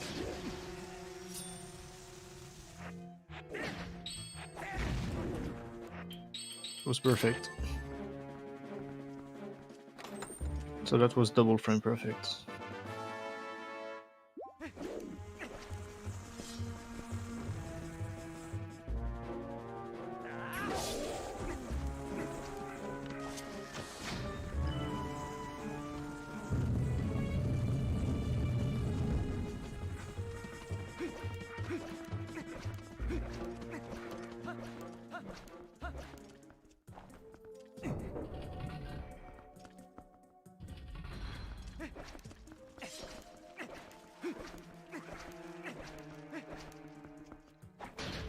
Another Moon Boots.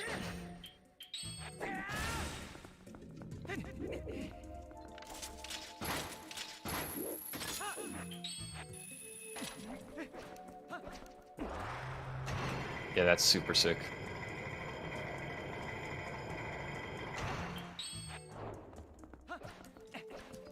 I think in the Temple of Time Hundo Isle there is at least 10 of them.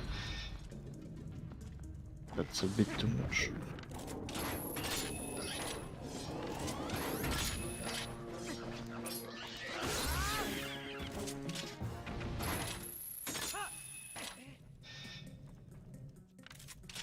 Introducing the L slide.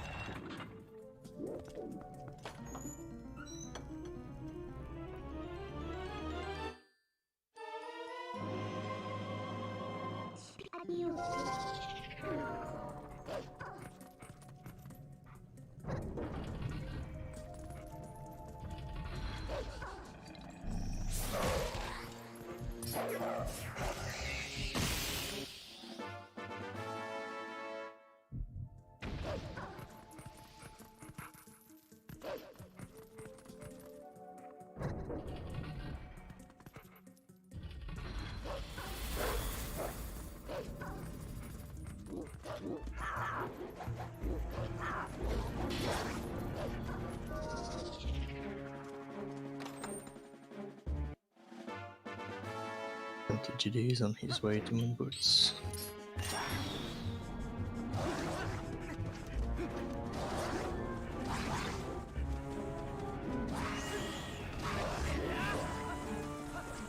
It's a cool little LJA you can do there to skip that electric barrier. Also a very nice positioning for the armor shots. Very convenient.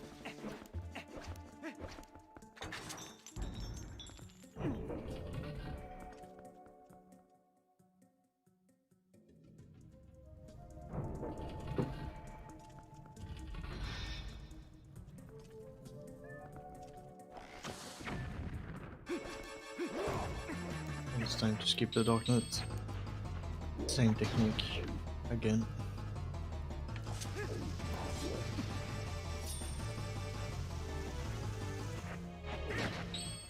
That was 8.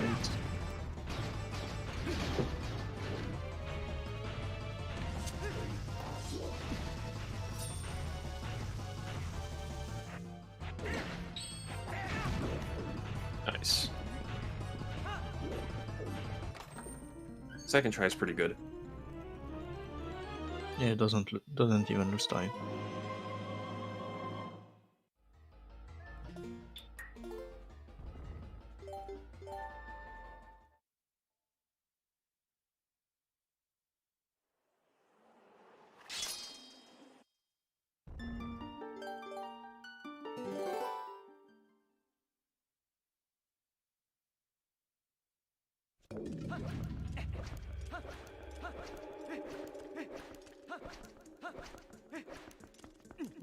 Now it's time for dot skip.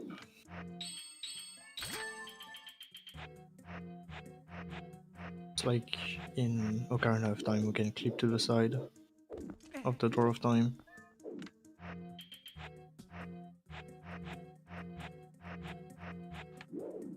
Right now, Beast is manipulating his angle.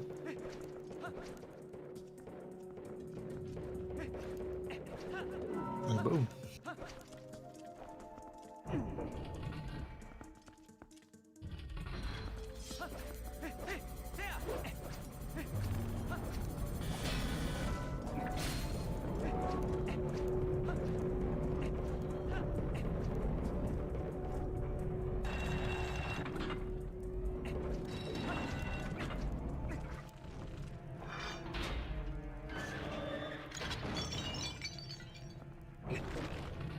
Very, very good Temple of Time from Beast. Yep. The only big mistake was the ball and chain throw in the for the bow.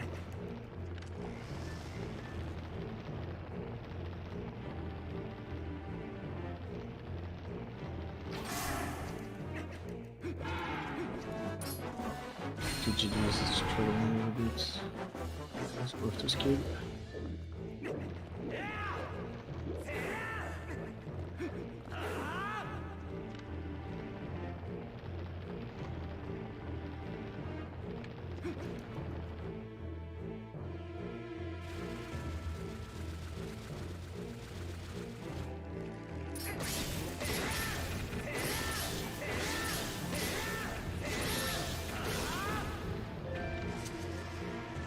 Zooming.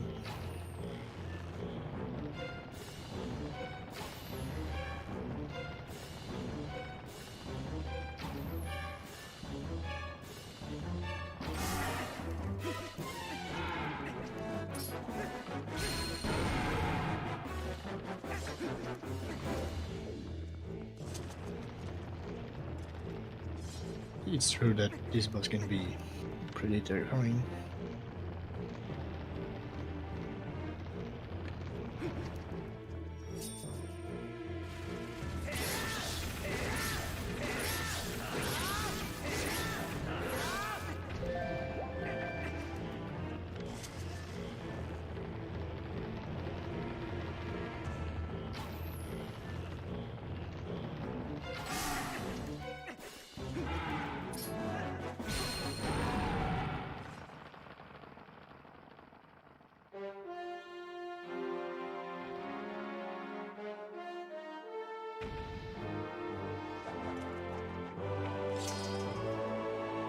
It appears that Andy, Yeah, you forgot something? the Golden Wolf, is not there. Oh. Um, At least I think that's what's going on.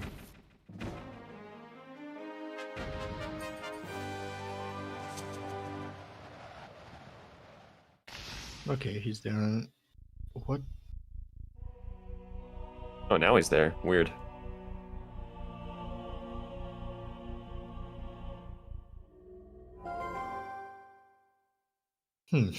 Alright.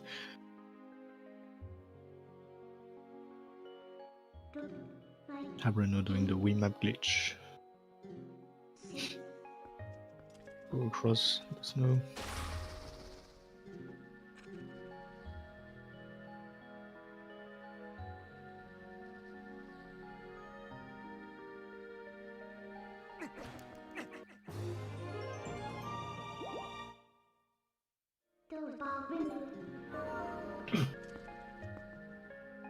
And this will be starting the second day night cycle, which is way harder than the first one, to be honest.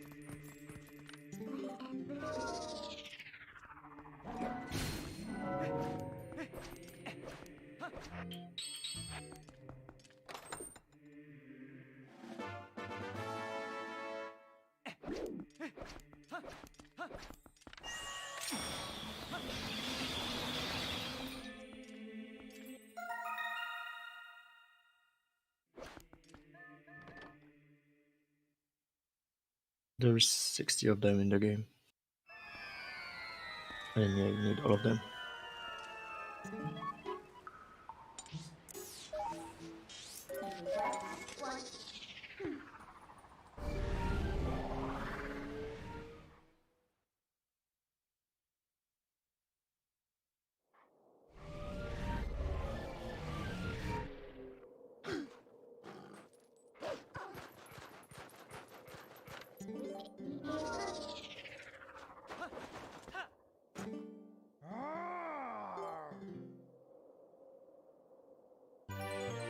We're gonna see Agatha 2 more times, I think, before the end of the run.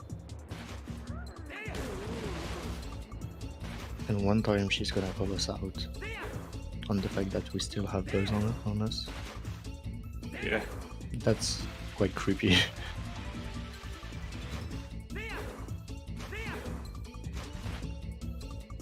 We got Beast doing the first snowboarding race out of 2.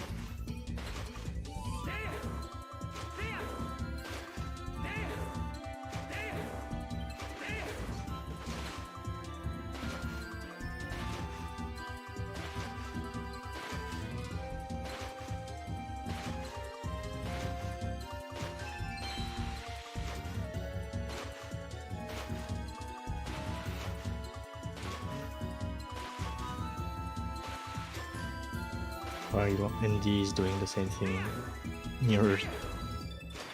I mean, not the same thing, but the same section.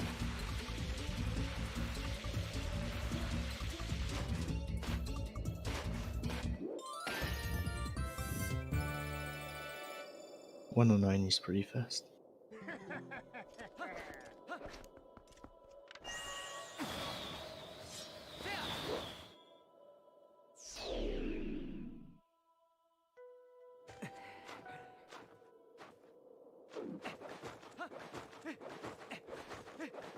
And it's time to see some snow peak on Wii. This time it's not gonna go pretty fast, because they have to do a lot of it the casual way.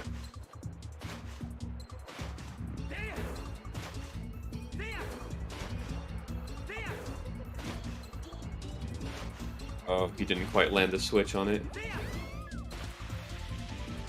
That's unfortunate.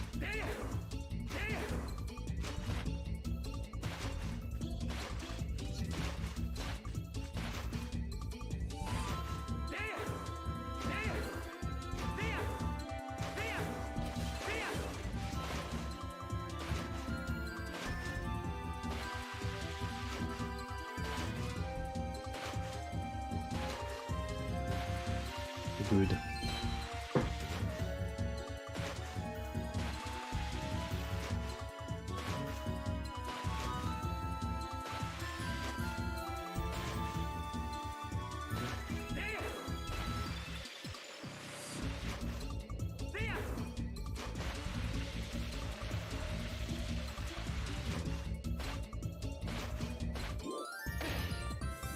On the 9 again, wow.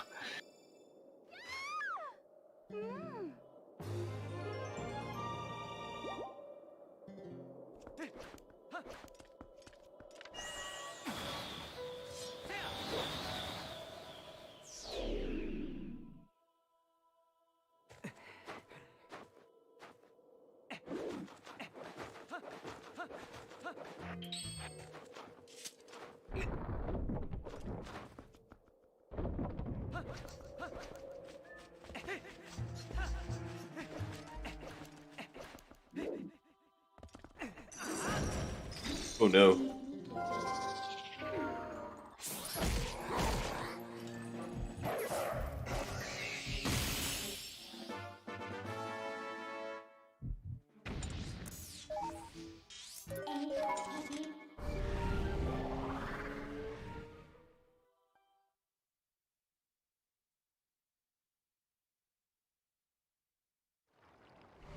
And he's struggling in the lobby.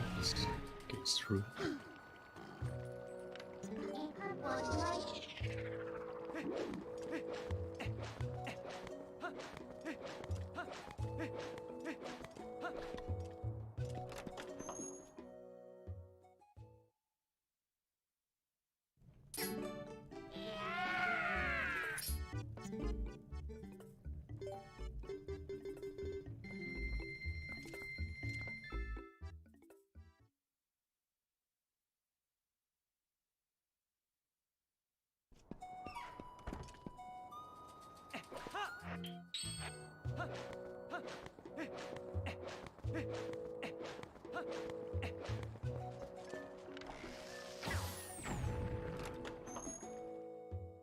You cannot play the Wii version with a GameCube controller, unfortunately.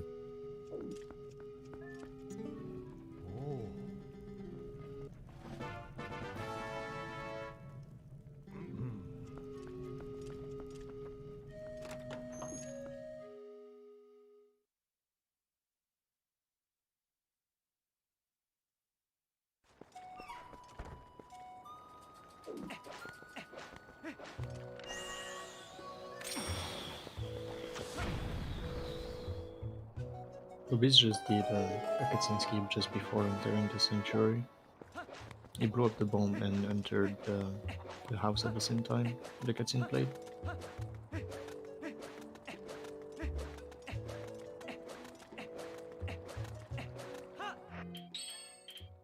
Fortunately, the time of death doesn't pass in Kakariko, so we're good. And he's gonna use his last bomb, water bomb, to Rocket Link.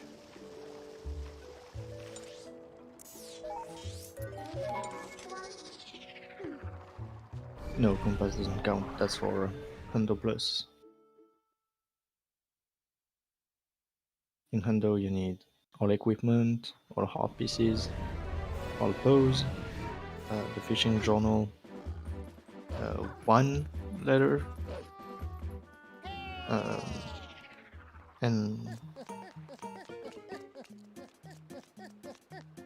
all war bottles, I guess.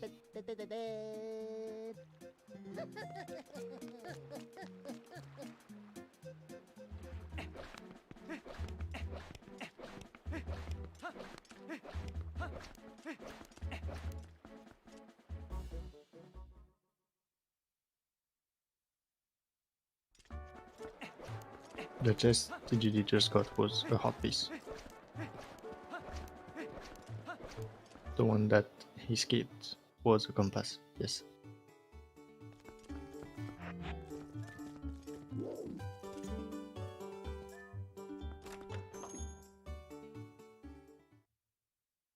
Yeah, the compass chest in Temple of Time is in the room with the back and forth moving walls that you shoot the crystal to move. It's behind the back wall.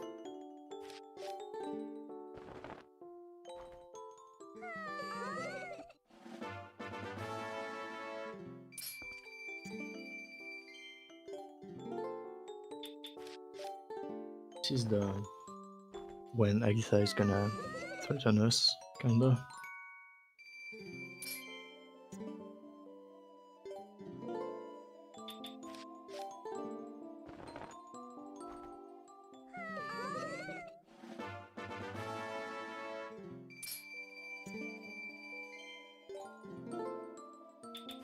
Yeah, so right now what's going on is the Ilia memory quest, and the day-night cycle is kinda based around that. We need nighttime at some point of the quest.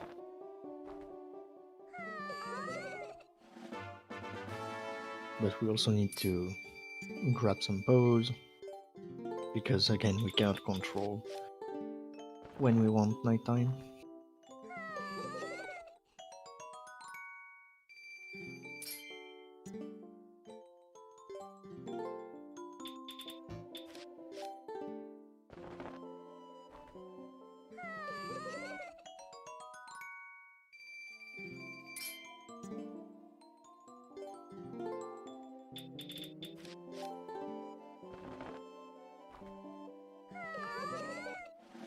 Nice double block hit.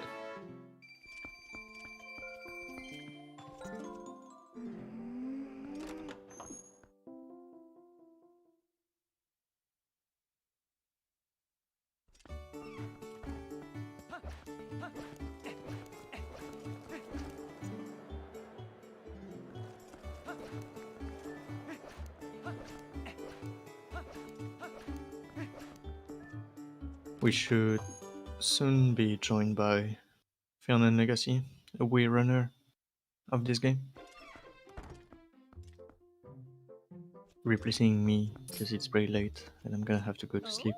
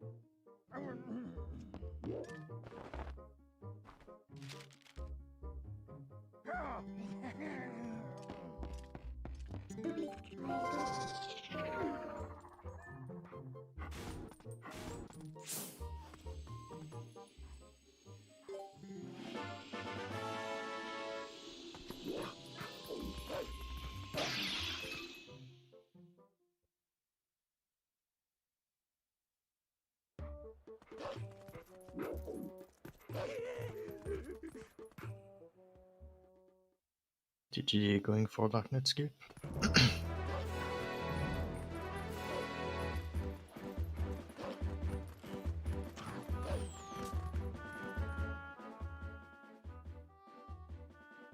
And D being on the last stretch. Snow Peak.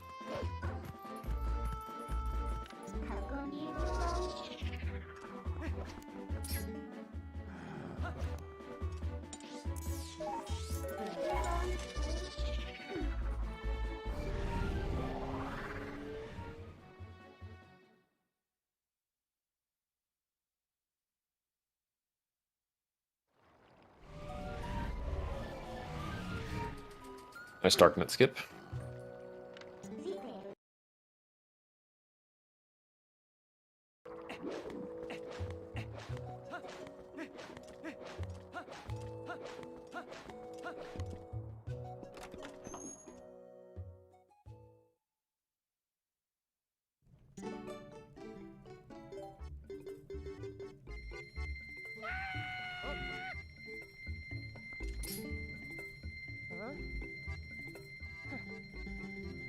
It's like a promising dot skip.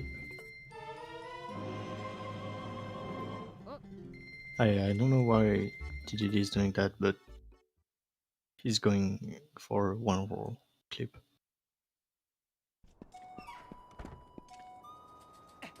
That's how he learned.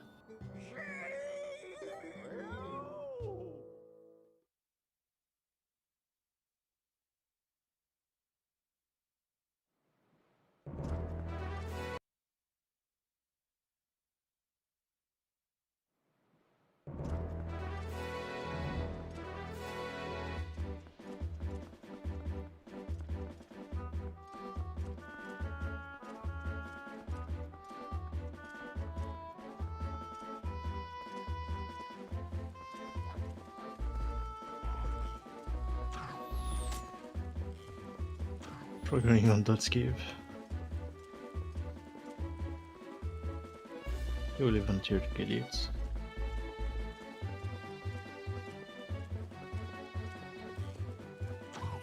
But yeah, if you don't get the first visual cue, the rest cannot work. It's unfortunate.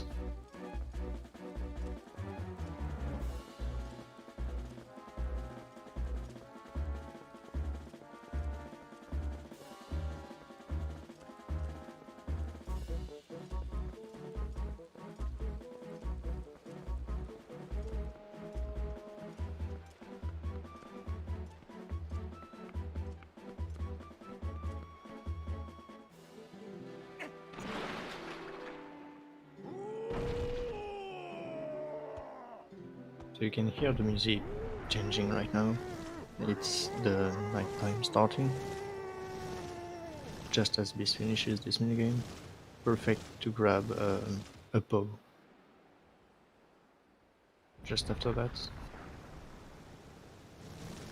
Yeah, now this day-night cycle is the hardest one in the run because it's so tight. But you'll know that Beast got it successfully when he gets the Poe on the bridge in North Hyrule Field before it becomes daytime.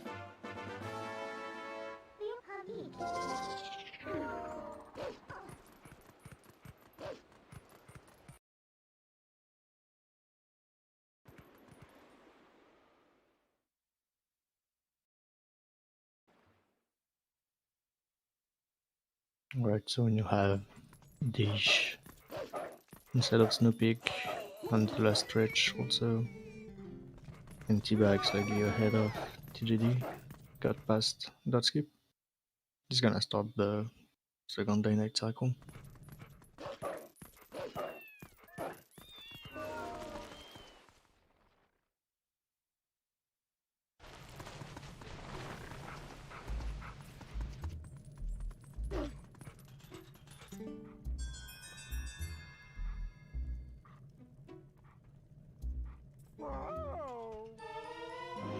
Kobe.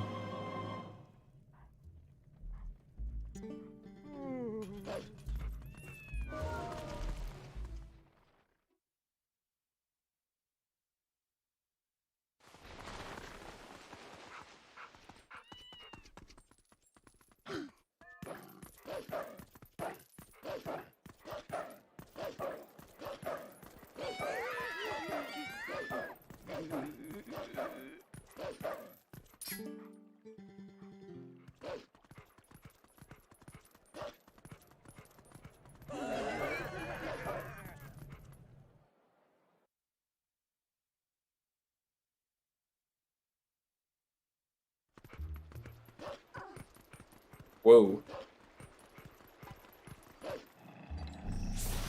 Beast was cutting that jump close there.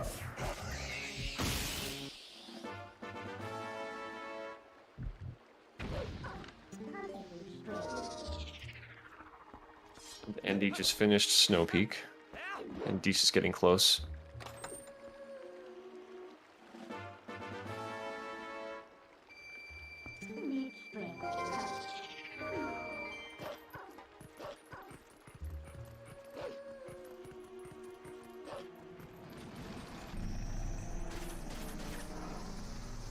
Hello? Hello, Vernon. Hey, Vernon. Hi, JD. Hi, G's.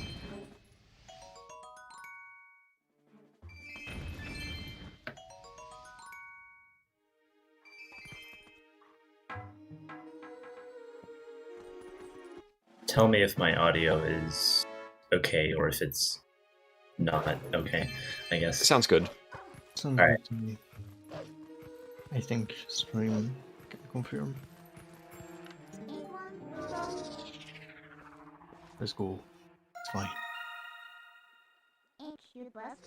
I'm gonna leave you here for tonight, guys. Alright. Go to sleep. Yeah, thanks for covering for me, G's. No See you, worries. G's. Thank you. Thank you for having me. And good luck on the rest. See ya, guys.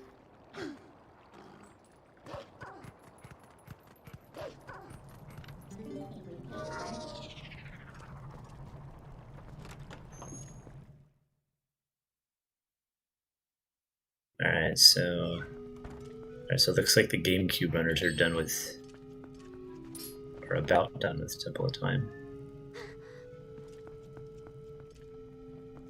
And Andy's about to do the Golden Cuckoo skip.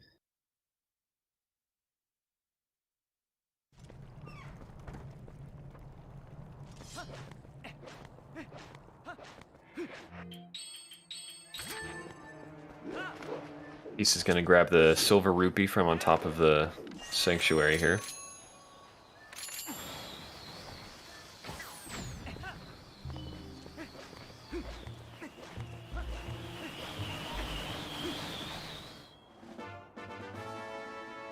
Very nice. Andy's working on getting up to the Farron Ledge. Oh, he unequipped the wrong item. Or force equipped. That should be it. There you go. Alright, nice.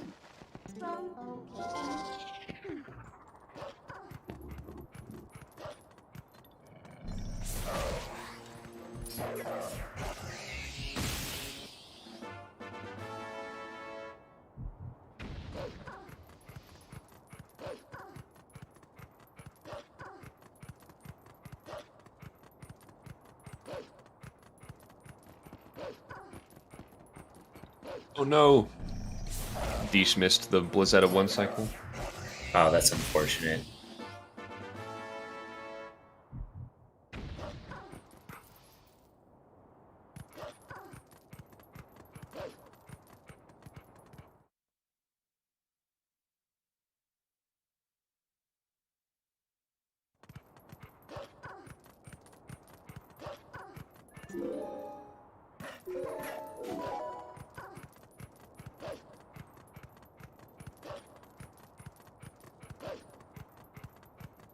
Oh, and he narrowly missed the 2 cycle as well.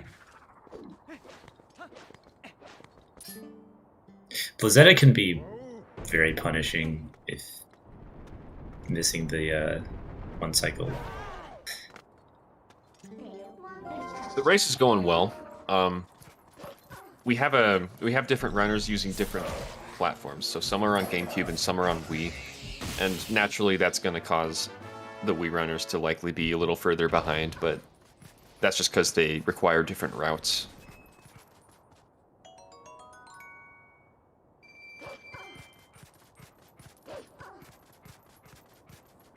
And currently, Bewildebeest is in the lead.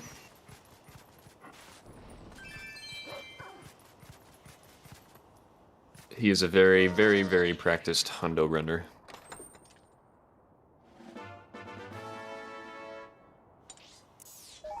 Do I know? I think Andy got Key Shard skip like second try, like way back in Goron Mines. It was Andy, yeah. Yeah. And speaking of hard tricks, he is about to do row 2 skip.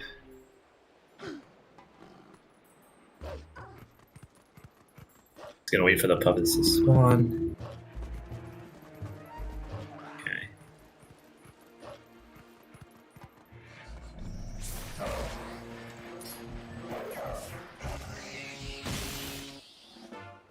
Beast is currently going through what I would call the annoying part of the post Temple of Time cycle. Basically, running through Gorge, getting the pose, running through Fair and Hyrule Field, getting the Po. We call that one the dumb Po specifically because it is a dumb Po. And then after that, you go around toward the Great Bridge of Hylia, and there's another Po up there that you get. Yeah, did you mention like how much at least on GameCube? Do you know how much leniency there is for this day-night cycle, JD? I want to say it's only about like 30 seconds or so. Yeah, that's Maybe between like 20 and 30. okay. Yeah, it's. I think it's Beast about makes the it more same. easy, but it's pretty tricky. Yeah.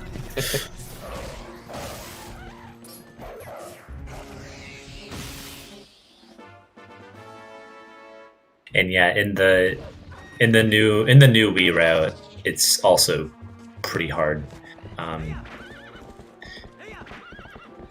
Well, we'll see when the Wii runners get there, but it's slightly different because we can't backflip off opponent on command, and that actually makes a huge difference.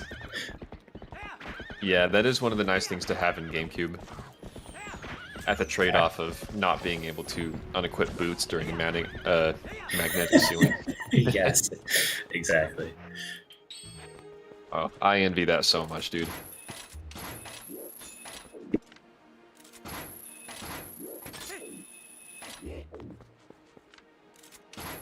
Unfortunately, Beast gets this Po. Oh, sorry, yeah. Go ahead.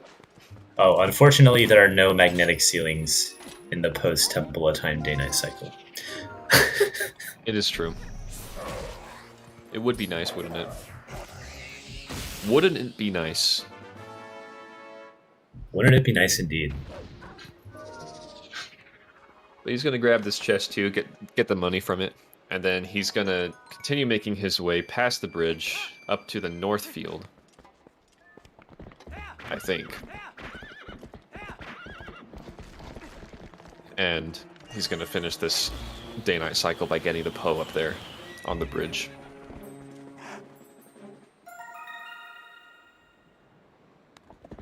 At least if I'm thinking about everything in the right order.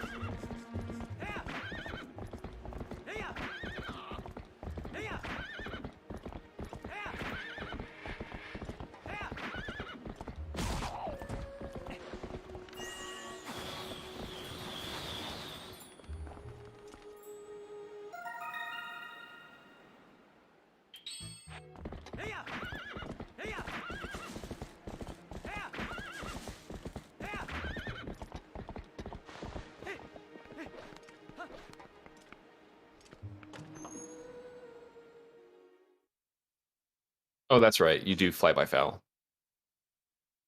I'm trying to remember the Hundo route because I'm so used to Hundo Plus. Yeah, I think North, no, the Hyrule Field North comes like right after this, though. I'm pretty sure. Yeah, that makes sense because I do at least know that the cycle ends with that. Yeah, on the GameCube route at least. Yeah, true. I'm not sure what all the Wii differences are, so you'll probably know more about that part. Yeah, it's a long story why, but we do end up.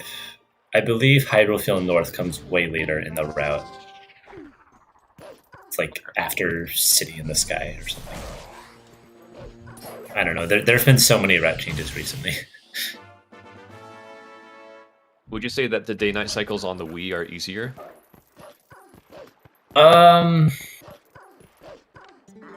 Post Temple of Time, I'm actually not sure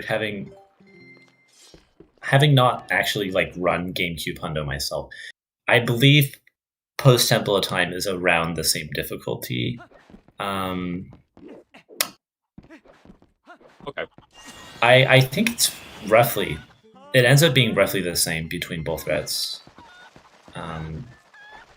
Post MDH actually that used to be pretty hard on Wii, and then we rerouted it so that it was not as difficult.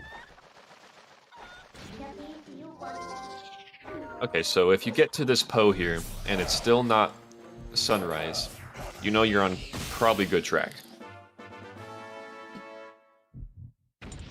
So now Beast is going to warp to Upper Zora Domain, or River.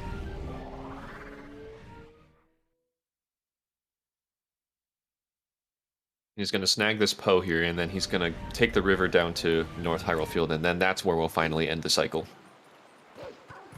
Usually when Beast does it, it's like... It's still completely dark out when he gets the final Poe. He's really, really good at this cycle.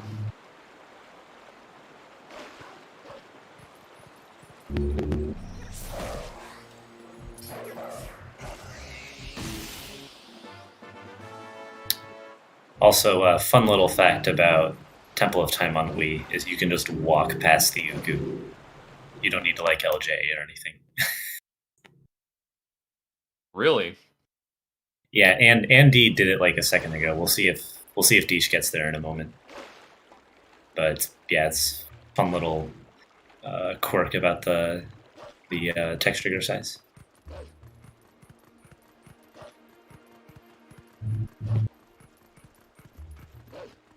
So yeah, Deesh is that's up. Wii 1.0. Yeah, I'm pretty sure.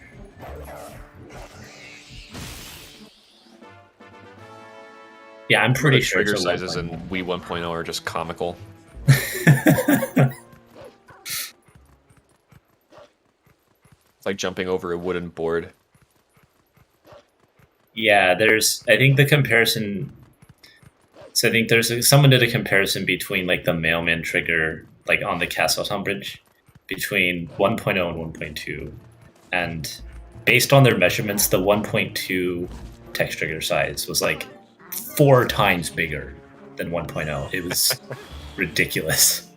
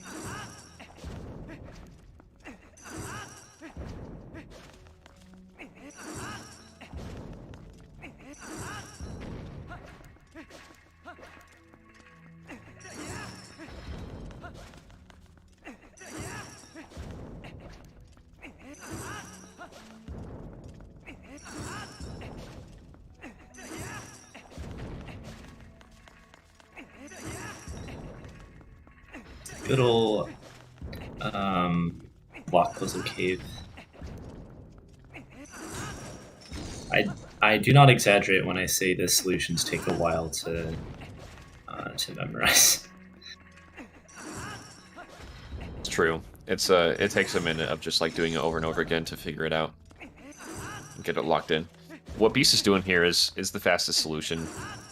And he's making it even quicker by making sure he uses the ball and chain from a very specific like sweet spot distance from the block that reduces Link's ending lag from throwing the ball and chain as much as possible. Like, you can see with the distance he's doing here, the ball and chain kind of just bounces. And Link doesn't like stop as much.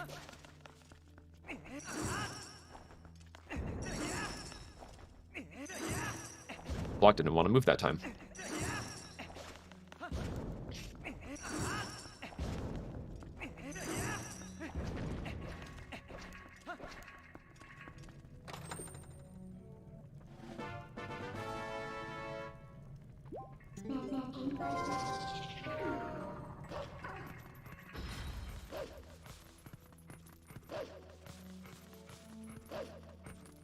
feel like if I were to try to like I know the solution on GameCube, but if I were to try to memorize it on Wii, that would like throw me off so much. Oh. Yeah, actually, that's a good point. It's pretty lucky that. Well, I'm trying to think. The Master Sword puzzle actually works the same way. Like if you mirror the Master Sword puzzle, that one works the same way. But I feel like that's the only puzzle in the whole game. I think you're right. Which that applies to. Because in the Master Sword puzzle, everything starts symmetrically. Yeah. So either left or right could work.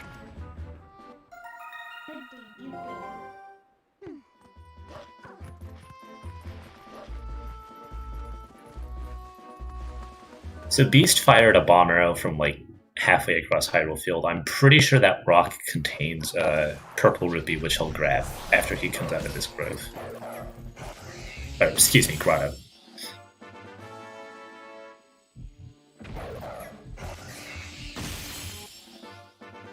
And we got the double toe. Nice.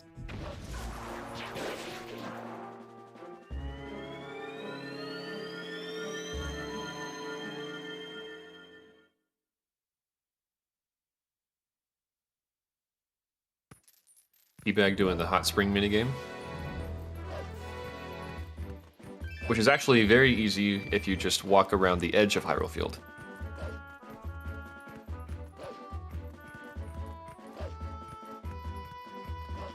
Yeah, it can be very tempting to just like try and make a beeline for it, but you're just not going to survive. The levers, the levers actually, I believe, are Levers. they're really going to mess you up if you just try to make a beeline for it. There is a way to do it, and I think it just saves like a second or something, but it requires like somewhat precise movement and looks annoying to memorize. Okay. Yeah, also Deesh also just walked past Uku. You love to see it.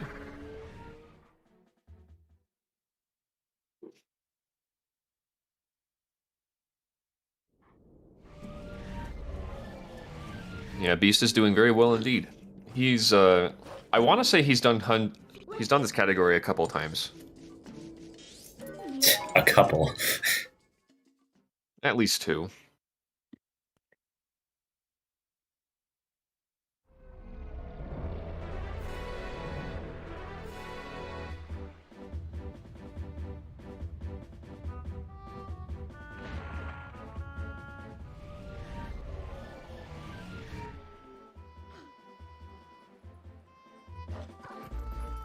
Temple gate skips do look like they would be harder on Wii. I don't know. It's not that bad. It's just you have to be very careful with like shaking the Wii remote.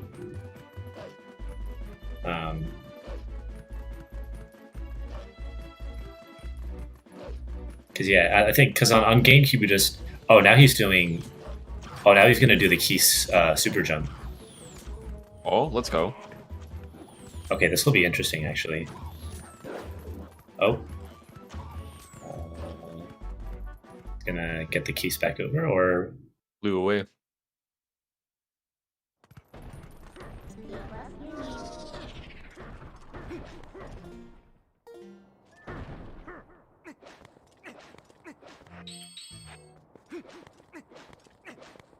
Ooh, very cool. wow, nice. I've never seen that trick before. Yeah, that's like a very niche way of doing gate skip.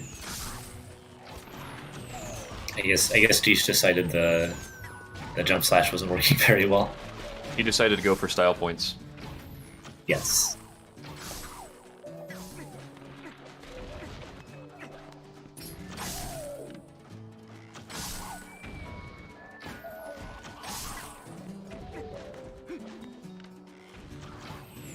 At the end of this race, the real winner is going to be the one who has accumulated the most style points.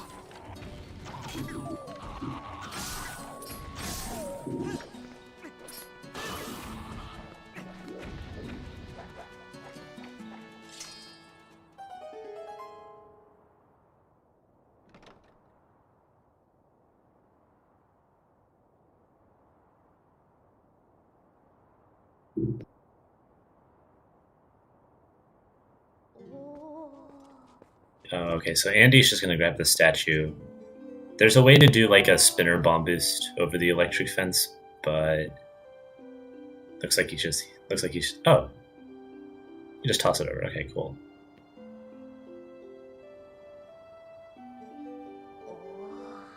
Probably. Oh, go ahead. Oh, that's all I was saying. Yeah, probably one of the more annoying rooms in the game.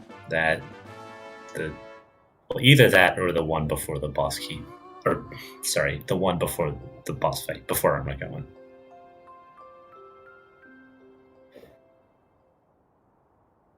Because yeah, actually, as much of a pain that Door of Time skip can be, it's also kind of nice that we don't have to escort the statue, or I call him Greg, because that is also kind of difficult and can cause a lot of headaches. Oh, Andy's doing the moon boots, the darknet skip. Oh, let's go, Andy. Okay, you know what? I respect it.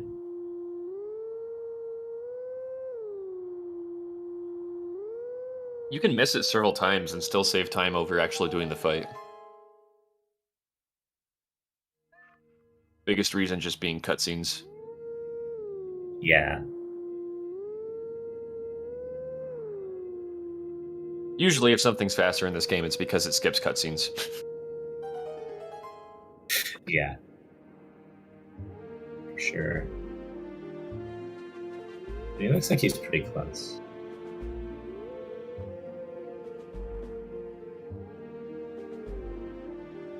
But yeah, this one's not. This skip is also pretty precise.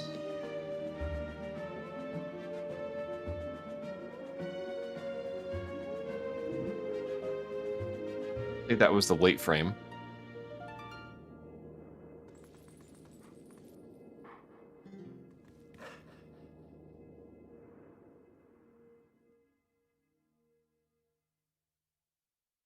And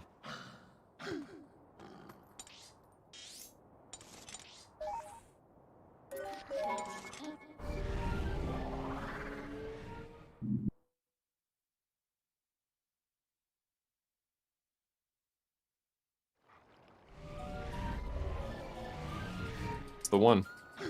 There we go. Darknet successfully skipped.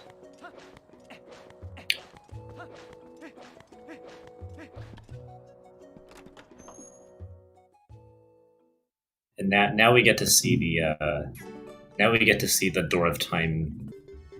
I wonder if he's going to do the setup, or if he'll go setupless for Door of Time skip. The one that Beast did was insane. Oh, really? Did he do Just like had a very solid Temple of Time overall.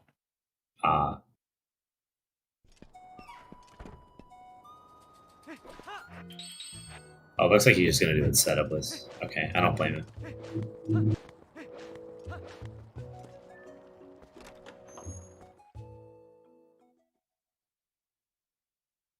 So Teabag is on the tail end of Death Mountain, it looks like. Or, well, about to do the Death Mountain stuff.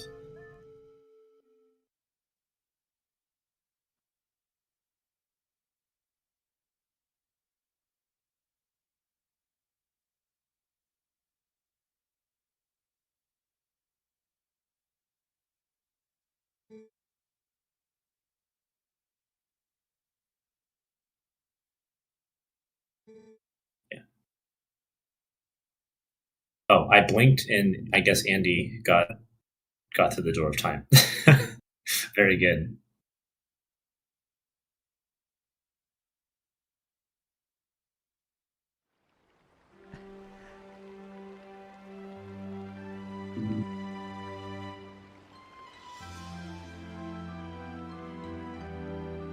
Beast is probably peeing right now. This would be the time for that, yeah. Hello, Zelds.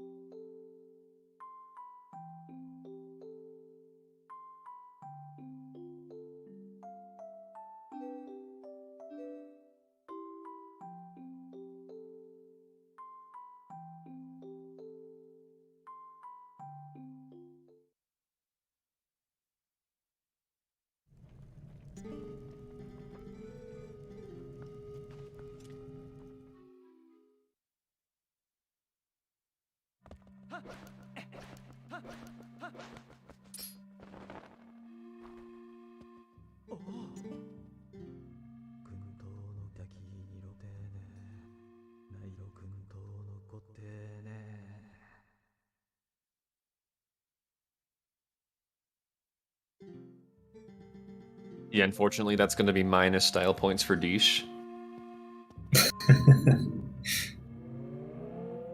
It's too bad because he had the key super jump earlier.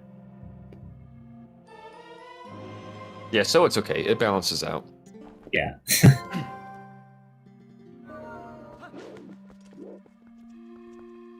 See, is he gonna? Okay, he's gonna grab the statue too here. Okay, fair enough.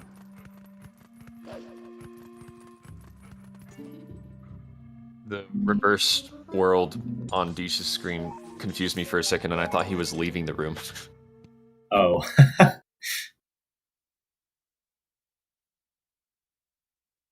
Well, he will be leaving the room in a second, but It just gives up on Temple of Time and leaves through the entrance. yeah, no, we're not gonna get the Dominion Rod right now.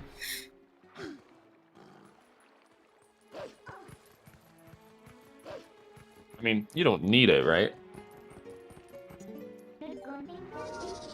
No. This isn't a category where we need everything. So yeah, why would we grab the Dominion Rod?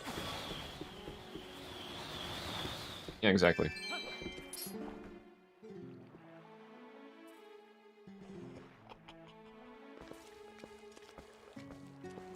Okay, so it looks like Andy is about to embark on the post Temple of Time cycle for Wii, which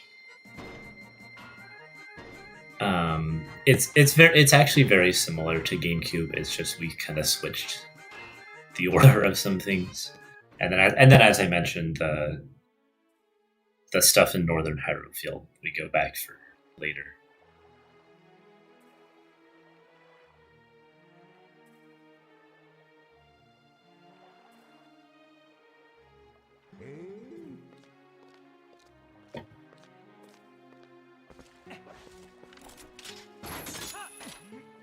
Do we know how Teabag is doing on the cycle? I haven't quite been eyeing his screen. I haven't seen all of it, but it looks like he's doing okay from a surface level view. If it's not sunrise by the time he gets to the underneath Flight by Falby Poe, then he's probably okay. Alright. Usually a good sign.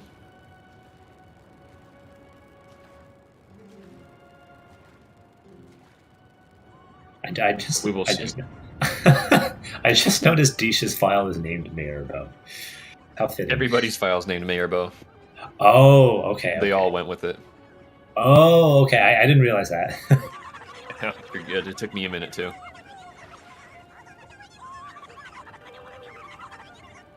Is Dish? Yeah, okay. Dish is also going to do setup with strobe Chinescape. Alright.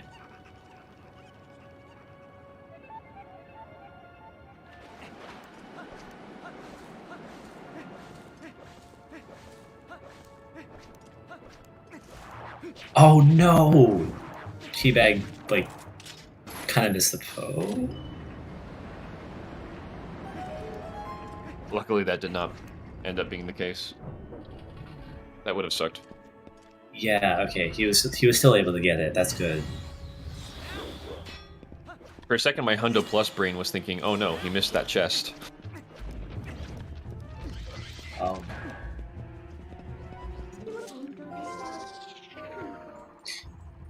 yeah, there are actually quite a few rupees at those, but I don't think we get all of them for Hundo.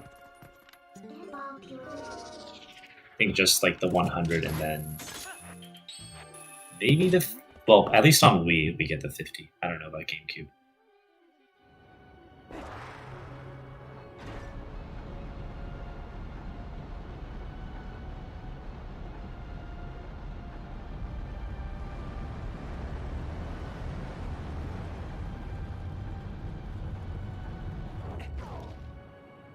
Beach has made it to Armagoma.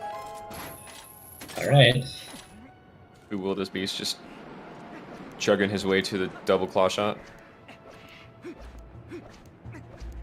Yeah, as far as the first half of City goes, I don't think it's any different from any percent. Like, it's literally just what you do in any percent, because there's nothing to get yet.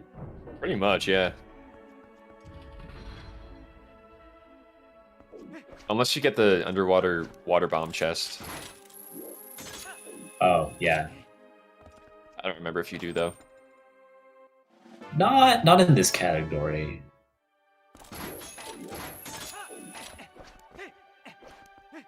That underwater bomb chest is important in Wii any percent, but that's, well, yeah, that's a different route. and category. Okay. I imagine you need it for Zant. Yes.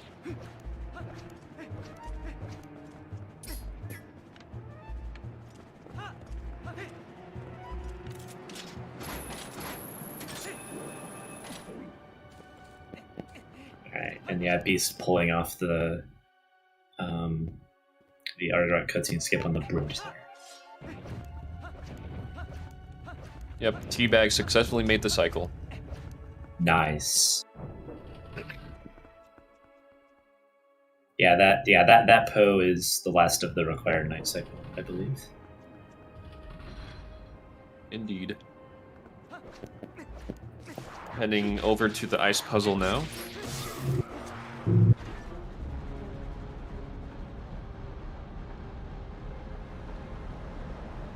Alright, Deesh is earning some more style points from those brake slides. Yeah. Little by little. We love to see it. Yes.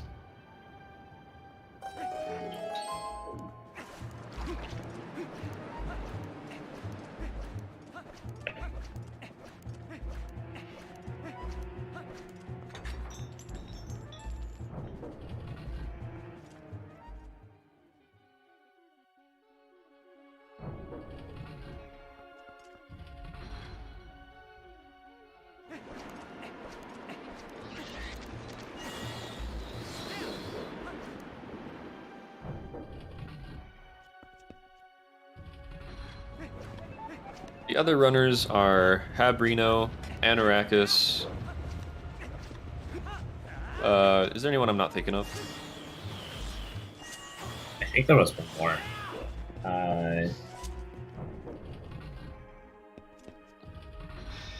I'd have to look, actually. Oh, you're good. I think I can see. There's a voice chat going on between them in the TP Discord. The guy downstairs? Oh, TGD, yeah. Yeah.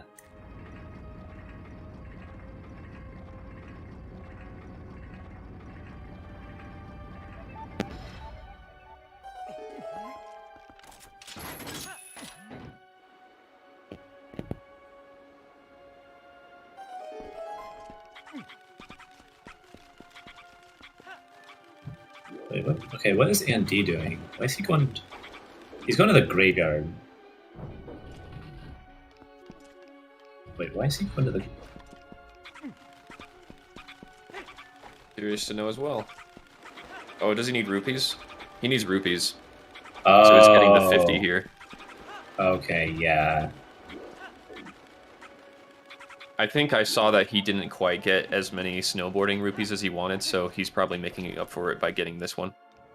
Yeah, because we need 600 to cash in at Malamar.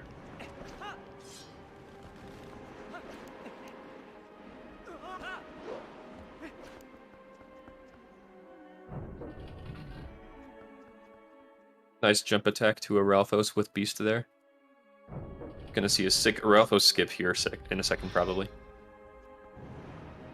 Where he doesn't use the iHawk. Hawkeye. iHawk.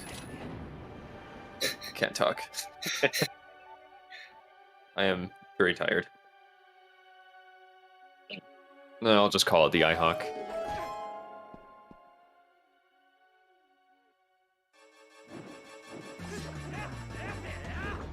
Okay, yeah, he's not doing the Hawkeye method, he's a peasant.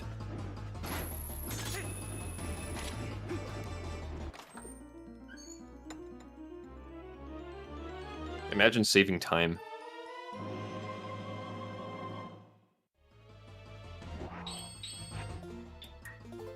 Well, if we're going by style points, is it more style to do it with or without the iHawk? Probably with it, honestly. Yeah, that's true. I would say that with Hawkeye it's harder, in my opinion, but...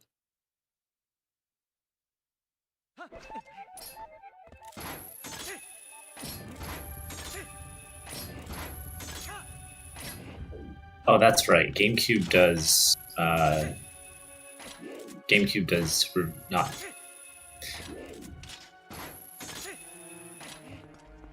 GameCube goes this way. Sorry, it's West Wing on GameCube. had to think about my directions there because I also run the Wii version. Oh, no worries. That's like me right now, but with my English.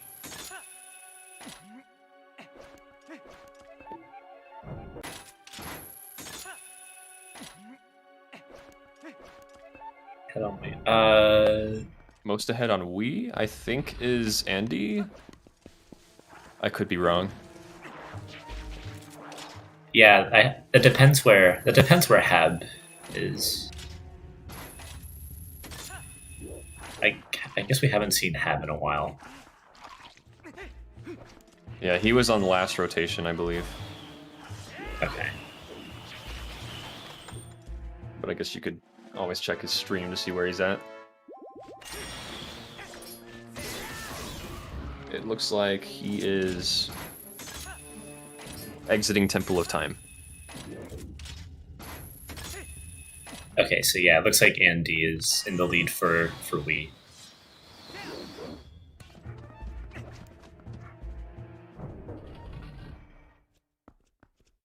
Why you gotta do that to Yedo? It's not like he was gonna beat you.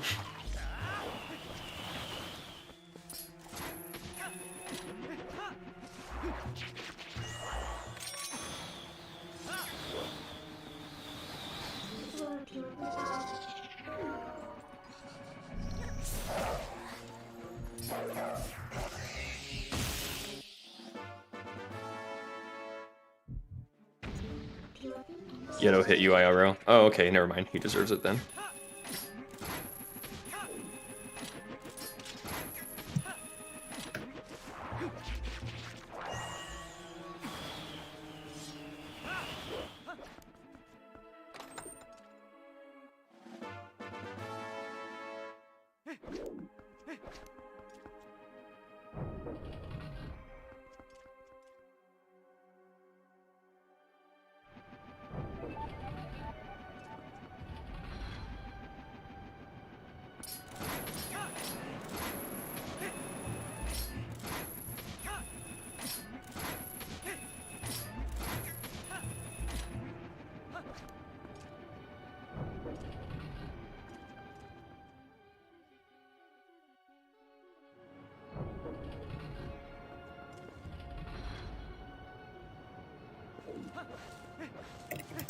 Let me tell you, Beast is just schmoving.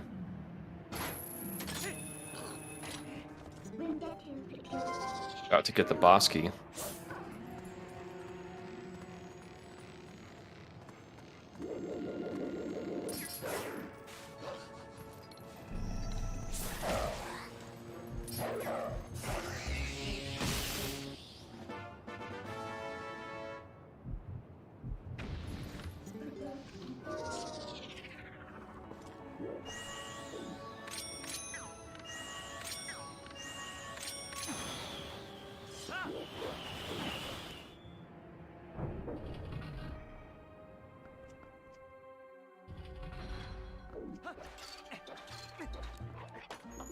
We got Teabag doing Hugo archery.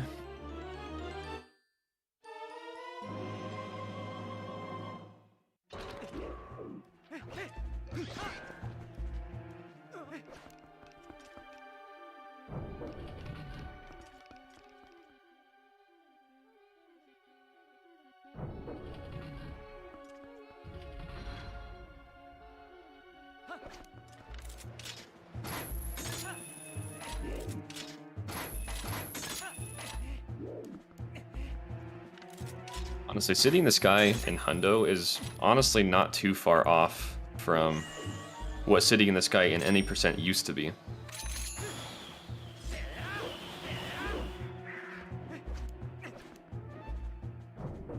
Oh yeah, before what was it? The fan skip was found. Yeah, right? before that was found. Oh, that must have been interesting. Because the 2 heart pieces are all on the way during that route of rooms.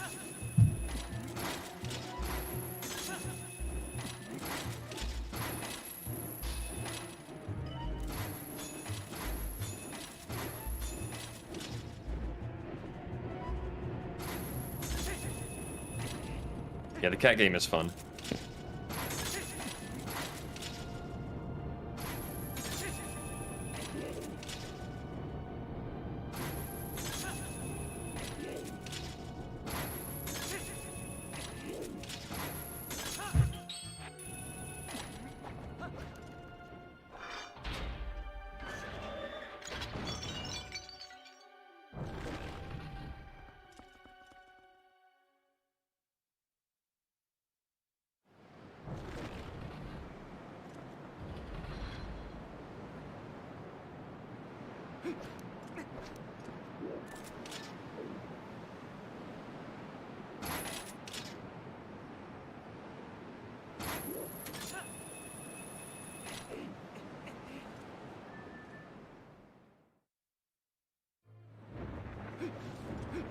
I don't know if Beast is quite on world record pace, but he's definitely on a pretty good run. I say as he just bonks into a pillar.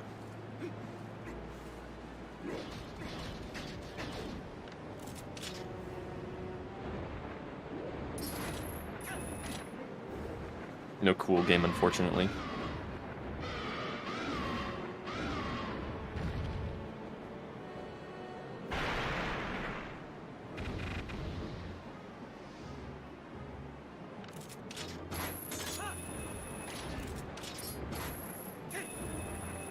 Now that would be like all-time style points right there. It's getting cool game. That would win you the race. Yes, exactly. That or Instant Zelda victory. Crash. Oh, that too. I would like to see someone get Zelda Crash, or I'm going to be heavily disappointed.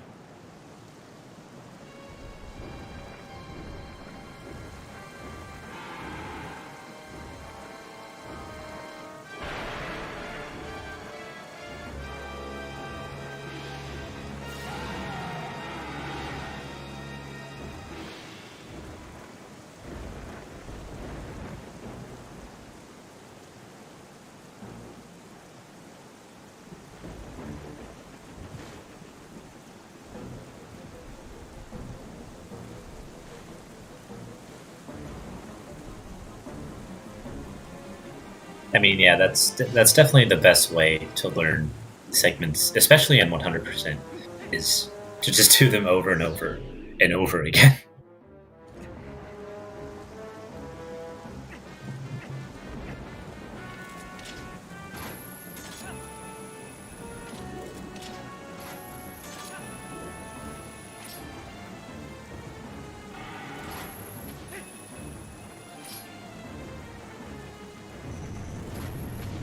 Also, a nice little quirk about the Wii menu is we can point at the golden bugs that we want to give to Agatha.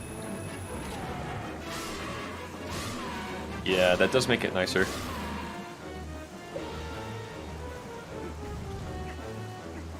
something that I'm sure 100% plus runners like you might appreciate.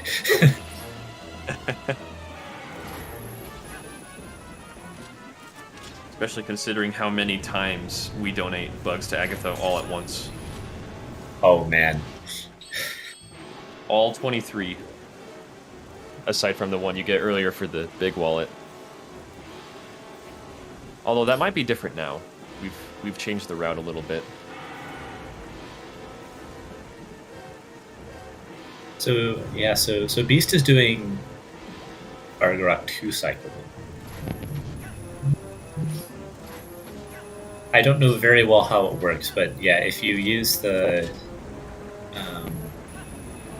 yeah, you can use the fairy tears to just deal double damage to Argarok.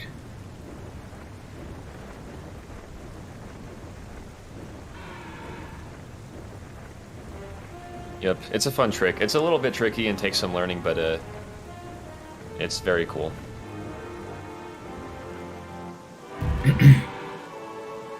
You get 16 seconds when you drink the fairy tears to land the final blow on him.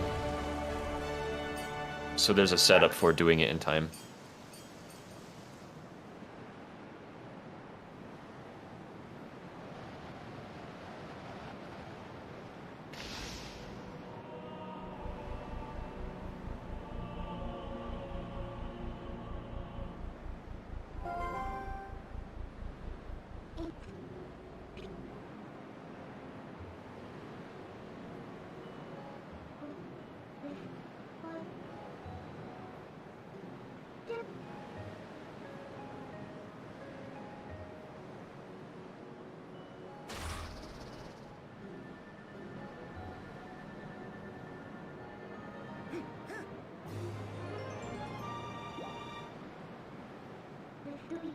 So yeah, Andy is now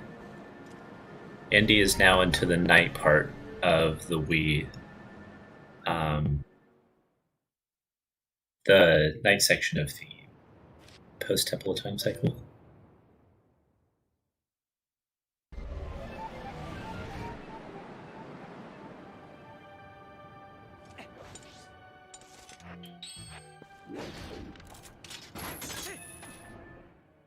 And I forget how many pose he needs. 27 ghosts more. Okay. Do we know if he missed some pose earlier? Because I think you're supposed to have more than that.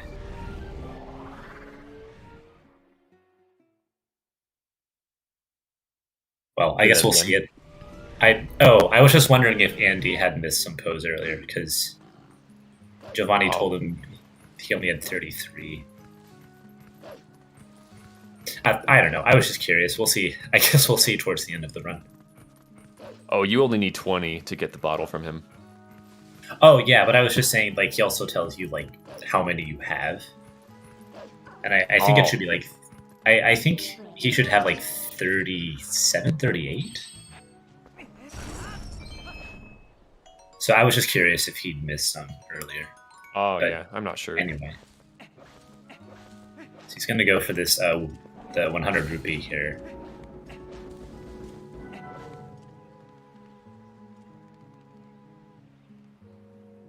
Nice, okay. That was pretty fast.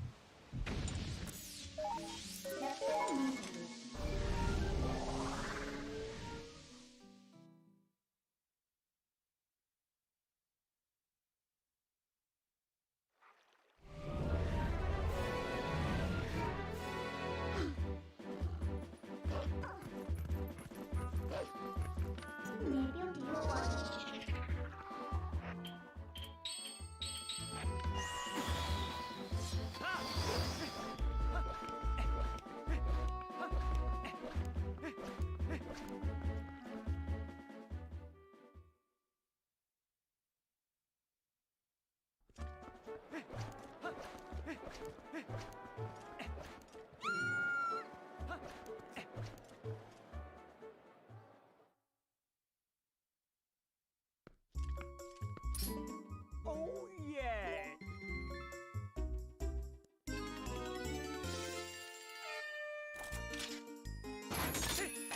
See star 2.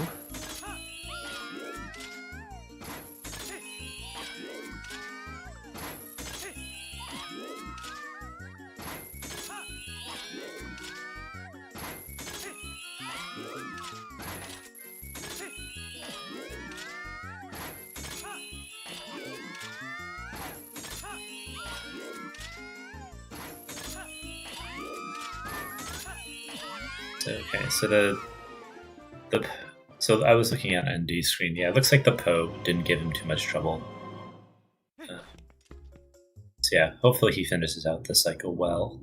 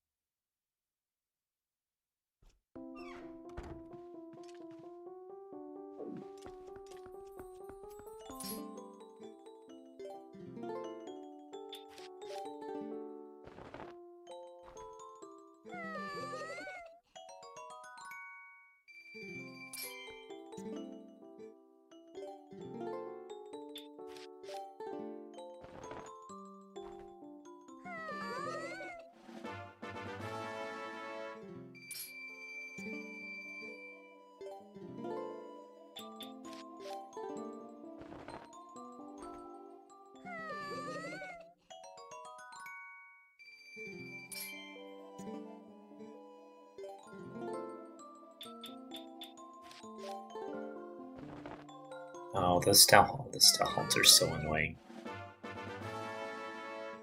Oh, at least he got 2 blue rupees from those.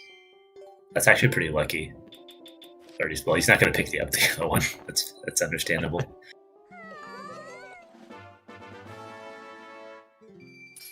Alright, so how many how many Poes does Deesh have?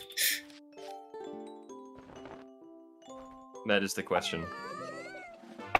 He went through that text so fast I didn't read it. Yeah, I tried to catch it too. It was hard.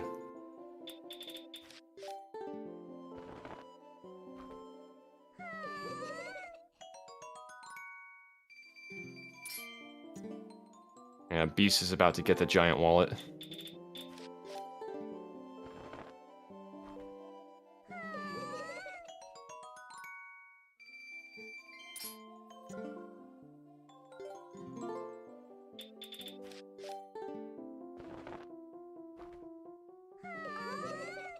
Looks like we're gonna get to see Beast do the wolf jump in Palace of Twilight. Oh, is that the room like right after you get the light sword? I think that's what's being referred to. Okay. I'm actually I'm looking forward to that too. Major potential for style points here. Oh yeah.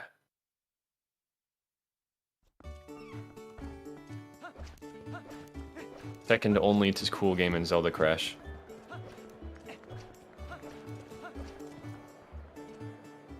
That is true. Actually, I don't know. If somebody randomly decided to do SKS and succeed with it, they would probably just win all of TP. And get $100 from Jim. True. Although that feels secondary to just winning all of TP. I mean, TP itself is like $100. It depends what version you're playing, but yes. Yeah, very much depends on what version you're playing. Yeah. The GameCube version's like 100 and the Wii version's like 10. Yep. That's actually kind of accurate. It's actually kind of insane, the contrast there. Yeah.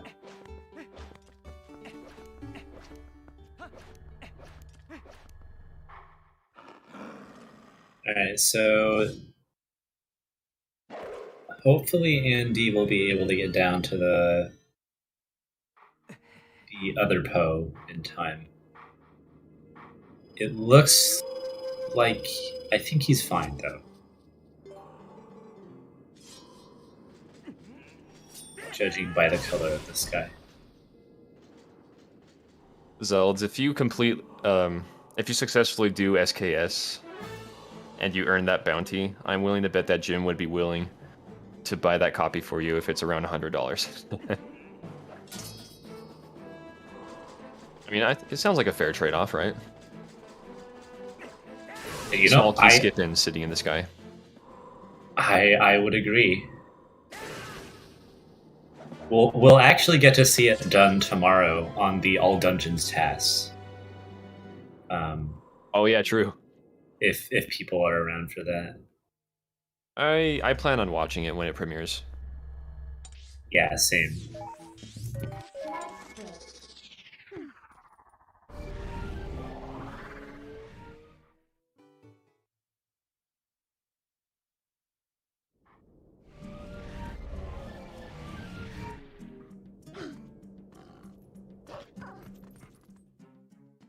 I'm actually very excited too because I've been following the development of this task since like 2017. It's been in the works for quite a while. Oh wow, yeah, that's longer than I've been around for sure.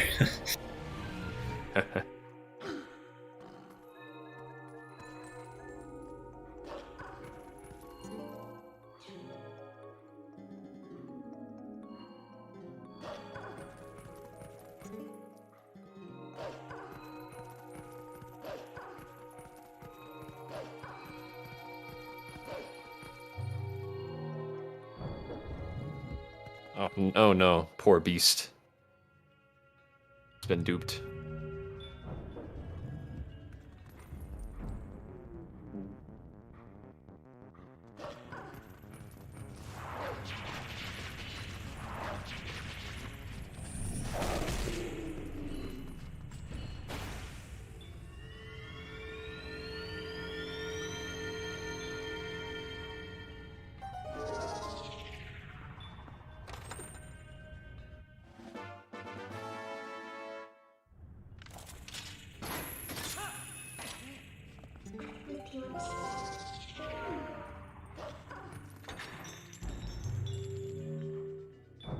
Oh, I forgot. So Andy is doing the he's doing the Death Mountain cycle.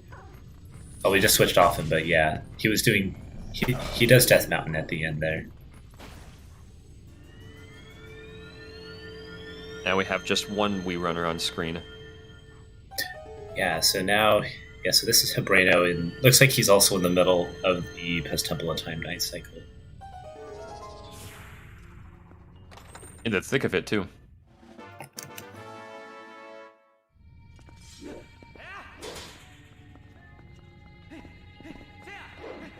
Alright, so we got Anarakis, who is getting kind of close to the end of City. And TGD is also in City. I don't know, man. Beast is just built different. Yeah, Beast is just beastin'. He is a beast at this game.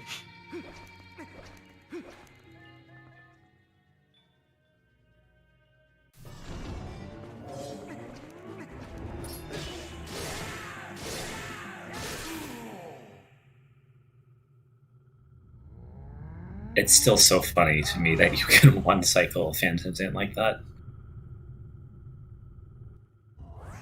Just spam green spin. Yeah, I also find it hilarious that you can just whack Death Sword in the head over and over again and he never gets up.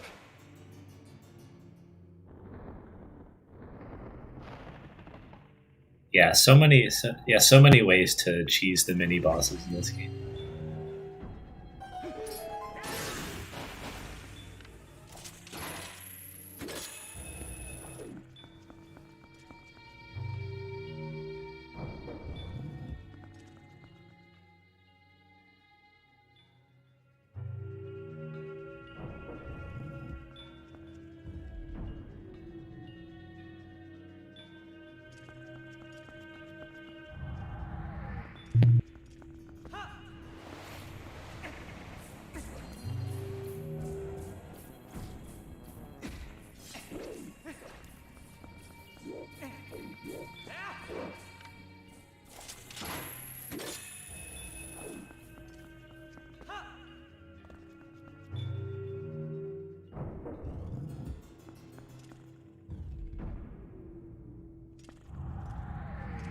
Abrino's probably going to head over to Flight by Foul now.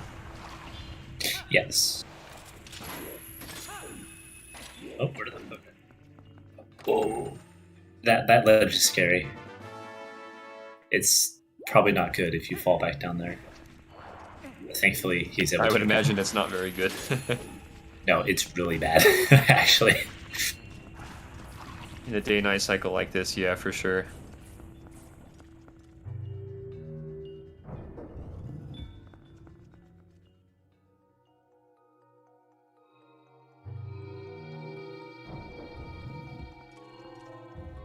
EGD is making his way to the double claw shots, and Anno is about to get the boss key.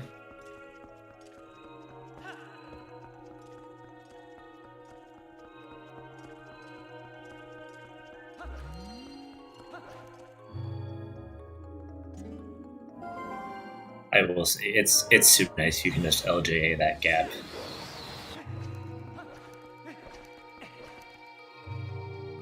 Because in Wii you have to go all the way around on the ropes, unfortunately.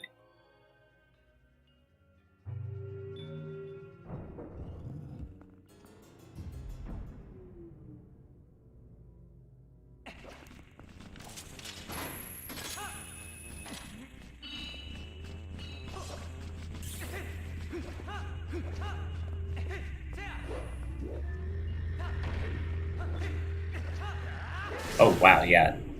Nice stun by shield bashing the energy ball back at the sandhead.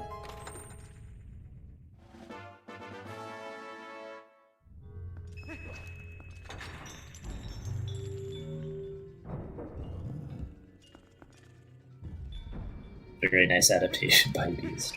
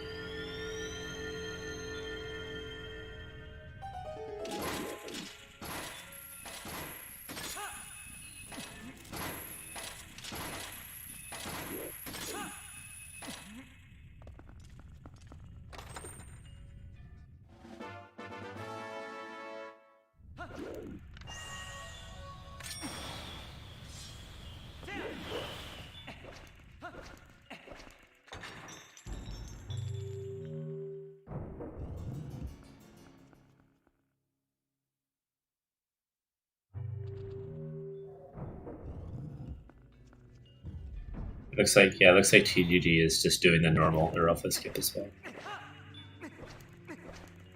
Although he got it fairly quickly, which is good.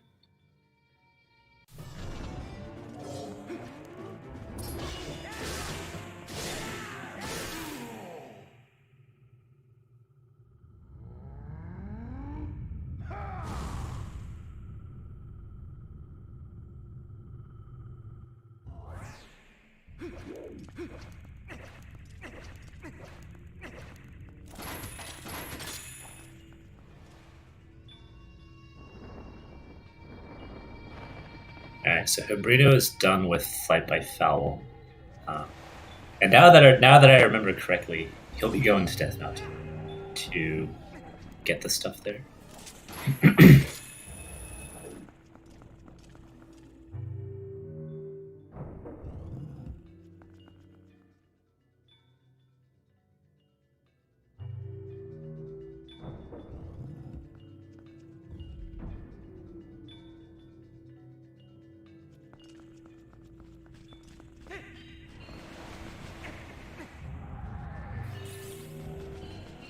I do wonder why he grabbed Epona though, actually.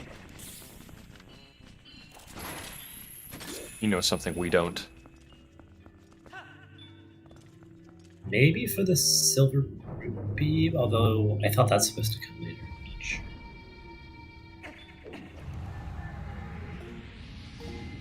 It might be that, or he's just going to use Epona to get to Death Mountain. have no idea.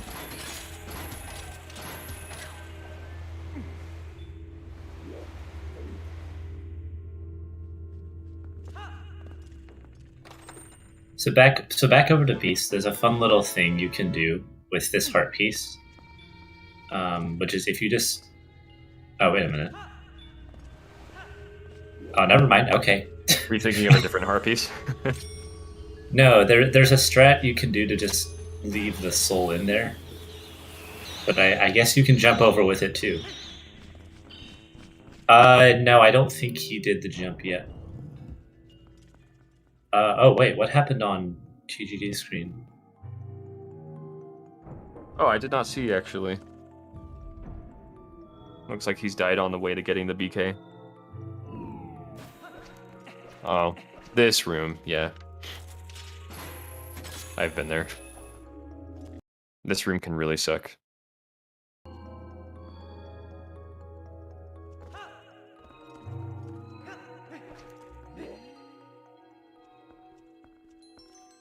But yeah, you can jump with the orb to that platform if it's in the right place. Okay, I actually did not realize that. It might still be quicker to leave the soul there and then claw shot it, though, because then you can make use of Link's top speed.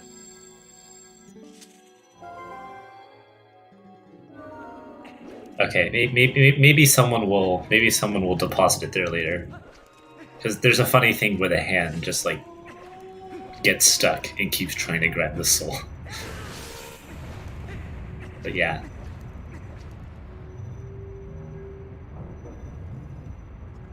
Here comes the jump. Alright. Get ready for the wolf jump. Let's see those style points.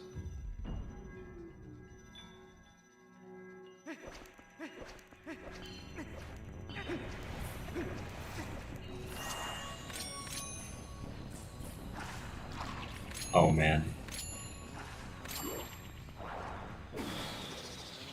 This is really freaking dope. Oh! Oh man. Oh. Bonked off the orb. Oh. Yeah, he had it too. But no, man, he's determined.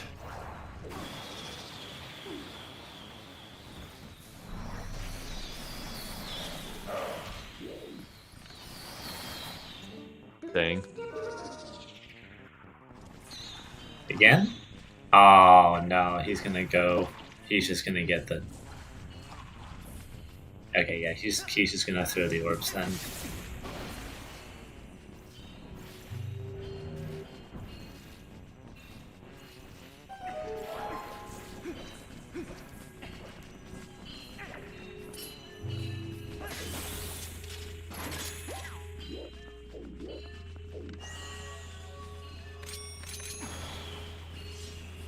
To be fair, he could probably try for a long time and still win the race, but yeah, I understand he wants to get on with Palace. Ooh, the Shadow Baba being kind of mean there.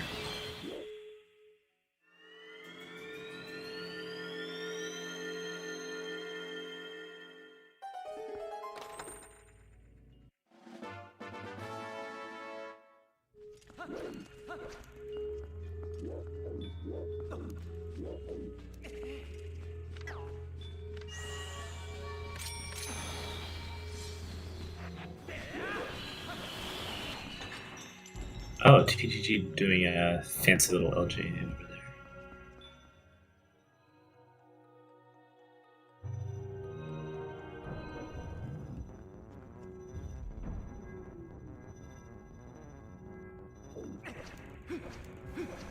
You have to be kind of careful with that Poe too, because if you super jump the wrong way, you void and have to come all the way back up here. I don't remember whose clip it was, but somebody recently, it might have been either Teabag or TGD, but they were doing the Poe at Gorge by the tree, and Link accidentally targeted like a Kargarok or something while targeting the Poe, and so Link killed the Poe and then proceeded to jump over the fence into the void. Yeah, that was the guy downstairs clip. But yeah, exactly. That's the same idea.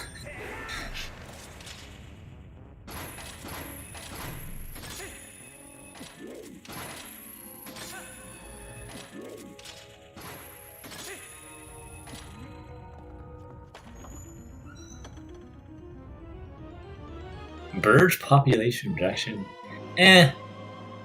I think there's always going to be more than enough birds.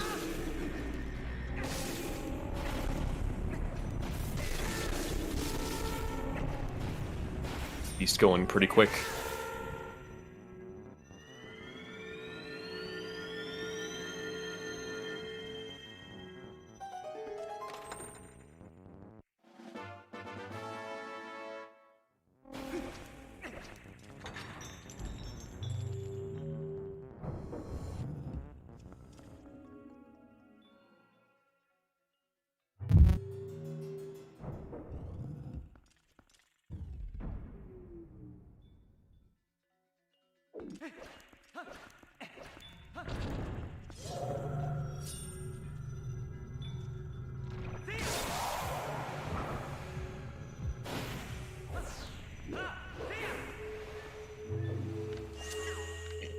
Excuse me. All right, so now Brando's going to do Hugo archery.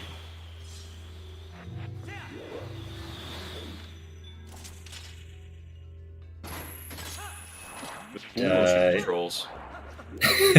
He's very keen on his motion control archery, which in my opinion is fun, but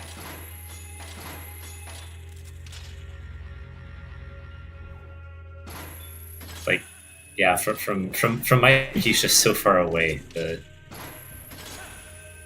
they're just like blips. The Bolins are.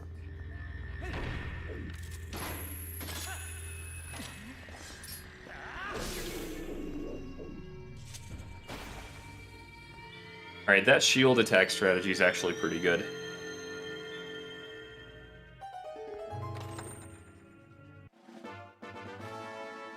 Oh, for which part?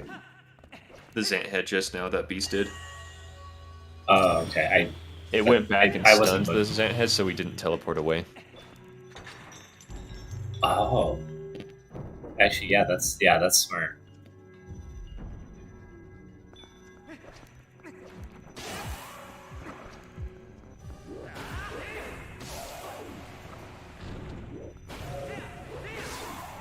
Alright, so Beast is probably gonna want some hurt here so he can get the great spin back.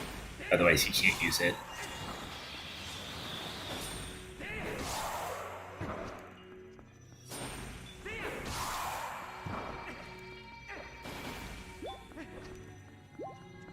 Oh, he's half a heart short. That's okay though. He can get some during the fight, I think.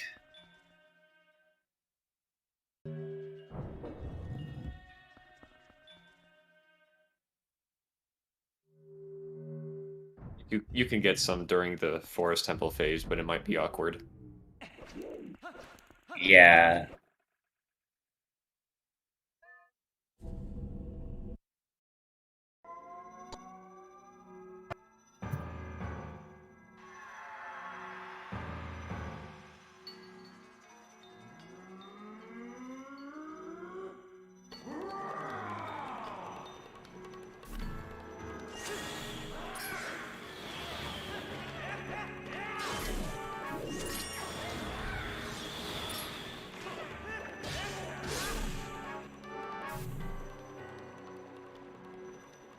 Oh, okay. Did you see Oh. that too? Okay, we're in the Dangoro phase. Beast is so good, he just automatically skipped to the Dangoro phase. Alright, so I'm not the only one. Yeah, I saw it on my end too. And he got the one cycle. Very good. He's just cracked.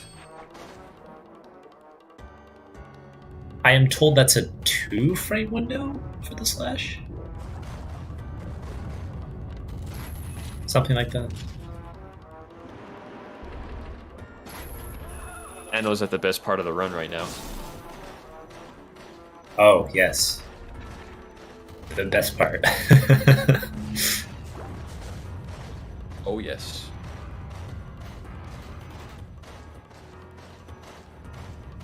TGD's about to. Oh, excuse me. TGD's about to do 2-cycle.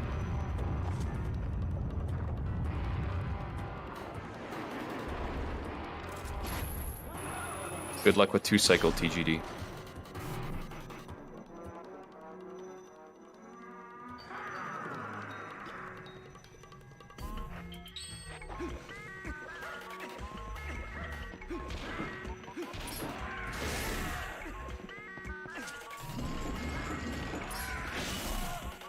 TG Got had it. 2-cycle TGD. OMG, TGD. DG TGD.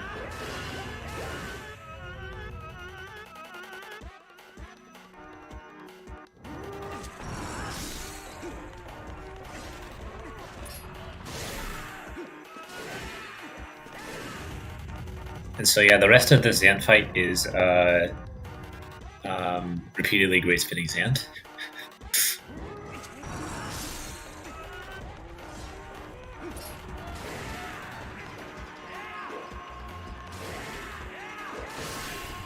There we go. That was close. I got nervous. Yeah, almost got away there, but not quite. B says you can't run from me.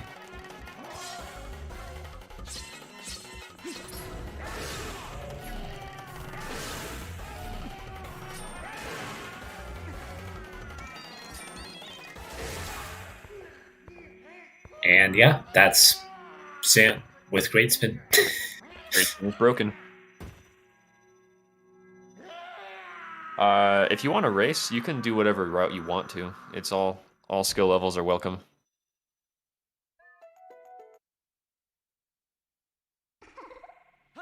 If you wanted to,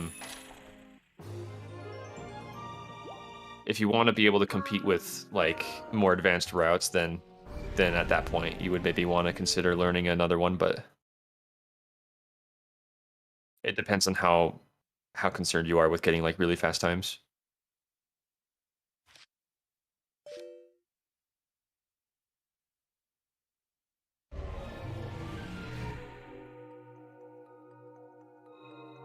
And I'm sure you'll improve too, Zelds. But also, the point of a race is to have fun. For sure.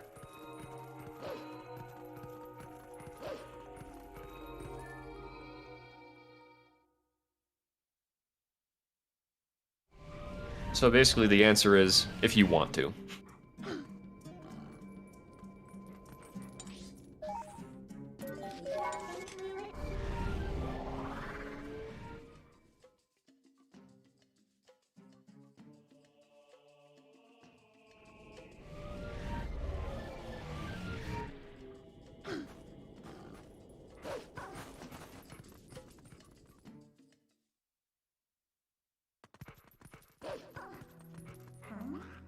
You're at the Cave of Ordeals now.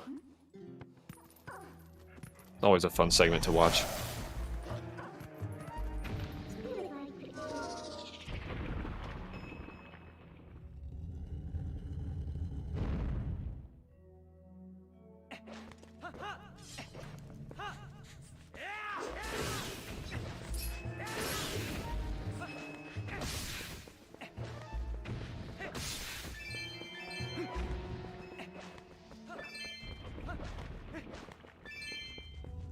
Well, see, Zelds.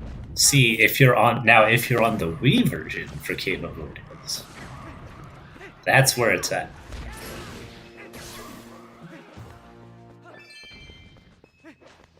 Yep, just skip all the floors.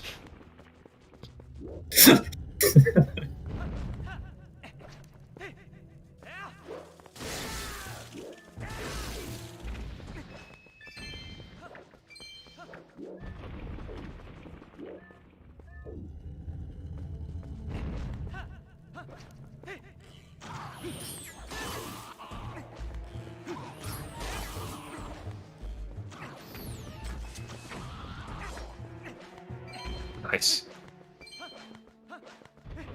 And I guess Cave of Ordeals.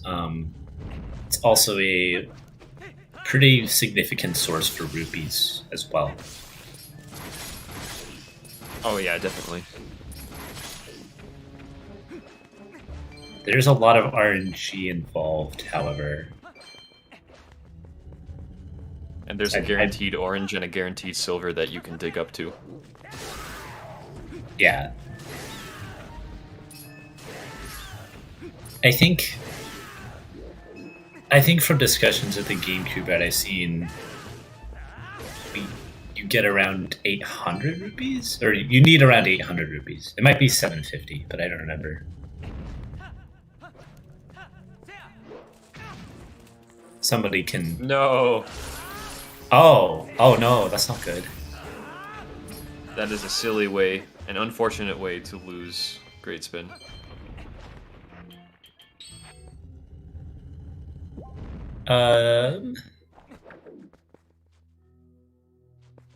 So yeah, Zelds, I wouldn't say... I mean, it's not an easy route to learn, but it's definitely not as hard as the other two. Oh! TGG unfortunately missed the drop there. Okay. Okay, he got it the second time.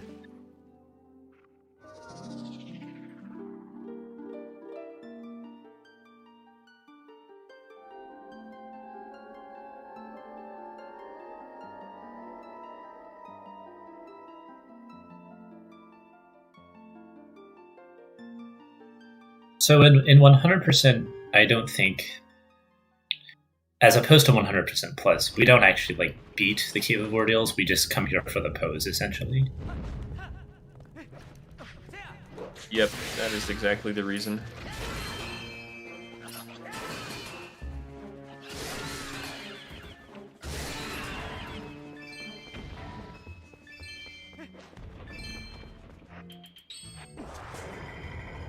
But yeah, at least by the category requirements, beating Ordeals is not actually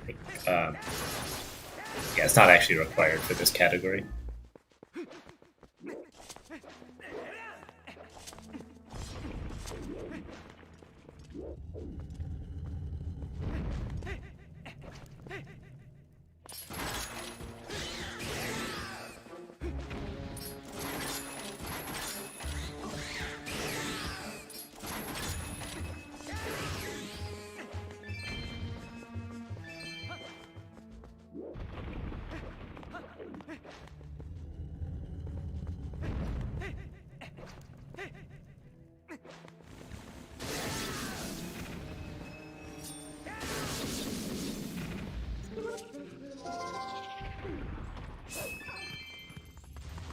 So Hab is now in City in the Sky, and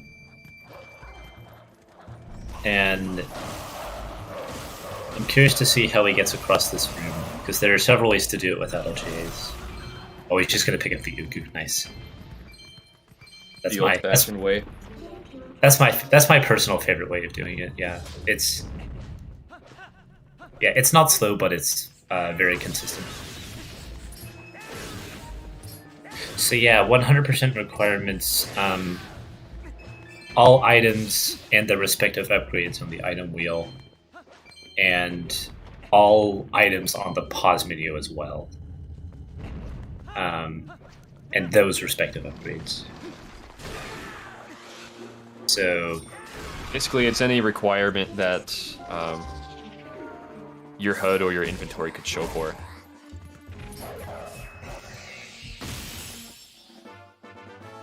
And heart containers and heart pieces as well.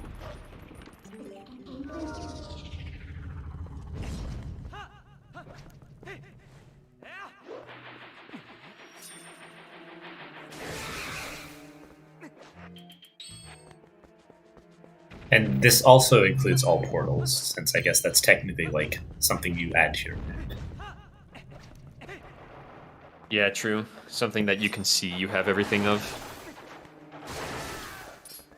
And Hundo Plus is not quite the same case. You get everything in 100% plus, like, you open every single chest, you fill every single map, you do a bunch of extra quests, you actually complete the Cave of Ordeals, and then there's like a few more things. Like you save Giovanni at the end.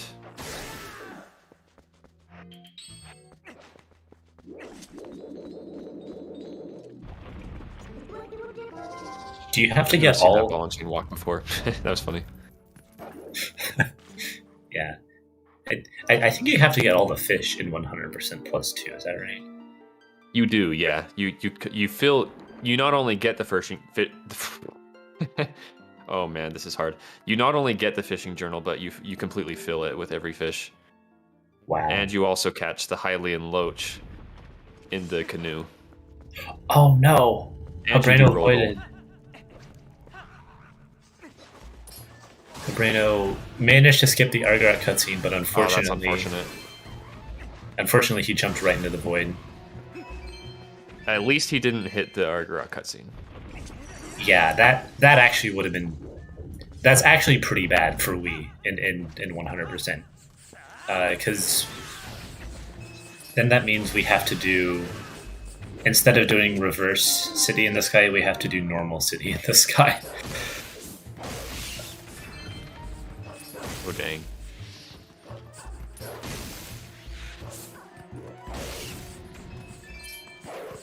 I mean, we'll see in a bit, yeah. But because of lack of the Gale OJs, it's actually faster to do reverse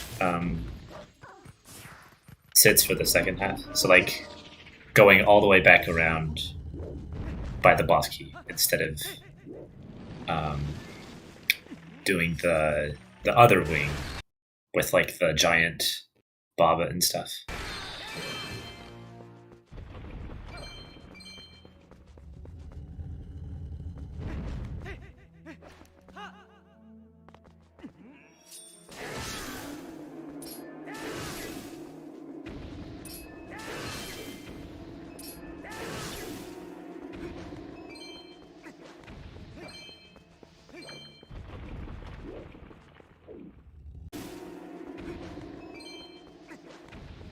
Arrow should fly over you. Thank goodness it did. All according to route.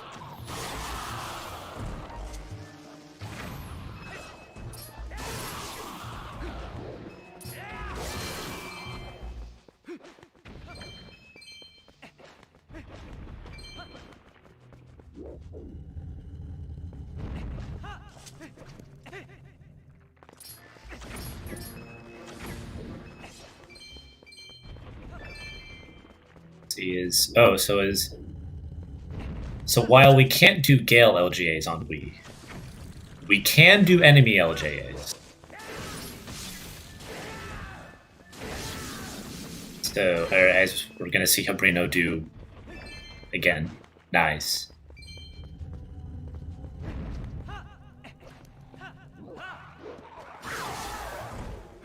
And that's true. We did in fact do an LJA off Jake the Helmosaur back in late bed. Every Wii runner's favorite LJA.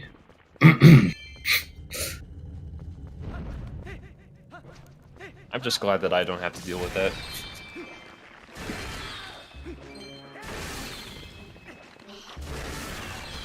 Yeah. Count your blessings there.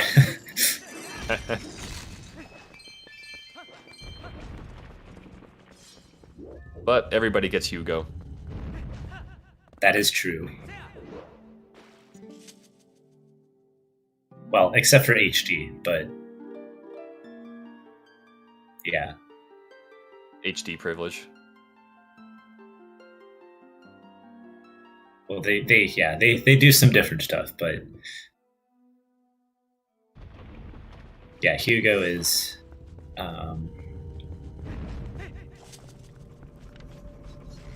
well, not 100%, but yeah, the exact same in both any percent routes.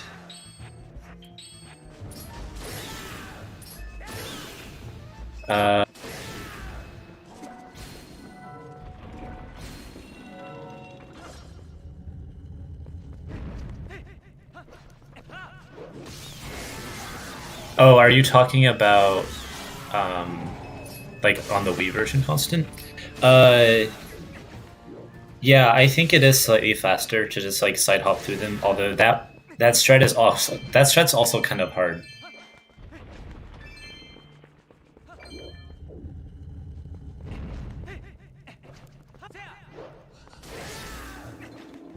Wow. Habreno with the cursorless Rolfo skip. Oh dang. It's like he got it like without the reticle.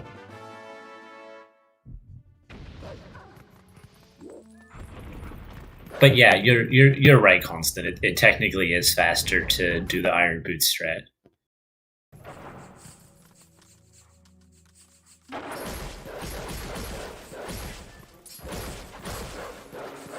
I just noticed that Hab did not name his character Mayor Bo.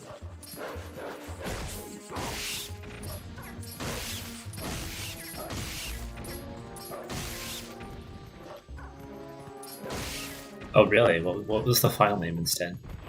Hab. Ah.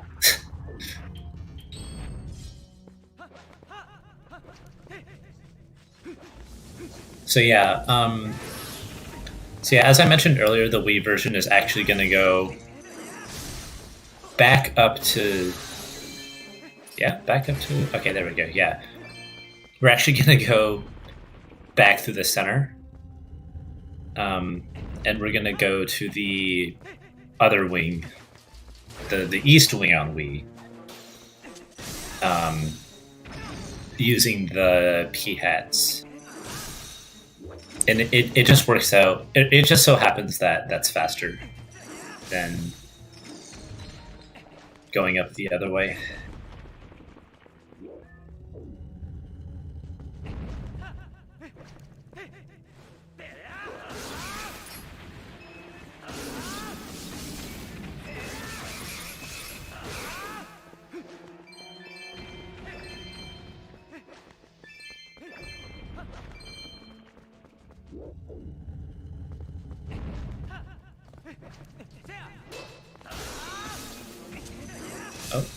Oh, that's a neat strat there.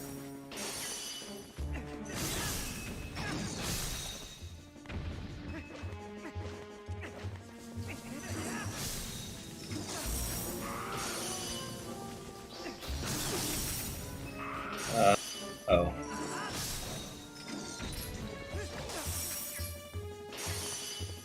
This He's floor just is having a little bit of a hard time.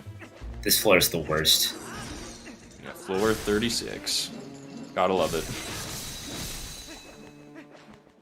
I mean, at least it's not floor 45, but yeah. It's still bad. True. I guess it's the worst one you see in Hundo. How about that? Yeah, there we go. Honestly, the final Dark Nut floor is not even bad.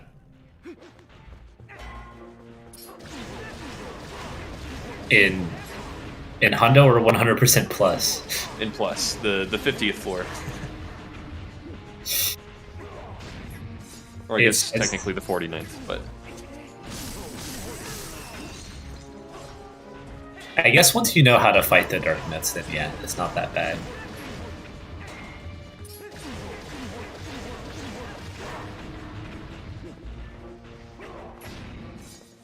Yeah, it's just a matter of kind of juggling them.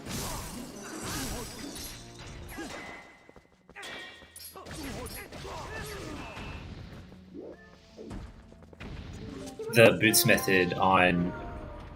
What do you mean by the boots method? Boots method for what exactly?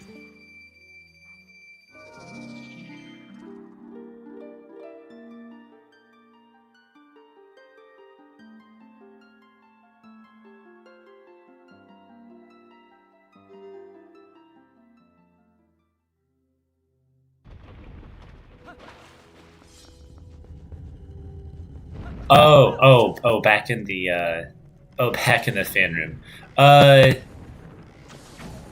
Well, yeah, but you just have to make sure.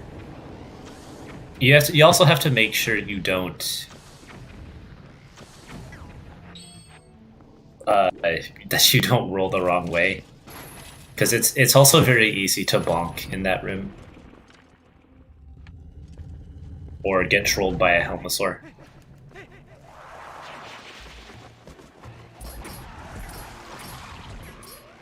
And then for like the last part where you side hop across the blocks, it's also a matter of just timing your side hops well.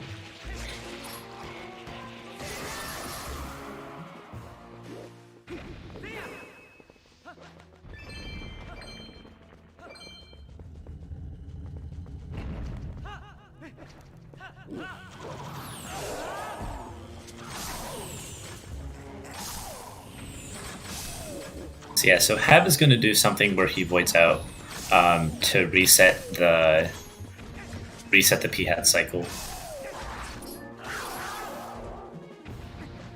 Then he's going to get the other heart piece from the top, and I'm curious to see which method he uses.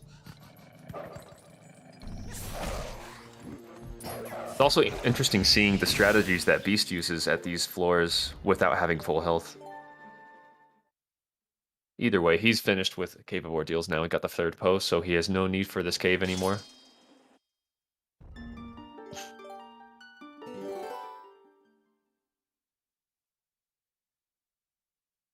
Anno is entering Zant.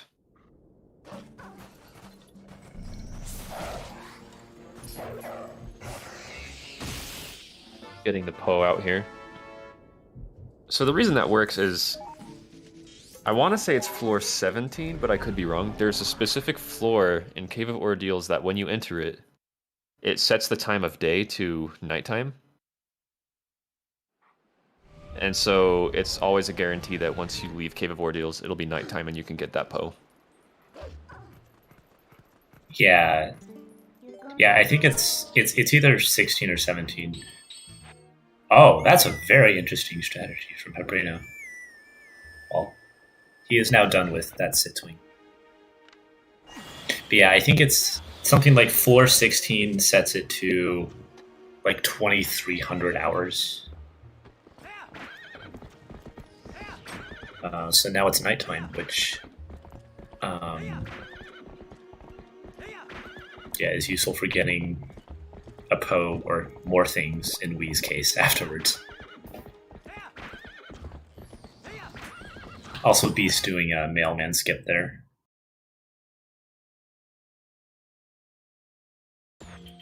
And using the horse call, which is very rare for speedrunning.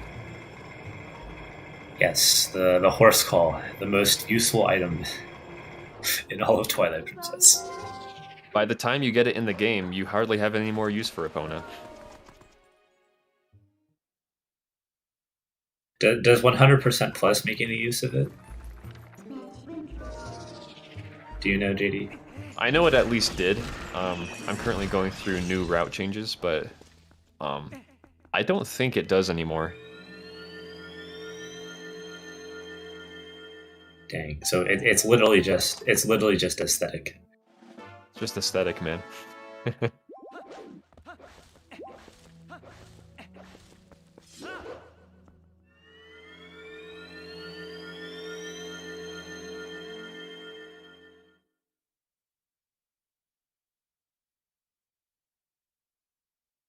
Oh no. Guy downstairs fell in the platform. Oh, that is unfortunate. Falling in this room kind of sucks.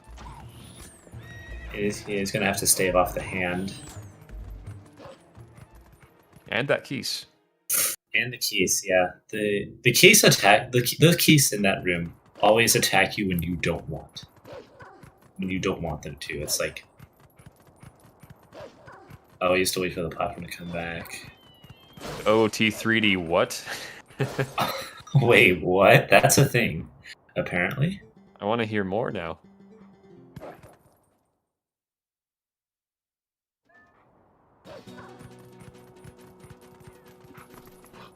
So Hebreno's doing a fancy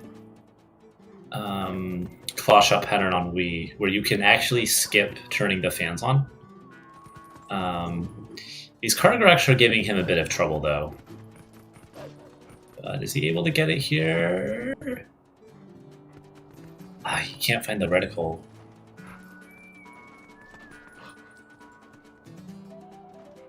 Race having for getting trouble. Dompe's heart piece. That is wonderful.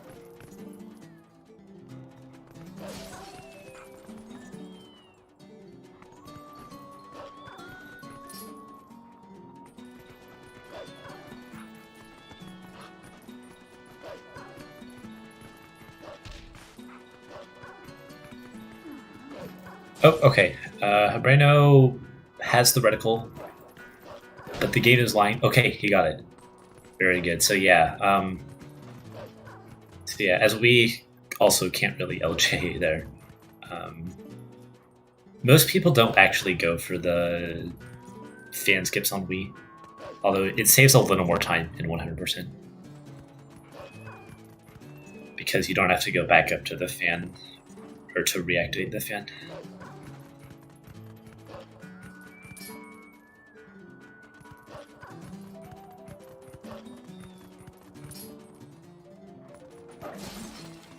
Beast is just about finished with cats. And that is the final cat.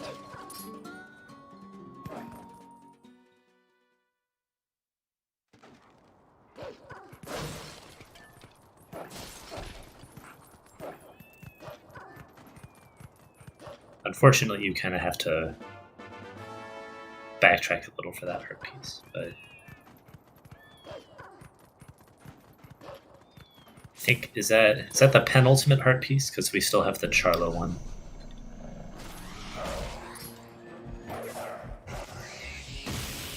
What heart piece?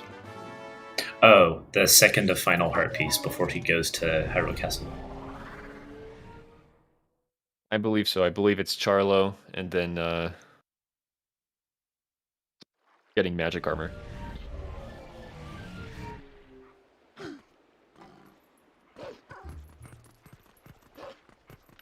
One last mail, let's skip.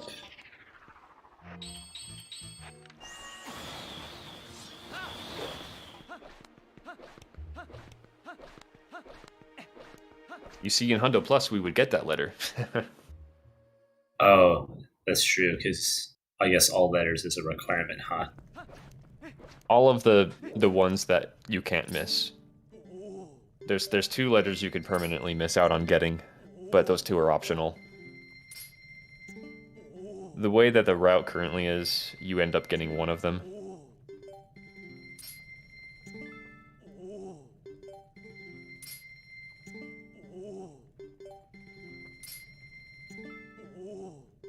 Okay. So, yeah, it looks like Anno's in Cave of Ordeals now.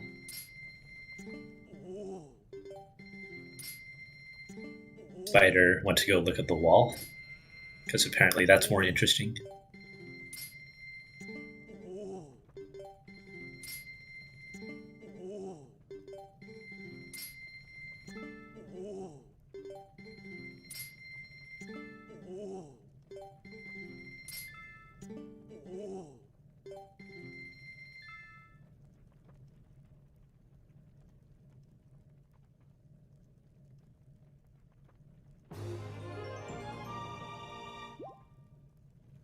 And that is all the heart pieces. And heart container.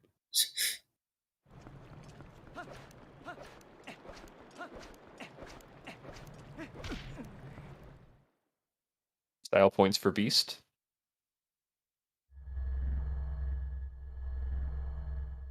Oh, and I think he already has the magic armor as well. So, as far as 100% goes, yeah, all that's left to do is beat the game.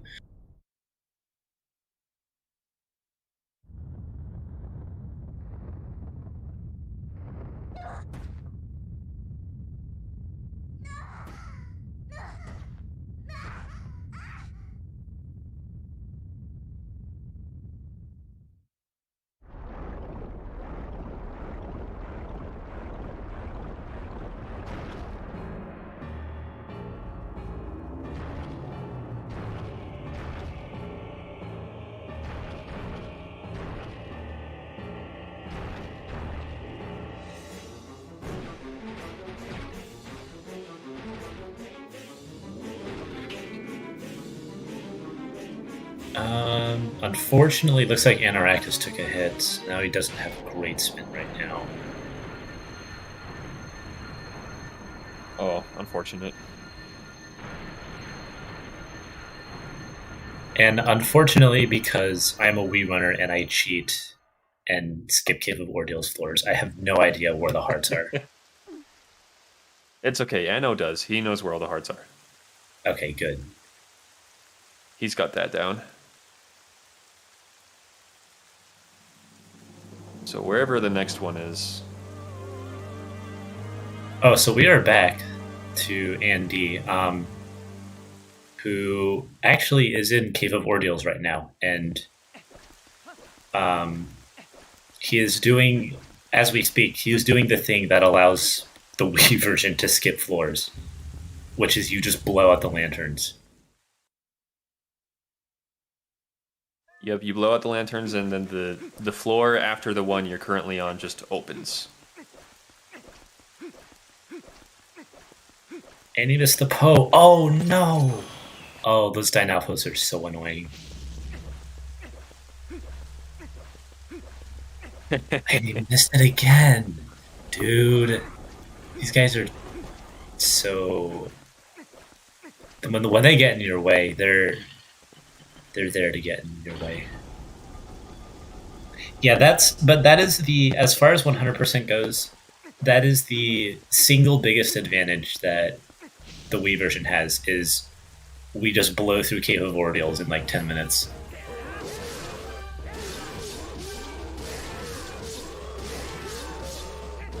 There's only like a few levels you actually have to complete, and then all the other ones you just skip, yeah. Right. Yeah, because the door... Because the room after each fairy is just closed after like the area fades back in. So you have to do like every 10 floors, but you can skip the rest. Yep.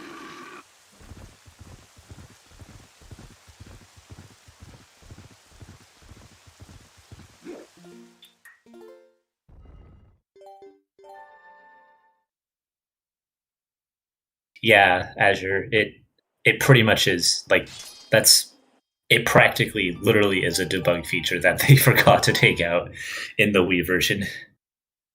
It got patched in later Wii versions, right? Yes. Wii USA 1.0 is the only version where that works. It does not work on the PAL version. It does not work on the Japanese Wii version. Only USA. Only USA 1.0. And I believe that's the version of Wii that I have. So I guess I'm eligible to run the game on Wii, but haven't done it. It's never too late. I guess not. Maybe someday, man. As a game dev, it happens. Yeah, indeed, and probably because the developers got Wii out so quickly, there were a few things they forgot to fix. There's also being able to warp if you just zoom in on the map after raising or before raising the mirror. It's just a simple oversight.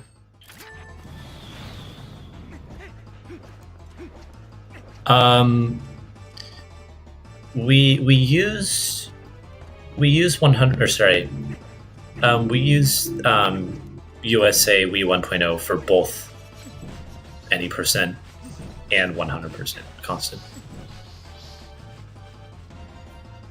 Yeah, having it be in another language is something you'll typically see on GameCube. Usually either German or English. Maybe Japanese for like glitchless. But even then, I don't even know if Japanese is fastest for glitchless. I actually don't remember the timings. That's probably an FX question. Yeah, he's done like all the timing. Oh, it's Korean. It's Korean. That's the fastest for glitchless. I'm sorry. Oh, really? That's Oh. funny. Oh, Hebrano just voided. Oh, that's not good. Or is he? Oh, he's doing this after the cycle. Okay, never mind. He's fine. I'm sorry. I just had a moment there. It's okay. It happens. Oh, so it looks like Andy did miss some pose. So he's going to go back for, I guess, a couple pose outside arbiters.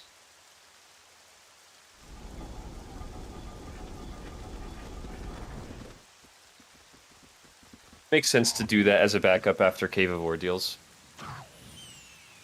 Yeah. I was thinking about what to do next. And meanwhile, Beast is catching up with the friends we made along the way.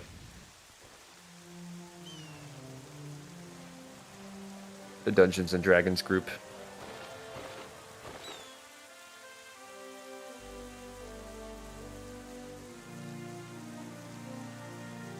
And yeah, you can also skip the Dark Nut from earlier, ZWS. Yeah, Japan has map glitch patched, indeed. It has to be done on either US or PAL. Oh no, unfortunate bonk from Hab. Oh, that's not good. He lost to Yetta.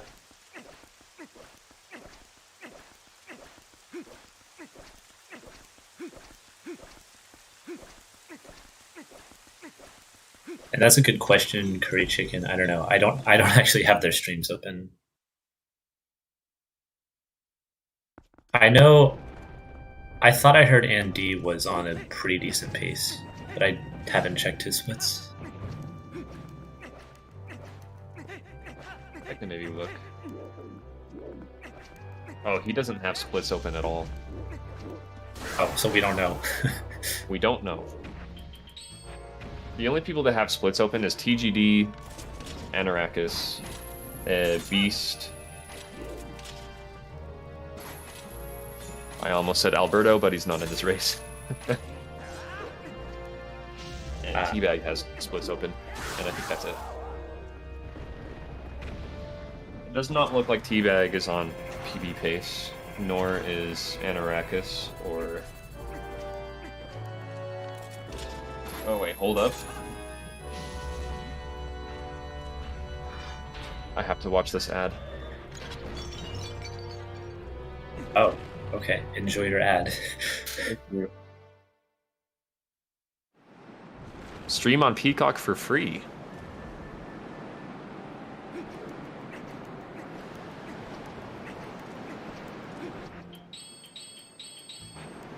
Like a thing for wrestling.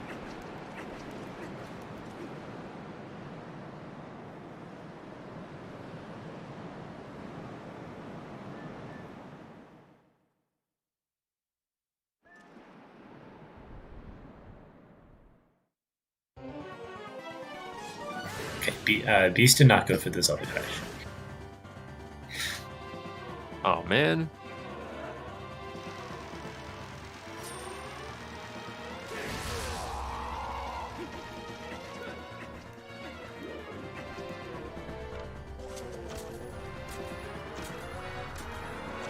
Okay, so Teabag is ahead of his PB by 2 hours. What? I am serious. You sure he's not comparing to like a latest run or something? No, just Delta. Wait, what?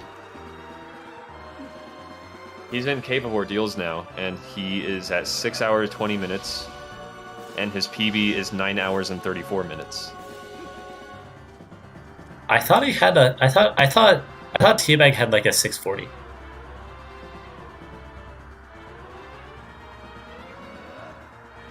I'm stupid. He's comparing against worse segments. Yeah, I figured.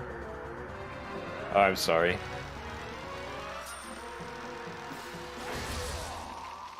Yeah, that might also be the case for Guy Downstairs. Because I saw he was probably comparing against Worst Segment. Did I say teabag the whole time? Oh, yeah, you said Teabag. I get their usernames mixed up. I was referring to Guy Downstairs the whole time. Oh, okay, yeah. I'm dumb.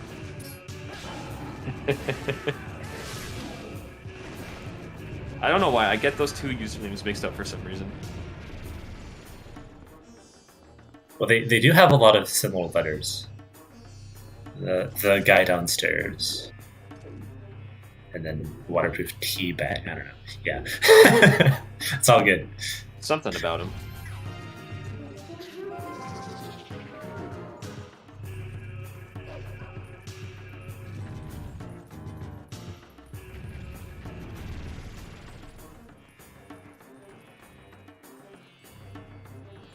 All right, so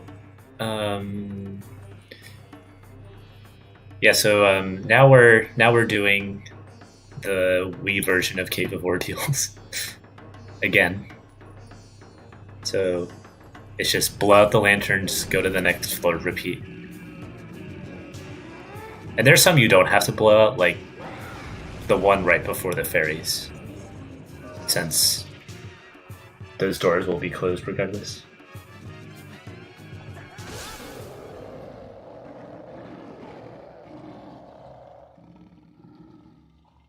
Like the email. To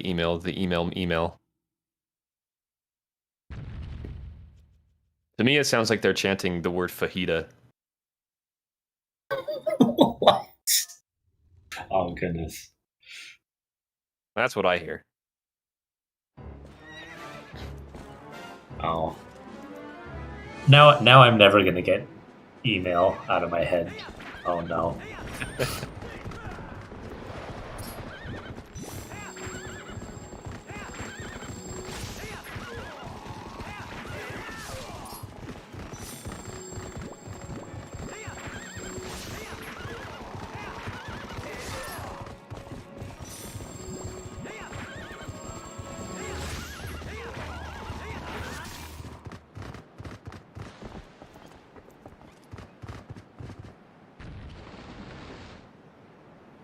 Well, looks like this is the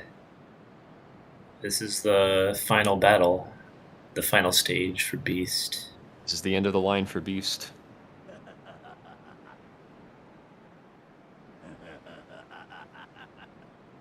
Yeah, that's quite a run.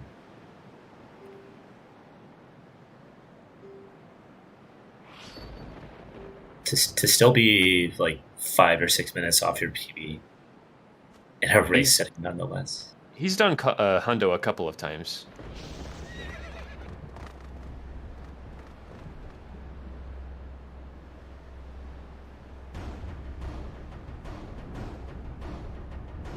Indeed. Yeah, a couple of times.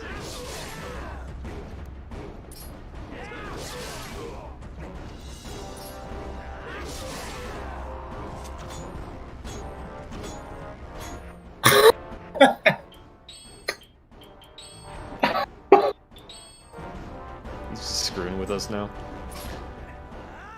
What a guy. GG. What a guy. Okay, that is tons of style points right there. GG, Bewilder the Beast. No, he just wanted to make sure he's dead.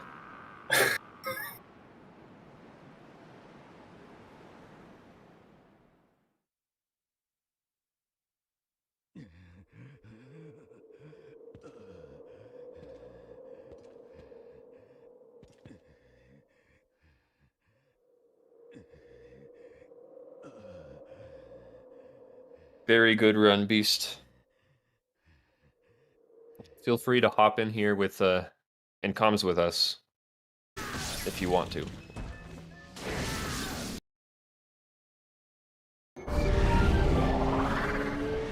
Alright, well now... Yeah, looks like this is Cave of Ordeals Mania.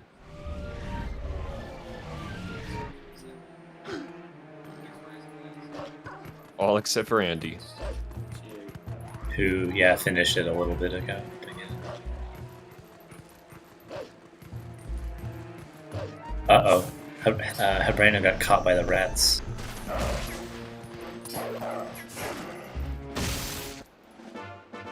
But will anyone get floor 22 glitch? That's the question. Floor 20, the one that crashes? The one that soft locks you Or soft locks, yeah. if a rat Hello. falls out of bounds. Hey guys. Hey Beast, good job. Hey Beast. GG. Thanks. And thanks for commentating, guys. I appreciate it. No problem. Especially JD doing extra, like a few hours. Yeah. That was a fun race. I thought it was a cool category. What the fuck? No, Oh. Andy. Andy fell off the vines. That's No. He dropped a little early. Yeah, very good run, Beast. You are cracked at Hundo. I did a D-Rust yesterday, so. Oh, nice. Interestingly, while pretty much everyone's in Cave of Ordeals right now, we does Cave of Ordeals before Palace, so it's pretty different parts of the run. yeah. Oh yeah, that is true. That's true because the Wii runners have not done Palace yet. Hundo Plus does it before Palace as well. You have great spin though, right? Yeah, you do. Dude, I landed on a Tektite in Cave of Ordeals. I was so disappointed. I saw Oh, that. That yeah. was kind of funny. That was unlucky. That happens so infrequently. I've done Cave of Ordeals so many times, and that happens so rarely, but it's always such a pain when it does. Anything that can happen will happen in Twilight Princess. Yeah. In a race, it will. Yeah. I feel like everyone fared pretty well, like, getting into Temple of Time, though. I think we're all doing Grove Skip routes. I don't remember hearing anyone saying they were having trouble with Grove Skip. Yeah, that's good. It's like, that's a really tense part of the run. Teabag is having a bit of trouble with these read-ads. Yeah. At least he knows the backup. Okay, there we go. Well, I had his stream paused for some reason.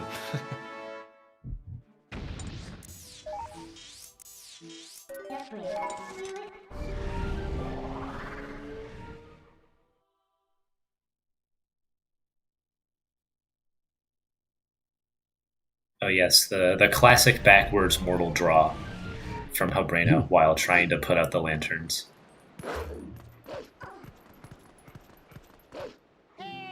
Oh, and Boots equips on the jumps. Nice. Guys have thought this through. Yeah, that actually does help. And you can also clip through that freezer right there. Oh yeah, that's cool. It's a little bit annoying, but saves a bit of time.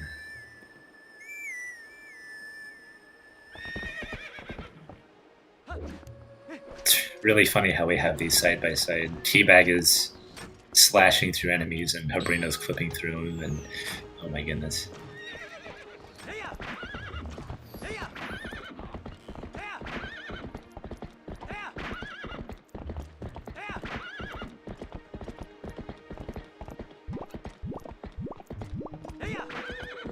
Oh wow. Teabag handled that chill foot room really well. That was a tough land.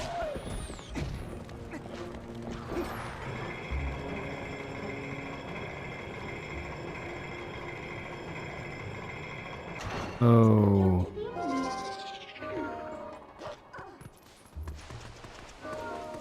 Yeah, Cave of Ordeals is tough. I find it really fun to practice, but it's definitely unforgiving. On GameCube, anyway. Yeah, Wii's a little bit of a different story.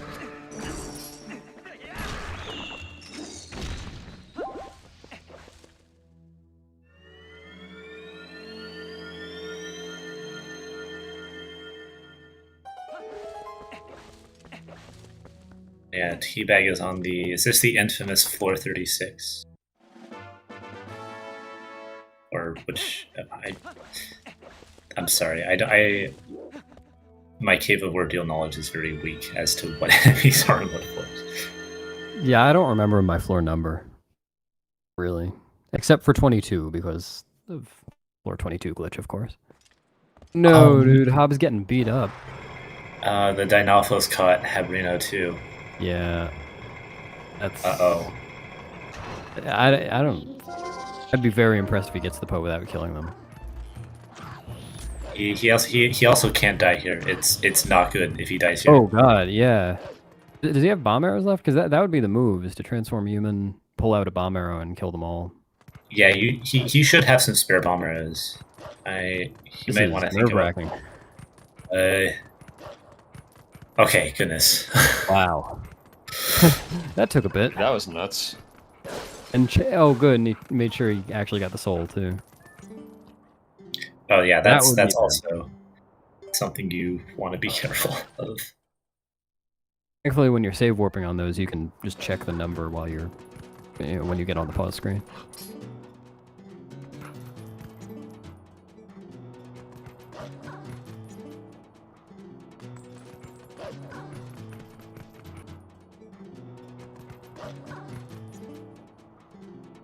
Oh yeah, it was a shame how many of us fell in Snow Peak. Like, half of us just fell from the second floor. Got knocked down by Chilfos. I don't know if you guys were both on comms for that. I didn't see that. I joined like mid Temple of Time / before Temple of Time. Snow Peak was just not nice today. Like fell. Oh, after the key super ship, you mean? Yeah, like I got knocked off by the Chilfos after that. Someone else did, and then I think Hob just fell off a different way. I don't remember. Oh yeah, and you had to do the ball and chain backup. Yeah.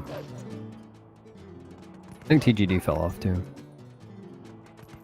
I want to say it was TGD who ended up having to do that backup, and then while trying to do the backup, he got hit by the yellow friend. Yeah, well, I mean, that I did too. That happens pretty much every time.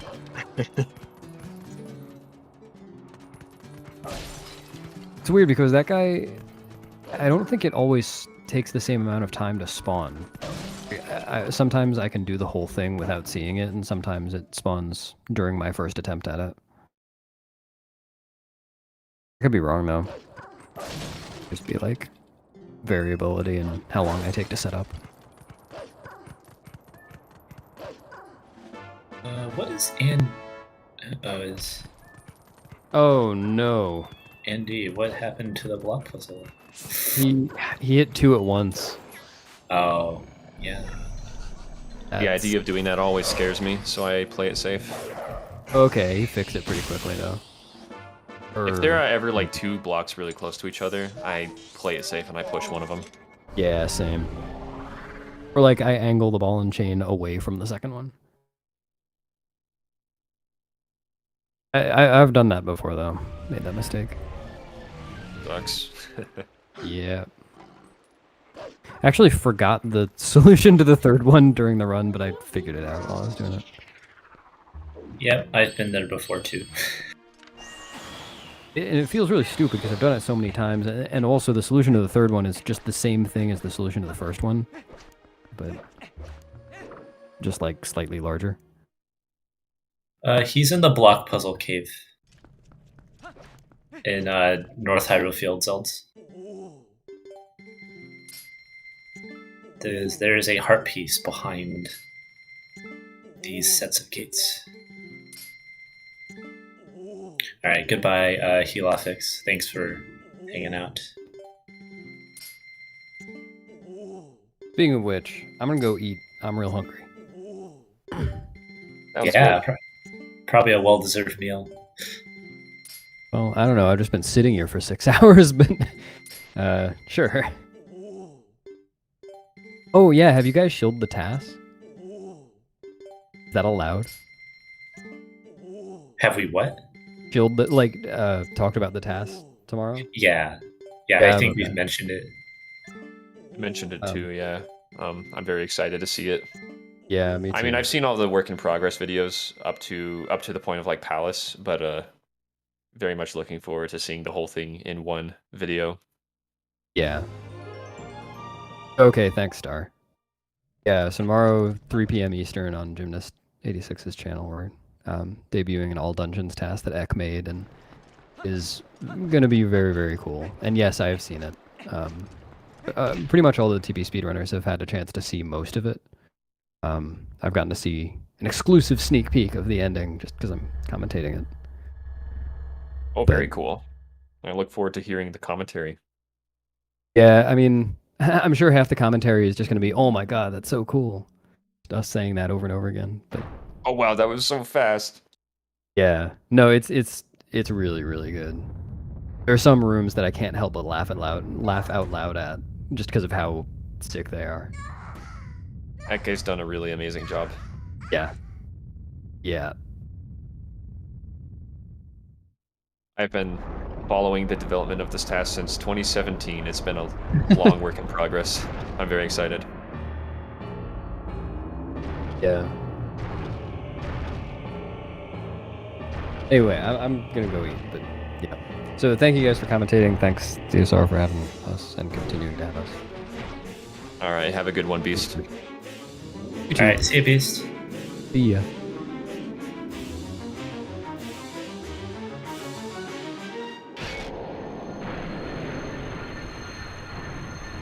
Sales, I'm not even sure anybody knows what that's going to be. Ekke knows. Oh, Eke probably knows, yeah. Beast probably knows, but no, I'm just gonna. I don't want it to be spoiled for me, of course, but I will simply make my estimate of what the time is. I am guessing that it is like just under 3 hours. Yeah, I was kind of wondering about that too. I was trying to do a bit of working in my working it up in my head. I'm thinking it might be similar to an any percent time. That just blows my mind. But The task gets sub 4. No way, sub 4. Let's go. The task gets sub 4. I bet it also gets sub 5.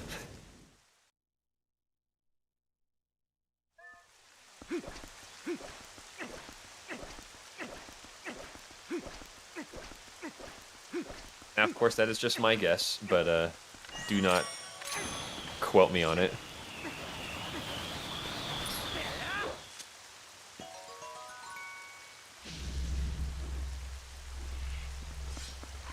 So Breno and Teabag are doing Cats 2, but the routes also do Cats 2, or excuse me, Cats minigame / Hidden Village 2 at different points in the route. So the Wii version still has to do Palace.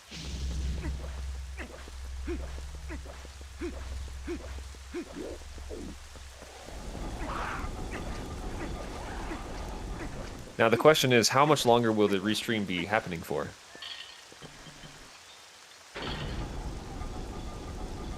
This restream. Yeah, that is a good question, actually.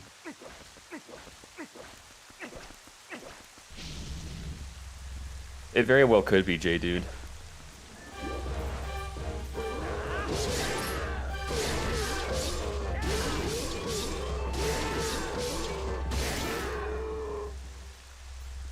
Interactus is in Hyrule Castle, looks like, and just finished unleashing the power grip spin on King Bulbul.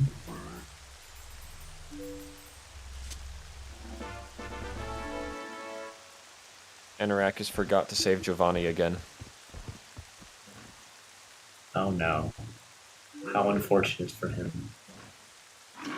It's okay, he's not at Ganondorf yet. He can go back.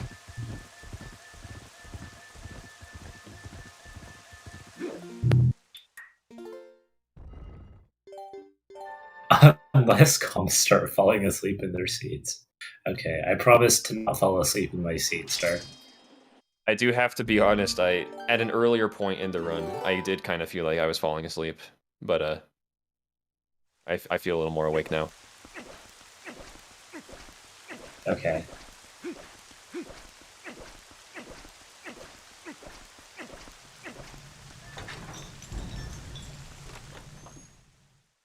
Oh no, Hab fell in the pit of spikes.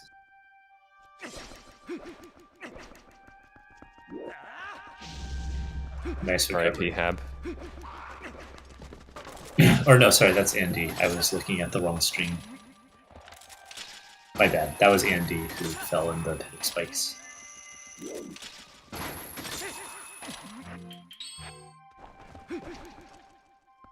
Hab is meanwhile getting the Poe on the bridge.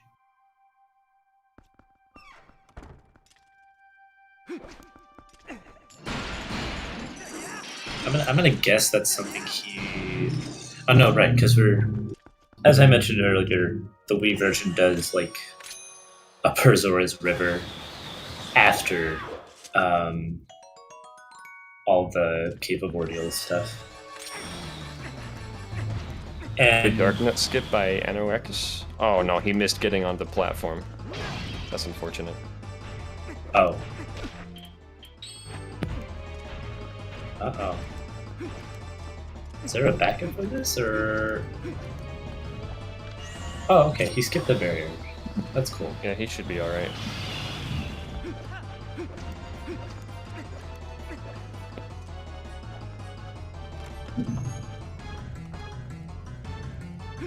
Yes, it is possible to beat Star 2 with only one claw shot.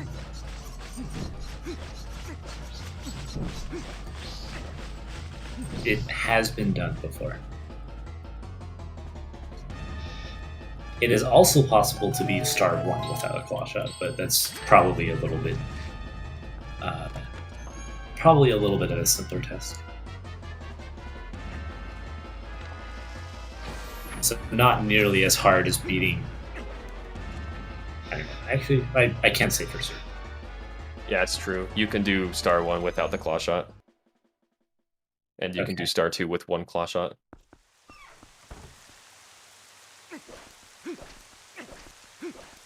The question is, can you do Star 3 with only 2 claw shots? No, you need the third claw shot for that one. Dang.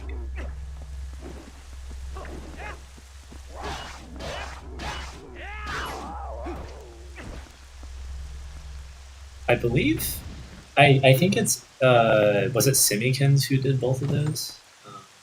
Yeah, he did. That's what he submitted to the minigame leaderboard for flexing. Yeah, that is such a flex. But yeah, if you want to go and watch those, I'm pretty sure those are on the minigames leaderboard.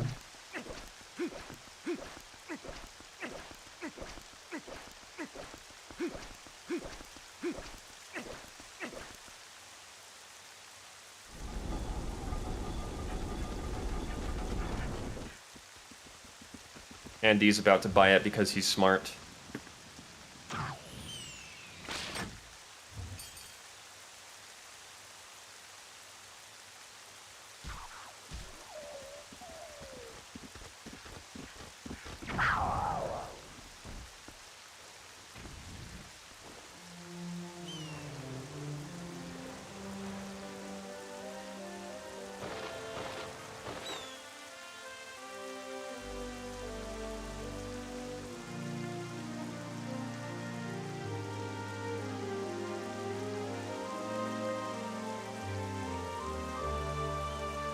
Oh, yeah, it is, looks like Pad might have to rework the puzzles here as well.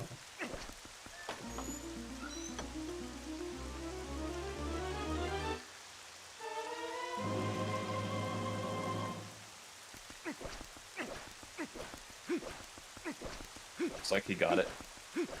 Okay, yeah, he's all good.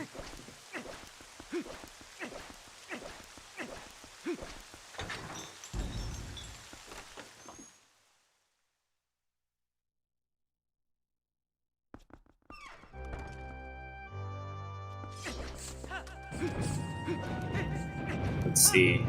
Yeah, T-Bag just entered Hyrule Castle. As we've been doing, we just great spin everything. So we're just gonna keep doing that.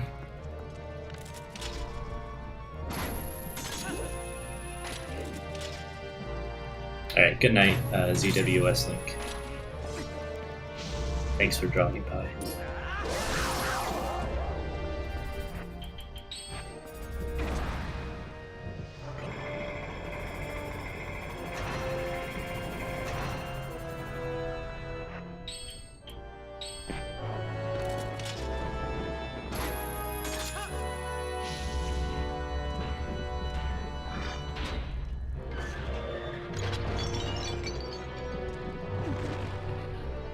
So yeah, so Andy is...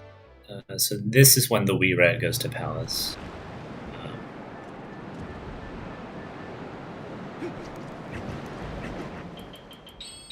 It's pretty much just Palace and Hyrule Castle. Because I think we have almost everything on the Wii side of things.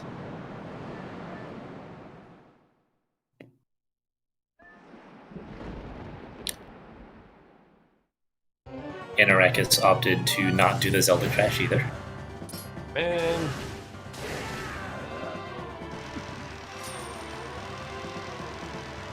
See how many cycles he gets.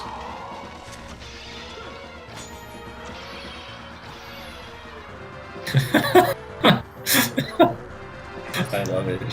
Shooting the pots. It's amazing.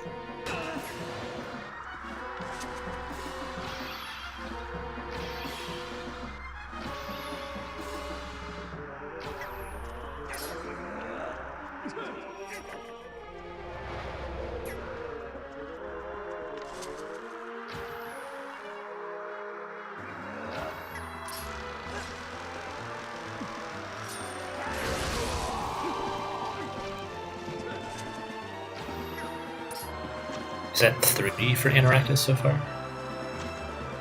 I've already lost count.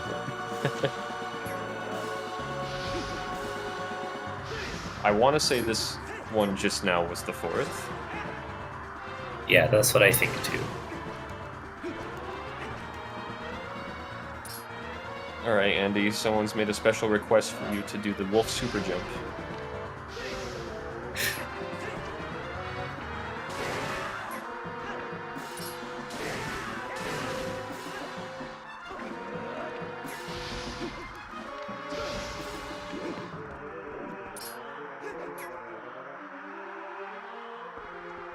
And it looks like Teabag's opting to fight the Dark Knight. It's understandable. Yeah, that's fair. Oh! He got the funny camera angle. Style points for Anno. Nice. I think that was a 7th cycle for Interacus as well.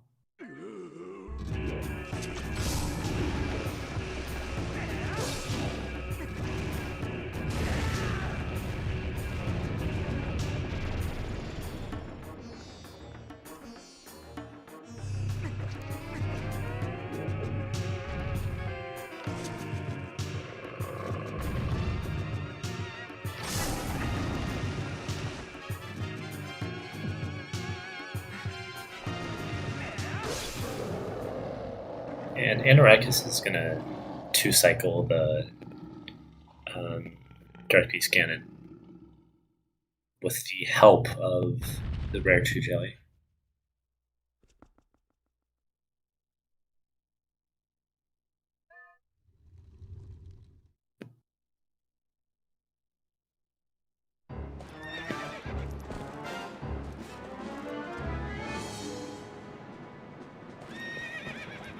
You can also Great Spin.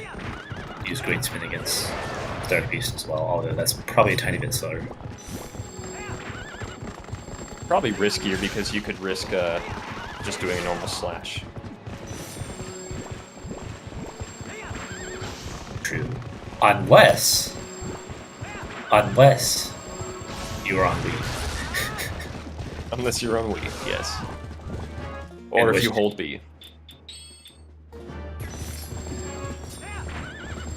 True. But if you're gonna hold B, might as well just Mortal Draw, you know? Yeah.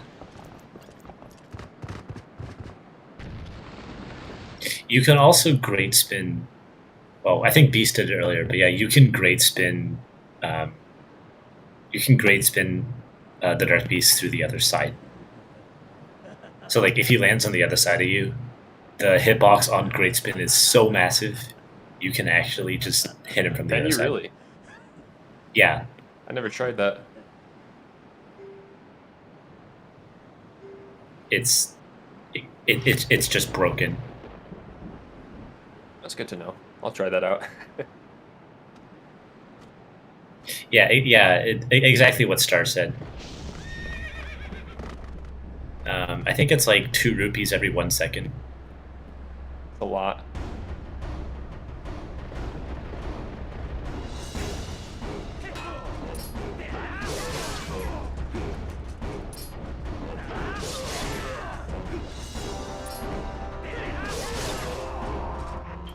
Okay, you know what? Anorakis gets some style points too for wearing the magic armor during the fight. Oh, 100%. GG's to Anorakis. GG Anorakis. Second place with 51.39.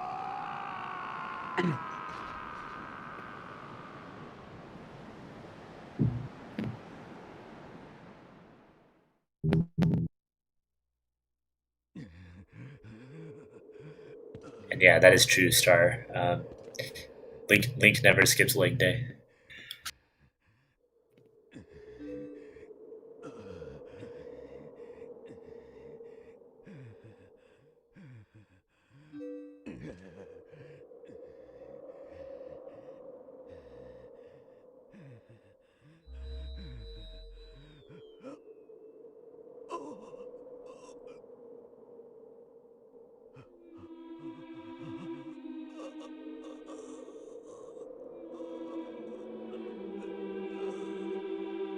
You may hop in here, Anorakis, if you want to.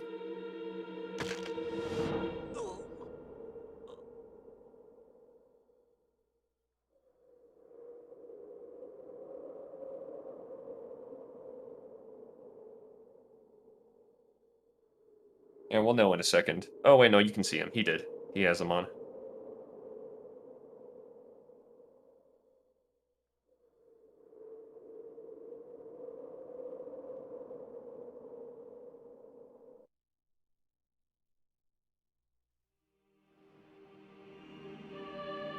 Oh, no. Oh my goodness, that's unfortunate. That's a crappy time to fall down, too.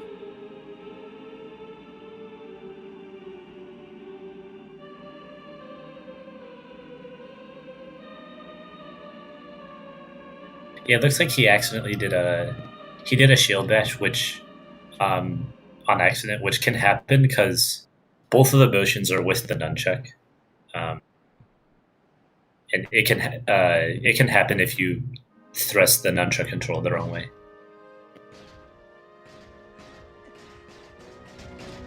Common Wii prop controller issues.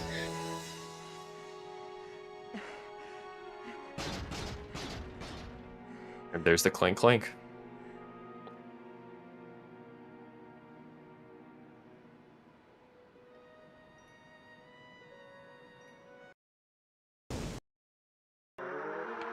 Switching over to TGD, who looks like he's on pace to finish 4th. Hello. Hello. How's it going? Oh, that run was really bad, but it's going okay. GG, Zano. Thank you.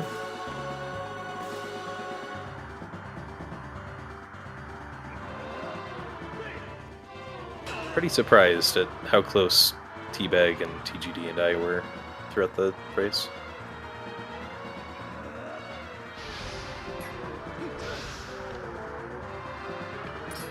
Yeah, you guys all were within, like, at least a dungeon of each other, right? Yeah, there was quite a while where we were within a minute, but around temple time-ish, TGD went a little further back. Yeah. That'll happen with Temple of Time. It sure will. Huge GGs to Beast. It's just incredible runner. He's just built different. Yeah, everybody's doing really good though. Your one was great as well. My splits would beg to differ. Yeah. So on Andy's screen, we just had our version of not a 1 cycle but 2 cycle of Phantom Xanth, which is just stab, Great Spin, and repeat. Unfortunately, we cannot chain Great Spins, but it's the best we can do, I think.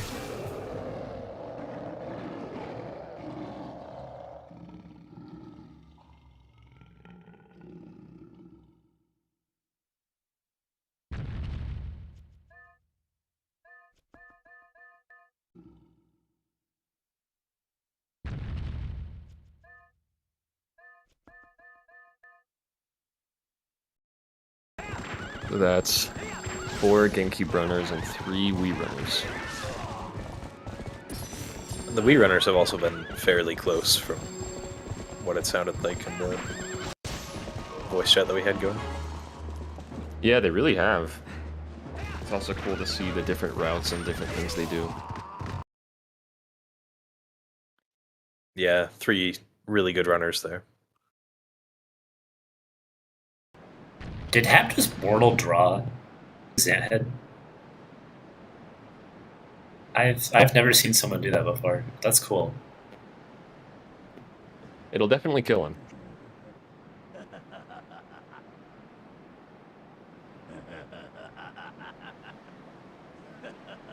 Teabag's just about at the end here.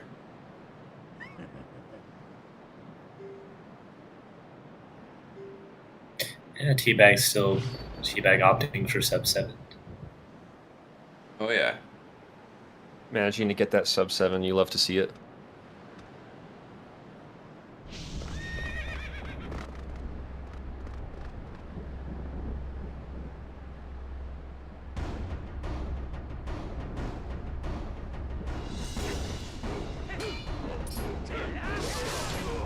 I'm not sure if Andy will PB.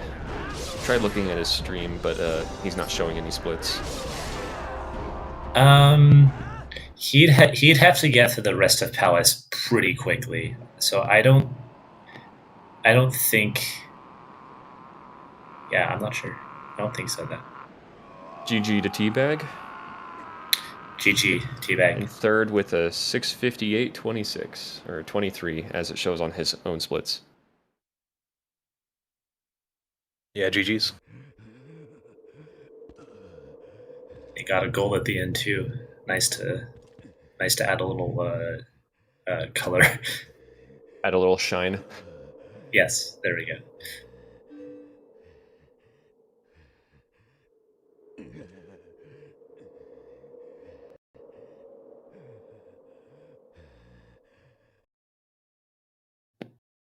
The other Wii runners. Is Deesh currently in Palace as well? Yeah, I haven't seen Deesh in a while. I guess he's going to come on in. Oh, there he is. Right now. There we go. As we speak. So all the Wii runners are in Palace right now, so that's pretty exciting. And TGD is just going to finish up the game here. Momentarily.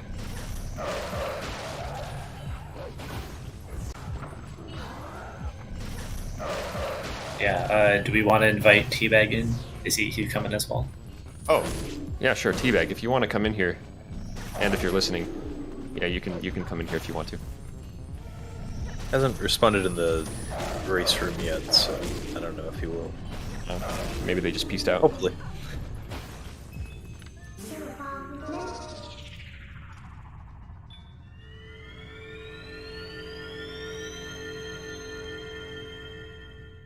It looks like Andy is the furthest ahead right now as far as Wii runners go. Deesh is not far behind. From what it looks like, it's Andy and then Deesh and then Hab.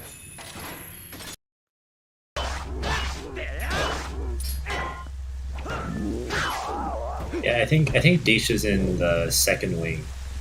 He's going for the second soul actually. So I guess he has a Well, yeah, he's a bit of catch up. Bit of catch up to do, but it's not impossible.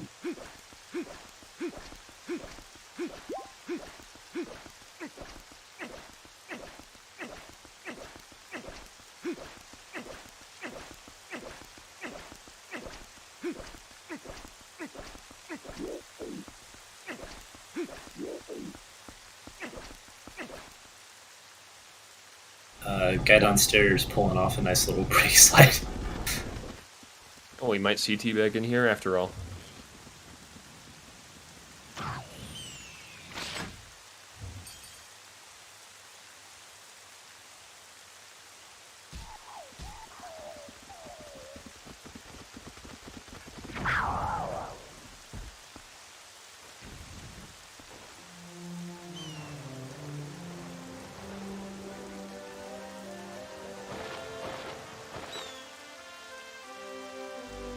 Your latest PB was 6:47, right, Enno?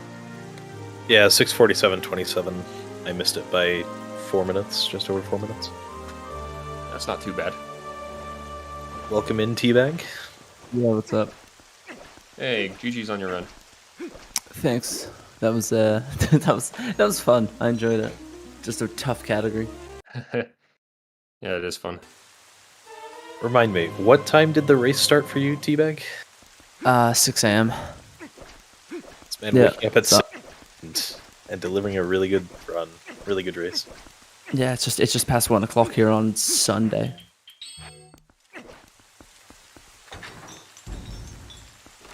No, that was fun. Thanks for having me. It was good. Yeah, thanks for running.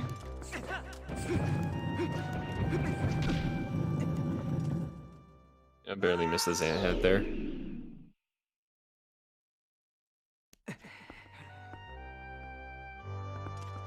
Seems like a lot of people have been falling in this room.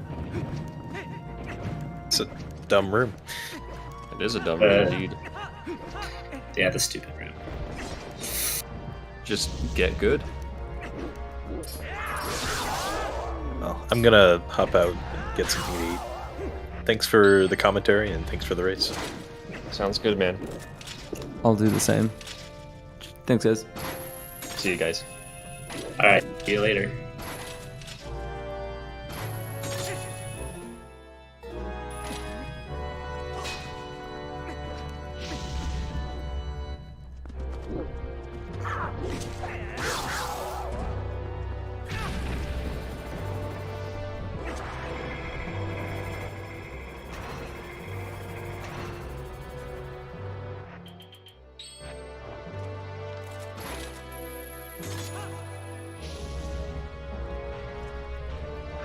EGD's entering Ganondorf now.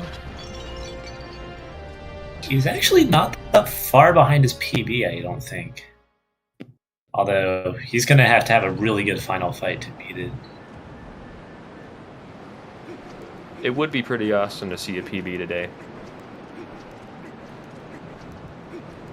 Thanks for the raid, Teabag. We have indeed been teabagged.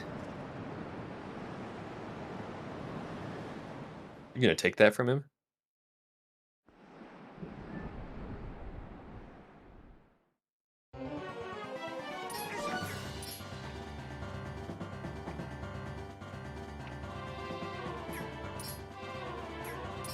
Yeah, PB's definitely looking like a possibility here. Depends on Zelda. Yeah, for sure.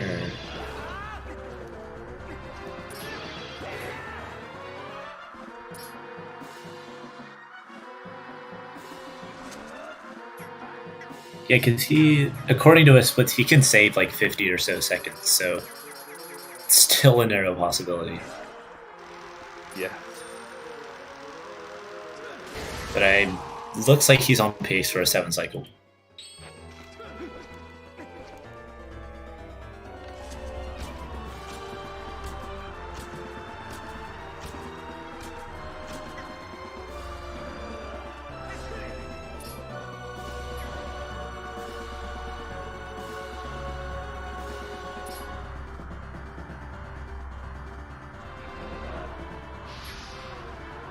These are so they're just so slow though. Zelda's kind of taking her time.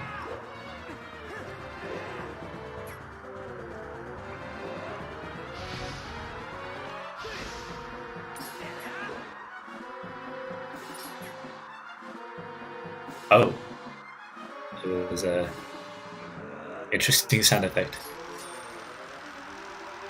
Is that a 7 for TGD? Oh my goodness. He might actually. I was not counting, unfortunately. He is. It's just looking like a barely PB ahead. push. Yeah, look at that. Wow. See if it holds.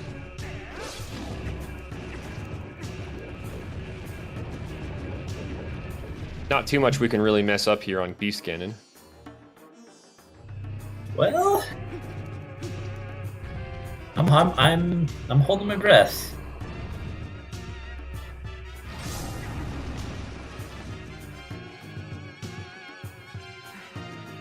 And it's gonna do the 2 cycle. There we go. Now horseback is where we really want to make sure we don't screw up. That's true. Yes. It's probably going to hinge on that.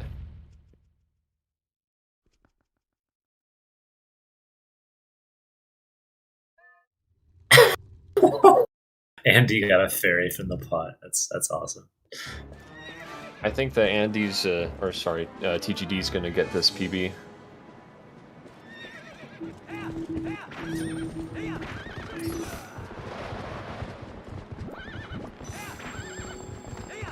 Yeah, it looks like he very well might. Oh wait, Bring no. it. Uh-oh. Oh no. My guy.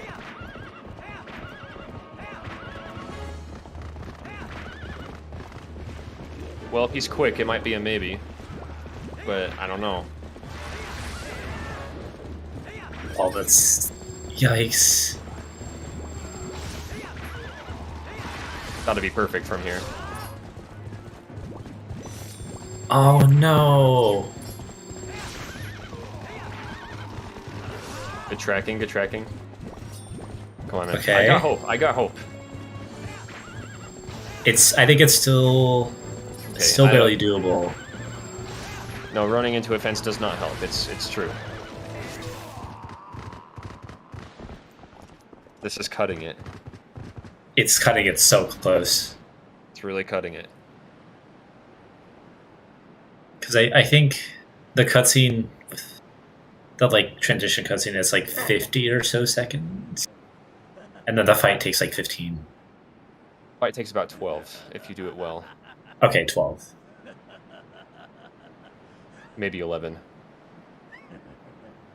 But we'll just go with 12. Give some leeway time.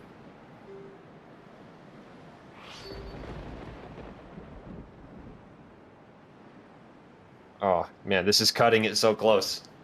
It's so tense. I'm losing it. In a hundo run.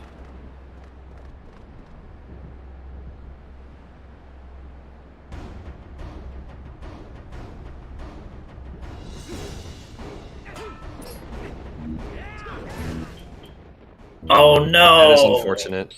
Oh. It's not possible anymore. Okay. All right. You know what? We'll go for this style. TGD embraces this. Okay, We'll you do- can have the style points. We will give you the style points for sure.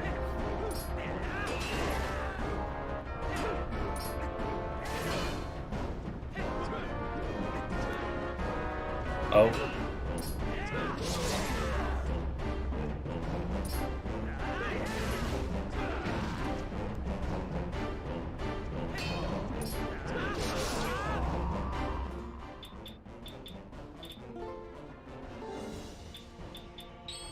Read up on the hidden skills before you do this.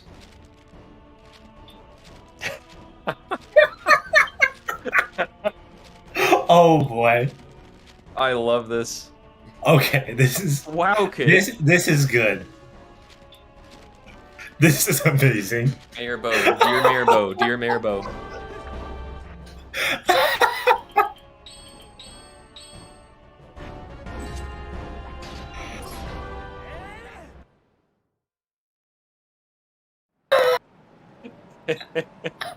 GG.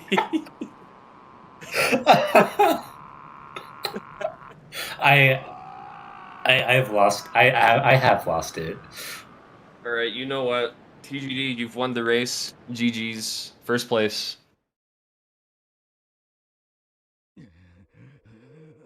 TGD wins. We have a clear winner for style points. No questions asked. Hello? Hello. How's it going? Thank you for that. I remember I had mail, so I figured I should probably check it. Oh, yeah, of course, of course. Got to make sure you read all the mail. I need to turn that off. Okay. Everyone was terrible. It didn't deserve to PB, so I was behind. You were really close to bringing it back, though. Yeah, I do got to say, you had us at the edge of our seats there.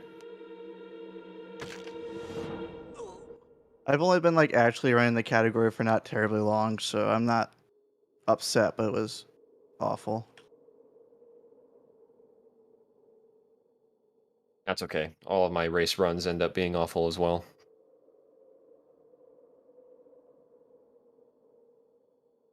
But you were definitely the closest one, I think. I mean, there's still 3 still going, but Yeah. the closest one to hit a PB, and that's definitely worth something.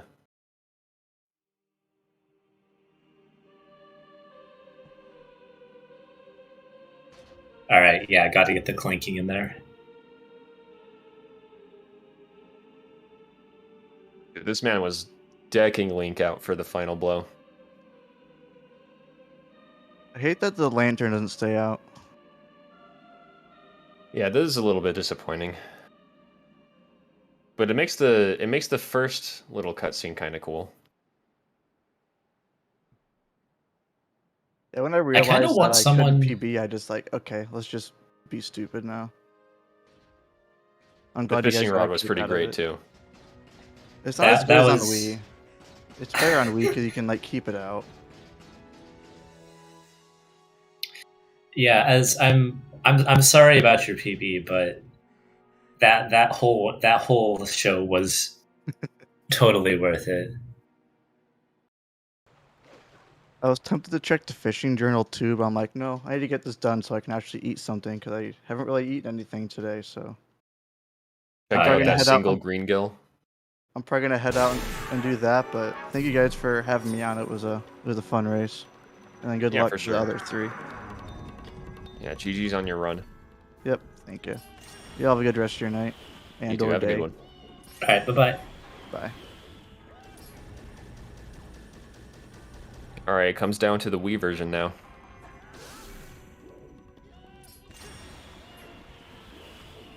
Yeah, so I think Andy went to grab some additional stuff after Palace. And looks like he's heading to Castle now.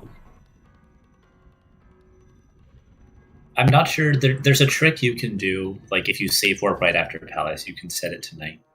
So I figure he must have done that.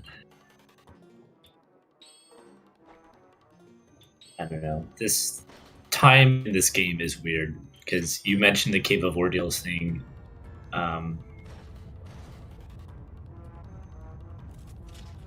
In every other version that isn't Wii 1.0, you can go through arbiters, just go through the dungeon all over again and set it to night.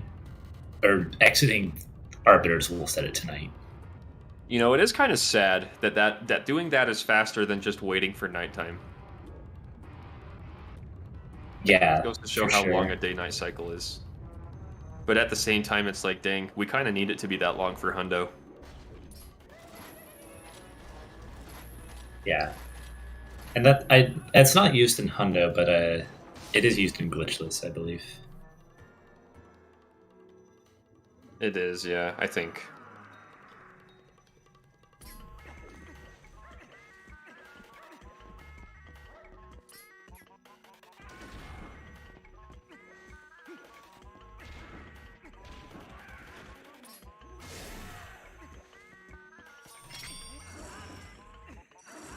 Alright, so Deesh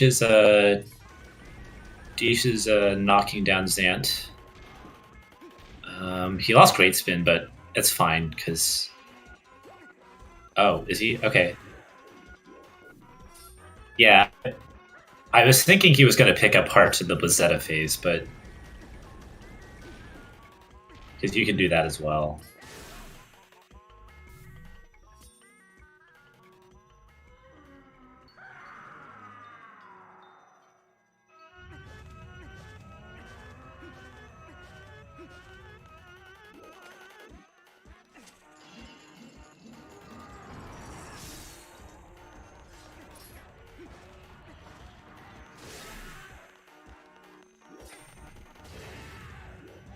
Habrino opting to use Mortal Draw against Zant in Forest Fates. It's very cool how close Deesh and Habrino are. Yeah.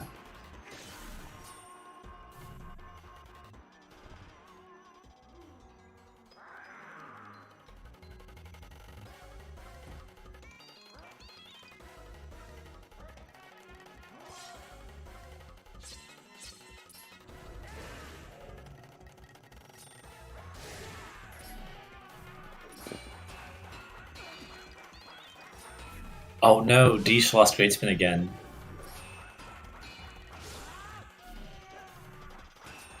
Getting trolled right now by Zant.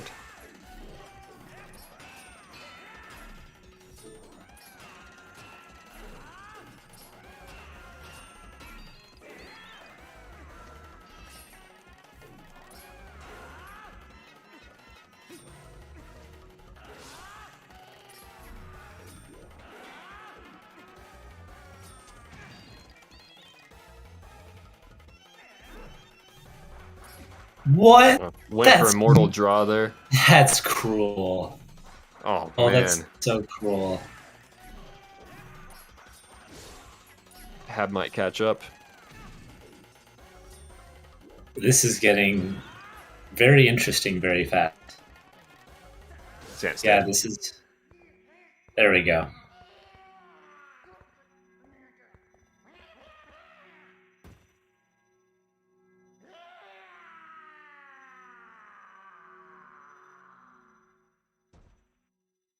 Alright, so Andy did a little bit of a combo there because we have to wait for, again, the quick spin cooldown.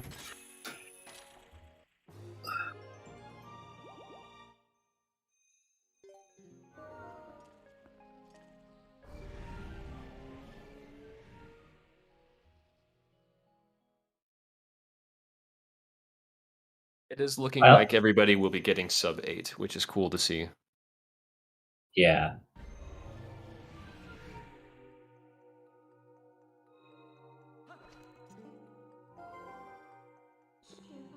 Alright, so it looks like Andy has all the postals.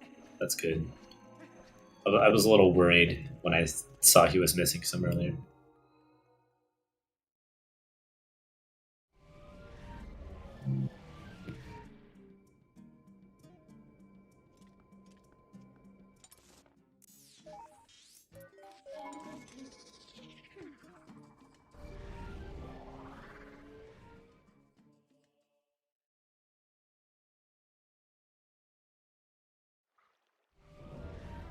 Yeah, I have Andy's stream on right now, and I don't hear a microphone from him. I have heard a quiet microphone from him earlier throughout the run, but Okay. right now I don't have his audio on.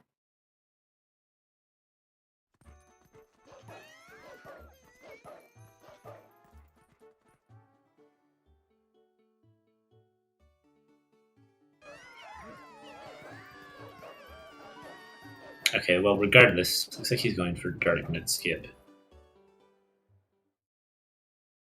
Oh, that's unfortunate.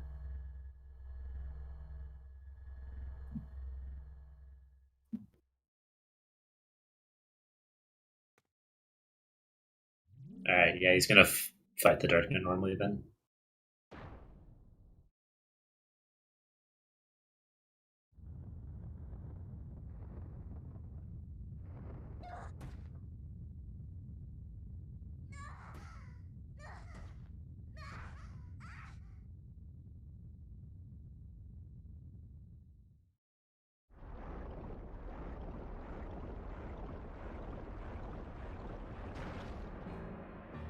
Alice is all done.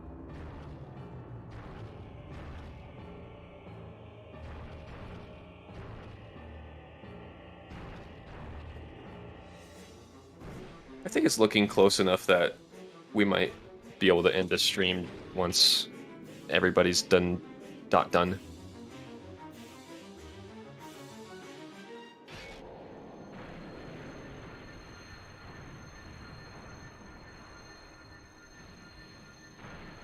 Yeah.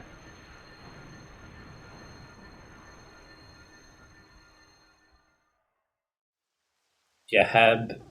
Okay, so yeah, Heb is less than or about one squid in a cutscene behind Tish.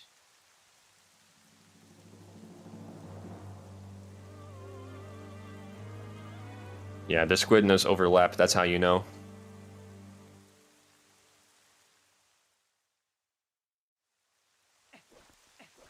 What do you have to do to become a run verifier?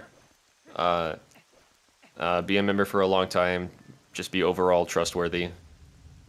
And wait for them to ask for mod applications, I guess.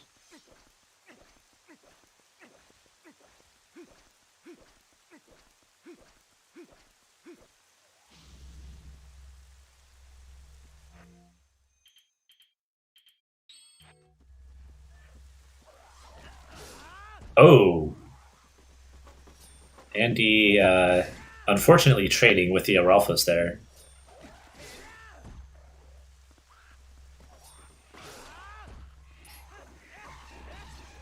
I would say more than anything, Zelds, it would depend on not even like time, but just like overall involvement in the community. I would say involvement would be the way to go.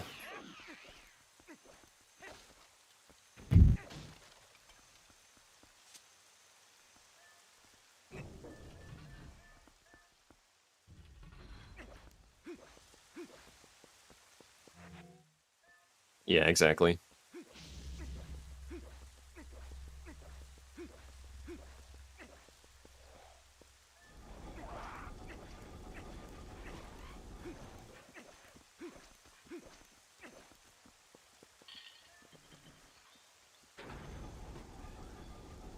Uh-oh. A Bakulan kind of followed Dish over here. That could be a little problematic too, because it can actually follow you all the way to the King Bolden fight. So we'll see if it actually... I've seen a clip of somebody who had a very determined Bokoblin following them all the way into the fight, yeah. And now there I see it is. again. That is incredible, honestly. This Bokoblin needs a raise.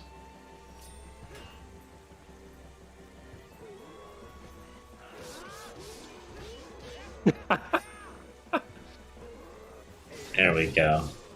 At first I thought you were just talking about when that happened to someone. I didn't realize it just happened again to Dish. Until I saw it. Wait, is the Bokoblin still not dead? Hold on. It takes like 6 quick spins to kill them. Yeah, if he's without Great Spin, then that could be problematic.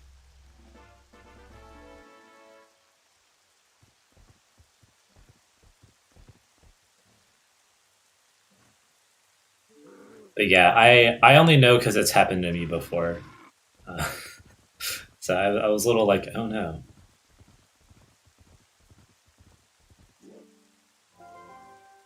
No, okay, looks like it disappeared. I think. He might have gotten deleted by the cutscene transition. No, well, probably, but I've seen them survive that cutscene before too. It's crazy how persistent they are. Maybe he wasn't as determined as the last one. True.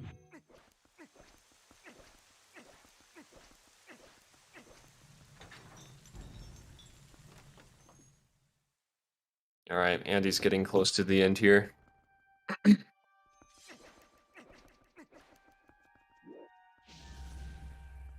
So, I've never seen somebody pull off a Zelda crash on Wii. don't But think just I have either. I'm not sure if and how it would work, but this would be a first.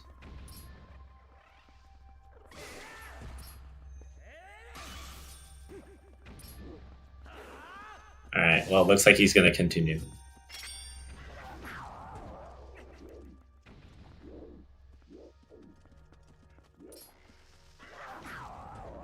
While also setting off some fireworks. Well, of course.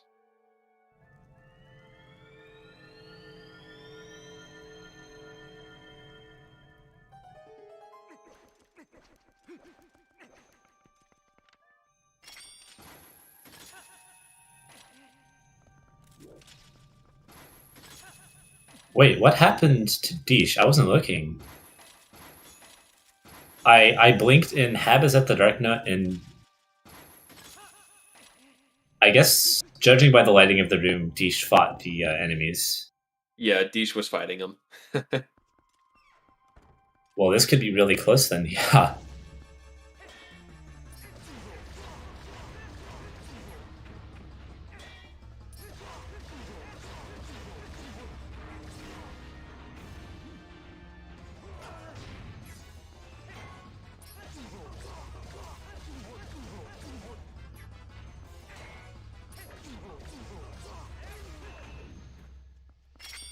Good Dark Knight fight by Deesh, though.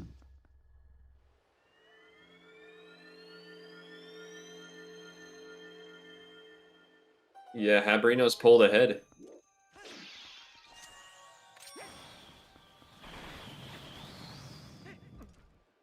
Oh, wow. He has just enough lantern oil. It's the last place you need the lantern.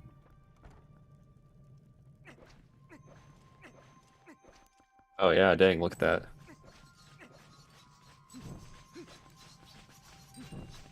Running out would certainly suck. Oh, he also got the funny camera angle. Oh, wow. Okay, there you go. 2-in-1 race. 2-in-1 race, or one stream.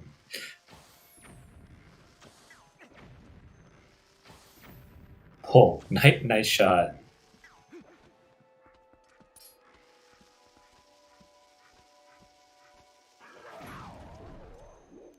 Oh, is it something you can do on purpose? Okay, I didn't realize that. Does it have to do with like facing a wall? A certain way?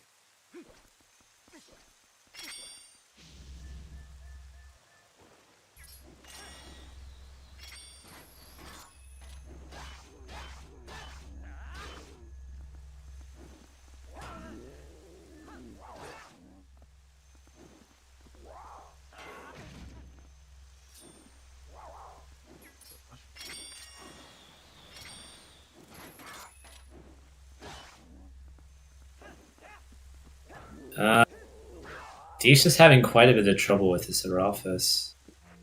Okay, there we go.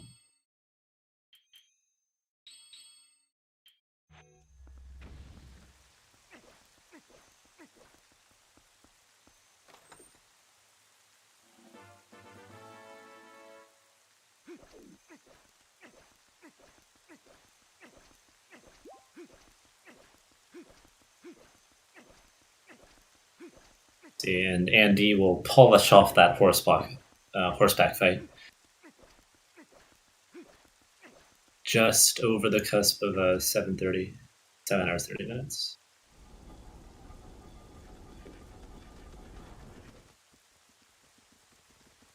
Which, as it stands, is not too shabby for Wee Hundo.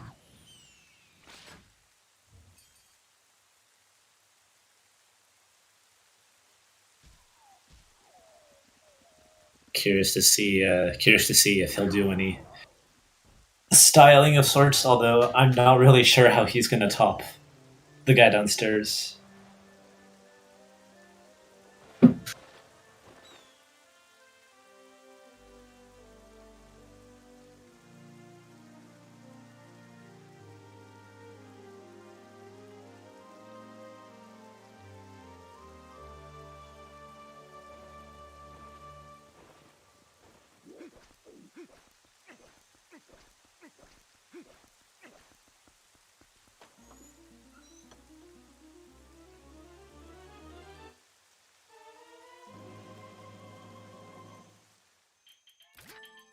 There we go. Wait, what is he doing? Andy?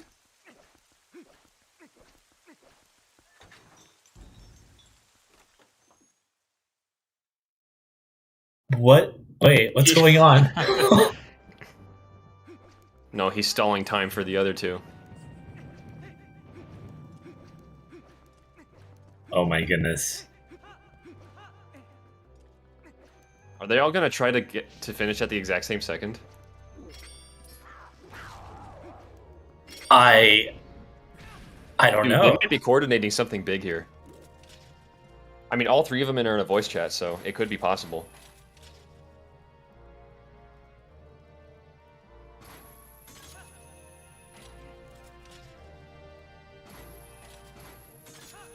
Hang on.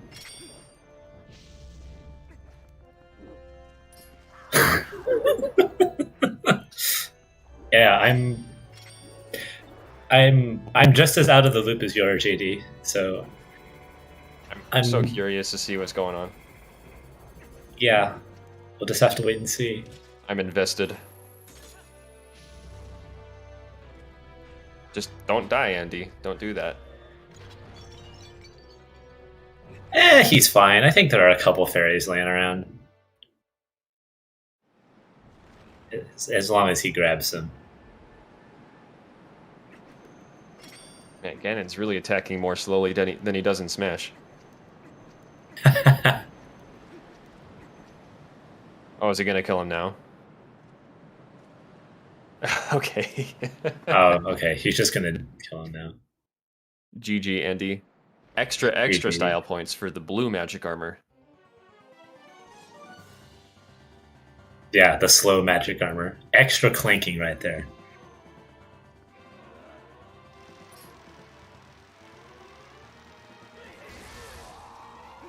But yeah, GG.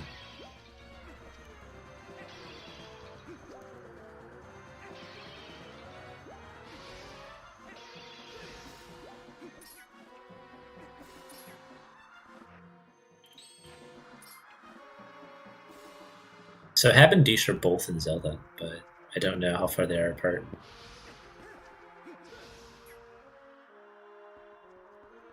But yeah, Andy, feel free to come on in if you like.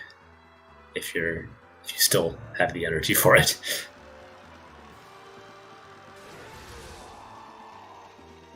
Hello. Oh, I'm here now. Hello. Hi. Hi. Congrats on finishing. Thanks. GG's. Very nice outro you had there.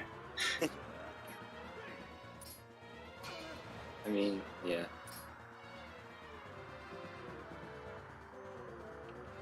I thought about getting down to like 1 heart, but I gave up. Oh. No, I thought JD and I suspected all three of you were gonna like try and finish at the same time or something. I actually did ask them if they wanted to. Oh. What did they say? No? Yeah, pretty much. Oh, okay. You're just like, nah. But yeah, regardless, it was pretty close. Just a couple minutes off. Yeah, that's super awesome. Oh yeah, Andy, we need the clink.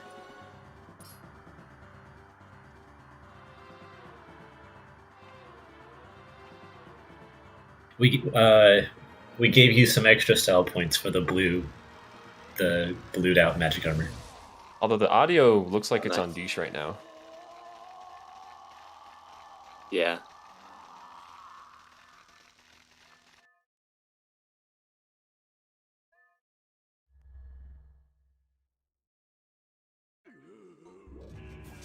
Oh, Hab fell off horseback. Oh, Uh-oh. Oh. Oh, Hab! Oh no. You should still have it, I think. Oh. Oh. It's getting trolled.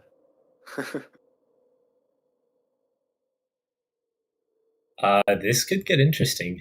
Yeah, it's also Deesh, I guess, messed up the 2 cycle. Didn't really see what happened.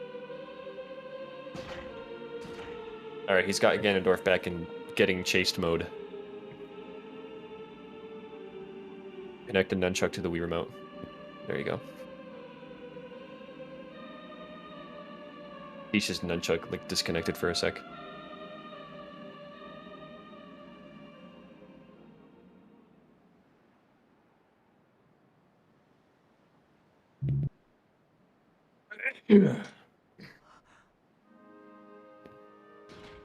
Alright, well, Hab was able to finish out there, so...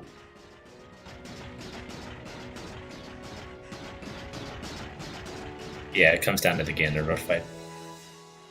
Although Hab still has a fair lead. I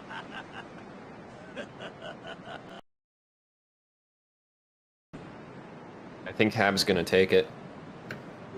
Yeah, he might just take it, unless they do memes or something like that. Yeah.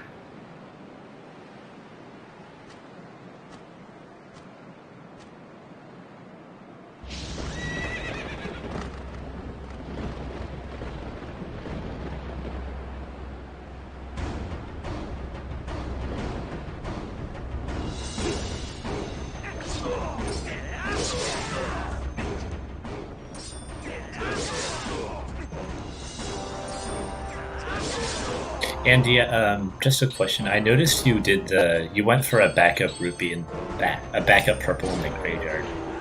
Yeah, I don't really know what happened there. My rupee count was just low, so Okay. I had to avoid rupees on snowboarding, which was interesting.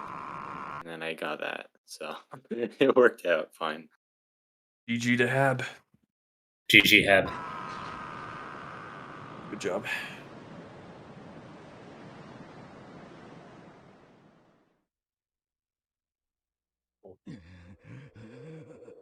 Ganondorf trolling.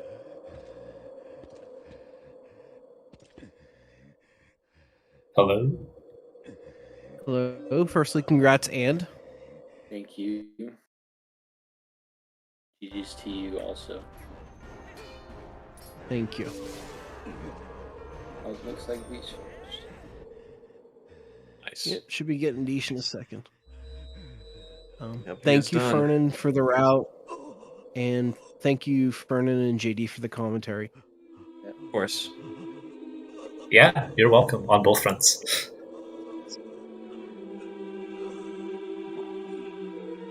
It's cool though that we all finished within 10 minutes of each other. Yeah, Deesh and Habrino were neck and neck. Yeah, it's cool to see all the Wii runners be so close.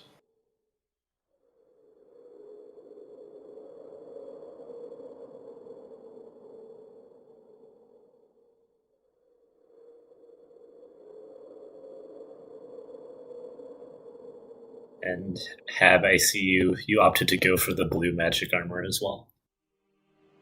Yes, of course, of course. It has to be done. Good stuff.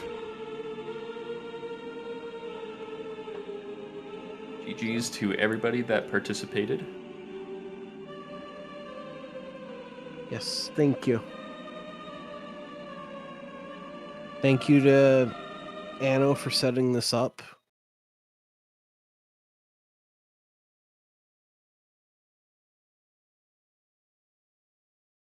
Yeah, isn't Anno the one that sets up all the races?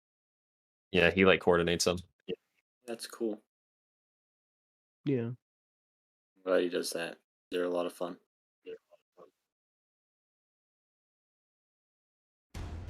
And of course, thanks to ZSR for the restream and handling all that.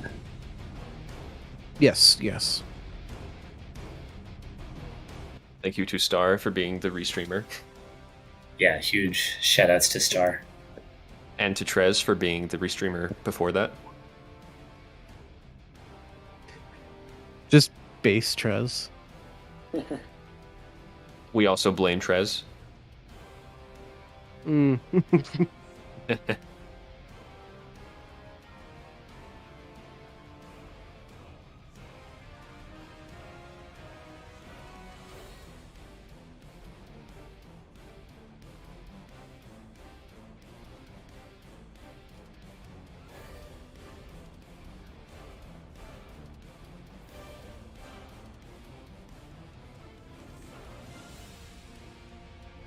Alright. Do we have any restreams planned for December? Do we know?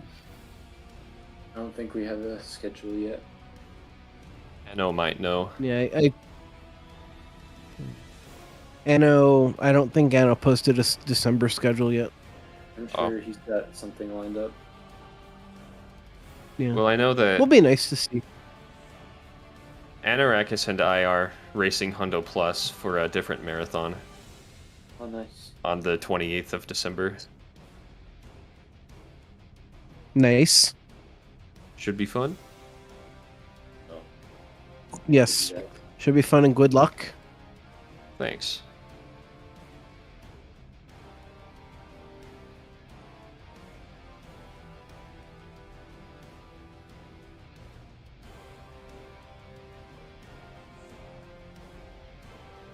Any particular other thoughts from you guys before I take us out?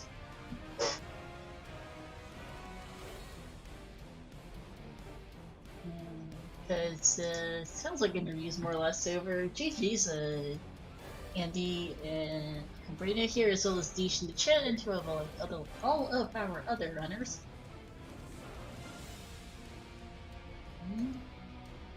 Give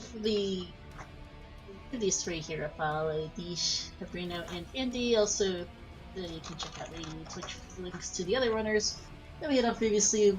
Will the Beast, Anarakis, Paladin for Teabag, and the guy downstairs. They're at the race time link. And that's also to our two computers here, JD and Furman, who did a great job with the tail end of this long race stream, as well as to our earlier commentator, Jeez, who was with us for a good few hours before bowing out to take a break. Thank you also to everyone in chat. While we do not personally have anything on the schedule for Twilight Princess coming up in the next couple of weeks, keep an eye on the schedule and in the Discord for news on any more races and race streams. In the meantime, though, there is quite a lot of things going on in CSR. We have a very busy schedule. It is starting the next race stream that we are done for the night. Our next race stream will be tomorrow at 9 AM Eastern. We'll have the 5th qualifier of the Acronym Time Randomizer Standard Tournament Season 6. That replacing the EU Weekly. We'll also have at 10 AM Eastern a Breath of Wild 80% Tournament Losers Round 4 between Song and Alpha TZR. There's also a Mishcap Randomizer Weekly Race. There's one of the Randomizer Bi-Weekly Tournament Settings Race, and the Grand Finals of the Gross Mask Randomizers Standard Tournament Season 3 Game 2 here between Dodo and BC Guppy, as well as in the past and the Weekly Purchase match. With more races coming up throughout the week, if you want to check them out. Give us all a follow here at CSR, ZeldaSpeedRuns main, here on ZeldaSpeedRuns 2, ZeldaSpeedRuns_3, and ZeldaSpeedRuns_4. Thank you for watching, everyone. This shall be it for us tonight. We're going to go over and read Shadowshine 57. They are currently doing the playing a Twilight Princess randomizer seed here, testing that out. We'll see how that is going for them. I think they're currently in Forest Temple. No, that's Grand Mines. I got lost. So we'll see how they're doing, and thank you for watching all. We will see you next time.